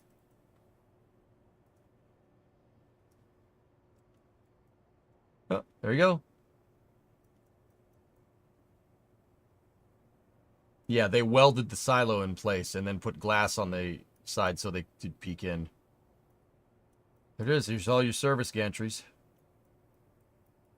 There's the this is the long cableway here. Note that everything is being suspended. All the cables and all the umbilicals that go to the rocket is all being suspended on, well, suspension. And notice that everything is painted hospital green. So before you get to the blast lock long cableway door, actually no, it's behind me. Well, it was behind me. That's all added. That wasn't supposed to. Oh no, that's original. Excuse me. So this is the look, scape suits, dudes, for working on hypergulls. They still use those to fuel up spacecraft all the time. Dragon, Starliner, they used them during the space shuttle. Those are scape suits because you don't want to breathe hypergulls. We know that, right? So there's a washroom here to decontaminate the suits if you're out doing work on the missile. There's your blast lock doors right there. There's two there. And I thought yeah, there's one right there. I thought it was the wall. There's one there on the long cableway, and then there's another one over here on the short cableway. Actually, that's it right there. This is Green Valley, Arizona. That's the blast lock. Those doors are, I don't even know how heavy they are. They're freaking heavy. The doors is welded, like welded castings. Yeah, it's heavy. So we're going through the short cableway here into the launch control center. There it is. Two dudes. That's all you need. Two guys to launch it. That's it. Can't launch it without the right codes, though. You guys want to hear something messed up? So, you know how missileers train? Every once in a while, they get a code transmitted to them. And they carry out the code. Is it the right one? Don't know. Might be the right one. Hopefully it's not. Pretty crazy, right? You need to have balls of steel to be a freaking missileer. No, yeah. Some war game stuff, dude. Yep. There's the, let's see, can we see where the keys are? Yeah, there you go. Where do you put the key in?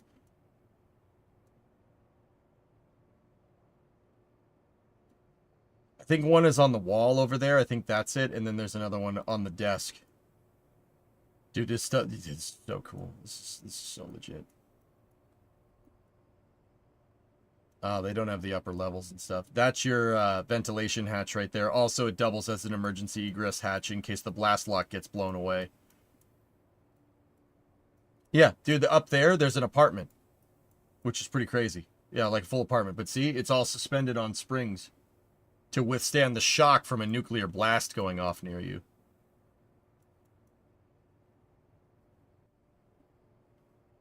Shall we play a game?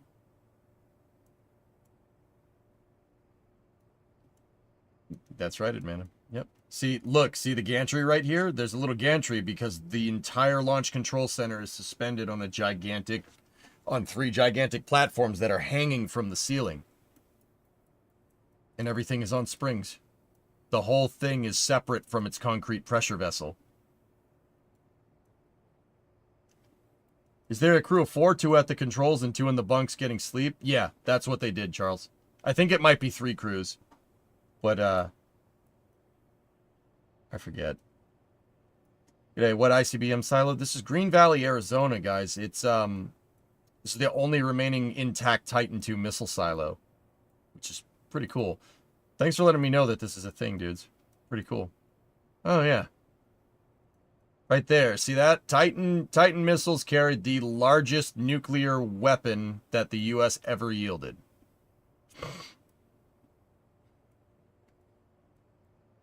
Ever.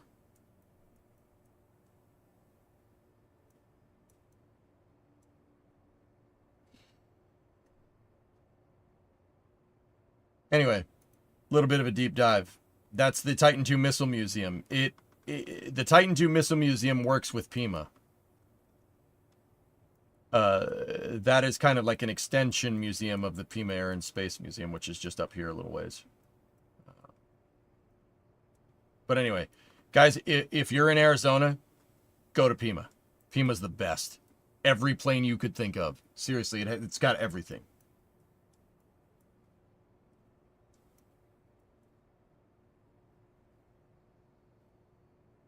The missile silos out of Vandenberg are sick. Yeah? Actually, Vandenberg has an intact Titan II missile silo, but it's been gutted. It hasn't been blown up, though. The test silos for the Titan missiles. Is that what I named Titan after? Dan, Titan was the name that whoever named him. But I'm not going to pass up on adopting a dog named Titan. Right? Now, Titan, my dog is from Tennessee. He's a rescue from Tennessee, so he was most likely named after the Tennessee Titans. But I'm going to go ahead and think, because he's my dog now, I'm going to go ahead and think that he was named after the Titan missile. Okie dokie? Yeah, cool, sweet. Couldn't pass up on that one. Sorry.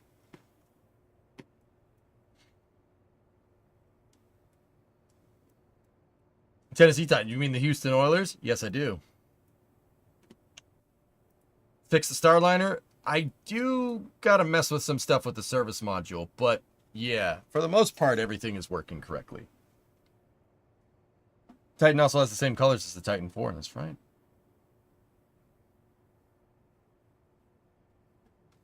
People live in them. Guys, you can look up on YouTube people restoring Titan missile silos. It's pretty cool. It's pretty cool, yeah. That's correct, Nader, yes.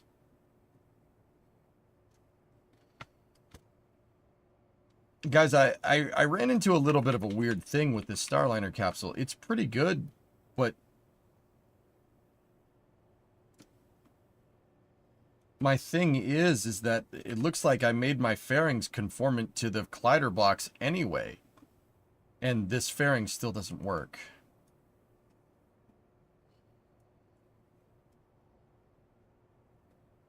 Yeah, Halengar, I got something. You just linked one. Yeah, already, yeah, there you go.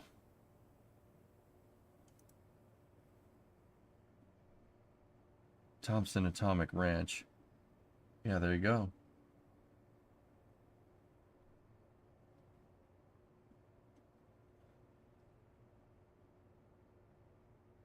Cool. I think I've seen this channel, but I'm not sure.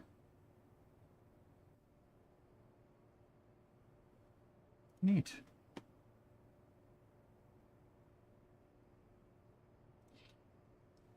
Oh, one more thing, RE Titan missile silos.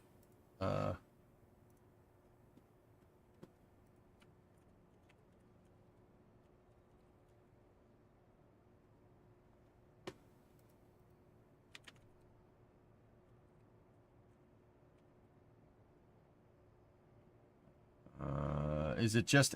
Okay, weather guy, you got it? Yeah. So on our multiplayer Minecraft server, we're far enough out of the gates that I was wondering if anybody ever put 2 and 2 together.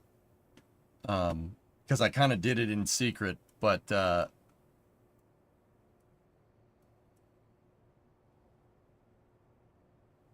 well, I'm sure you can figure that one out.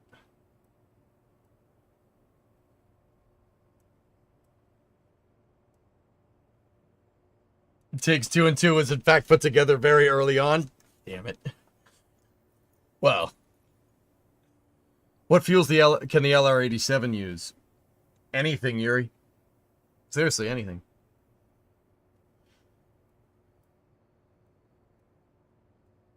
Hi, Lig. What's going on? Yeah, that's our multiplayer Minecraft server.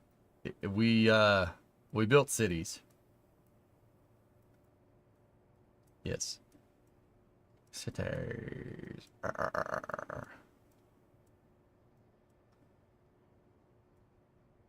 Oh yeah, and airports. Pretty cool, man. I remember saying something to the airport boys, but I didn't say anything because I was like, nah, he totally wouldn't do that.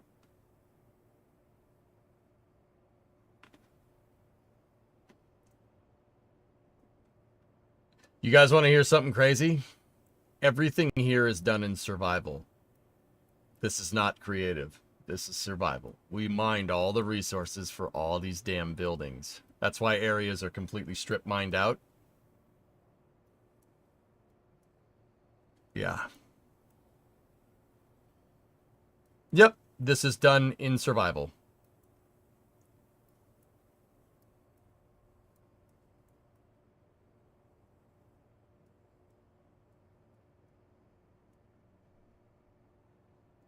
Some extremely talented people did this, and I started this server during the pandemic, guys, and I just haven't. I just can't manage. I don't have the time to play it, and I don't like that, but it is what it is. It's still live. Oh no, the server's been up the entire time. I've never took it down. I never took the server down. Just for what it's worth. Never took the thing down.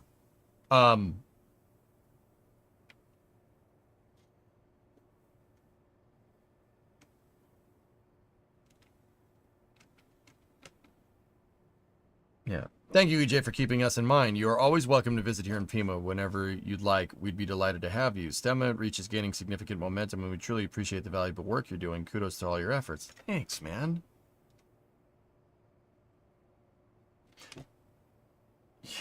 Cronus, shoot me an email. EJSA154@gmail.com. Shoot me an email, dude, so we can touch base. I'm serious. Dude, I mean, we got to look at all these fine people. I just showed up Pima on Google Earth. You imagine what happens. You give me a mobile streaming setup. We could do some pretty cool stuff, I think. You know. Shoot me an email, please, or tell me who to contact. Better yet, I'm not. I don't want to make you jump through hoops. Tell me who I need to get in touch with.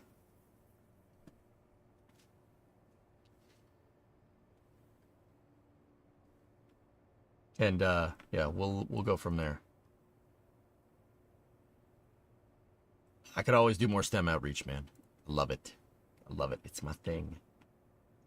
Because this stuff is goddamn cool, and we need to tell people about it, dang it.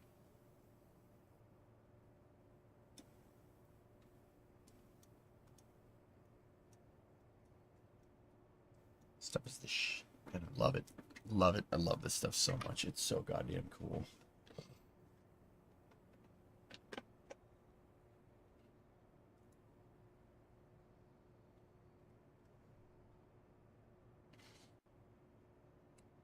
Send me SERV, you wonderful nerd. Oh, okay.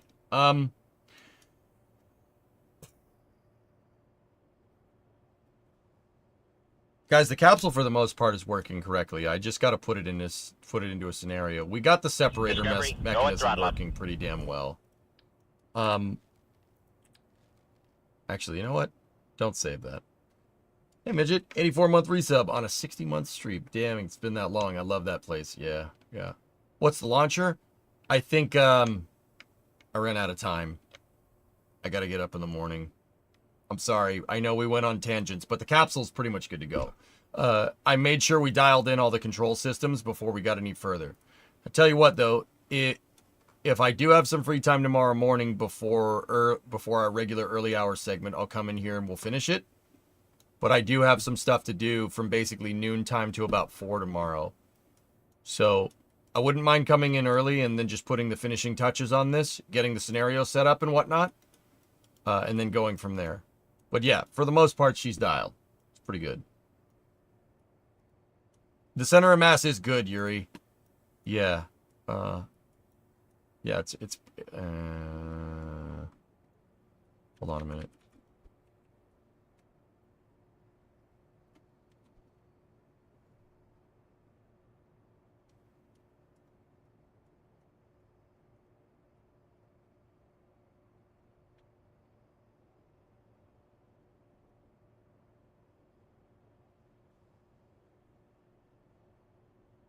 Yeah. Oh, it's offset because of this stuff. Sorry, excuse me. Ryan, what'd you say? So yeah, if you hadn't already seen it, the Goodyear rewrapped one of its blimps to the 1920s Pilgrim paint job. Yeah, I love it, dude. Yeah, it looks awesome.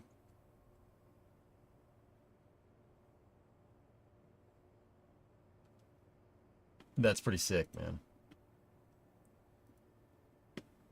Yeah, I actually saw that. Somebody posted about that on X, and I definitely looked at it. As always, keep up the excellent work. Okay, will do, and we're thankful. We might give access to some places. Wink. Dude, I'm in. Bro, I'm friggin' in. Especially since I enjoy playing your KSP VODs in the background while I work. Are you shitting me right now, dude? Well, that makes me feel pretty good about myself, Kronos. I'm not going to lie. That makes me feel pretty good. Give the good work. All right, brother. We'll be in touch. Let's get her done, man. You need another wrench down there, dude. I'll come down there for a week. We'll wrench on something. Let's get it going. Let's get her done, dude. I've always loved this missile. This video. I don't know what missile this is. That is a Russian. That's a Russian missile. I think, I don't know, guys. A Sarmat, maybe? I forget.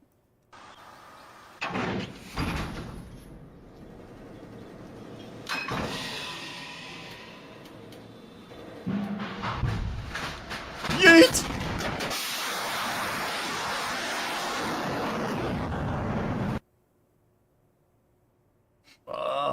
Hey, I'm streaming right now. I don't know if you noticed that.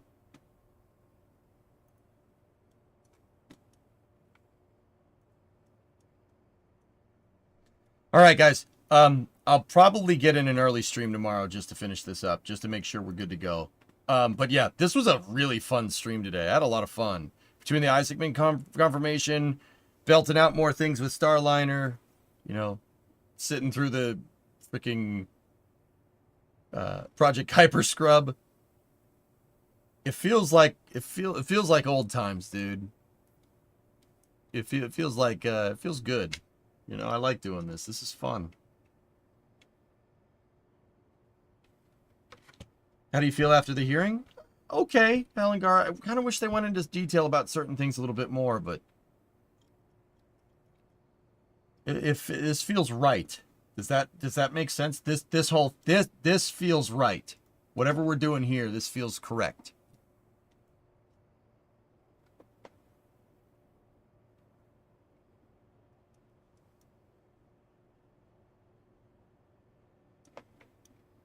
Yeah, I'm going to take some time to dial this in.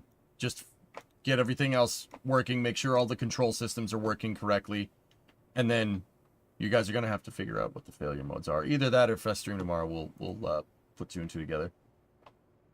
I do agree. Starliner feels right to me, too. Hawks, was it you that told me about Simon Fordman? Because I simultaneously love you and hate you, if that's the case. Just out of curiosity. That was you, right? Save this capsule for a future mission mode. I would redesign the service module. Yeah, it was me. I'm sorry, not sorry. Dude, I watched the entire freaking Hearst equipped truck F-100 episode. For the love of Christ, it's 2 hours long. Granted, I was doing stuff in the background, but I was like, you know, like, a good channel, dude. When is the vote for the confirmation? Sunkor, it's probably, it could either be happening in the next couple of days or about 2 weeks from now. Congress has to take a 2-week vacation for Easter.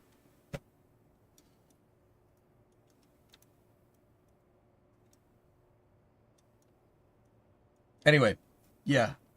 Guys, I don't know if I have time to dial this in for a stream tomorrow, but if I do end up getting some spare time, yeah, I will stream it. It might be in the morning. It might be if I get back early.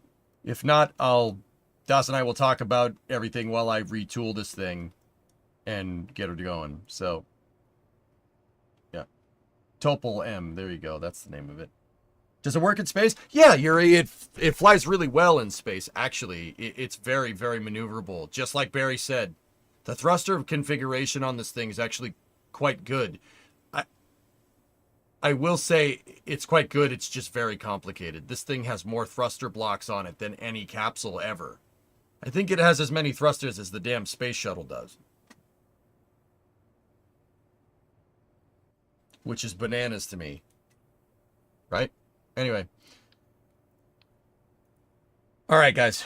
Yeah. We got most of it done. I'd say what we have for Starliner is not bad for 2 days. Very much not bad. Hang on. I accidentally deleted a part. I'm going to reload the craft file and save it just to be absolutely sure. Okay, cool. Save. All right. So that's going to do it for me, guys. When is the flame trench? So tomorrow, you should get 2 flame trenches over the next 2 days. So tomorrow, I'm not streaming early hours. I have some real life stuff that I have to do. Sorry about that. Yeah, this is unavoidable. I have to. I should be back around 4, 5 o'clock, somewhere around there. And if I'm back a little bit early, we'll tool this up and we'll get the Starliner scenario ready to go.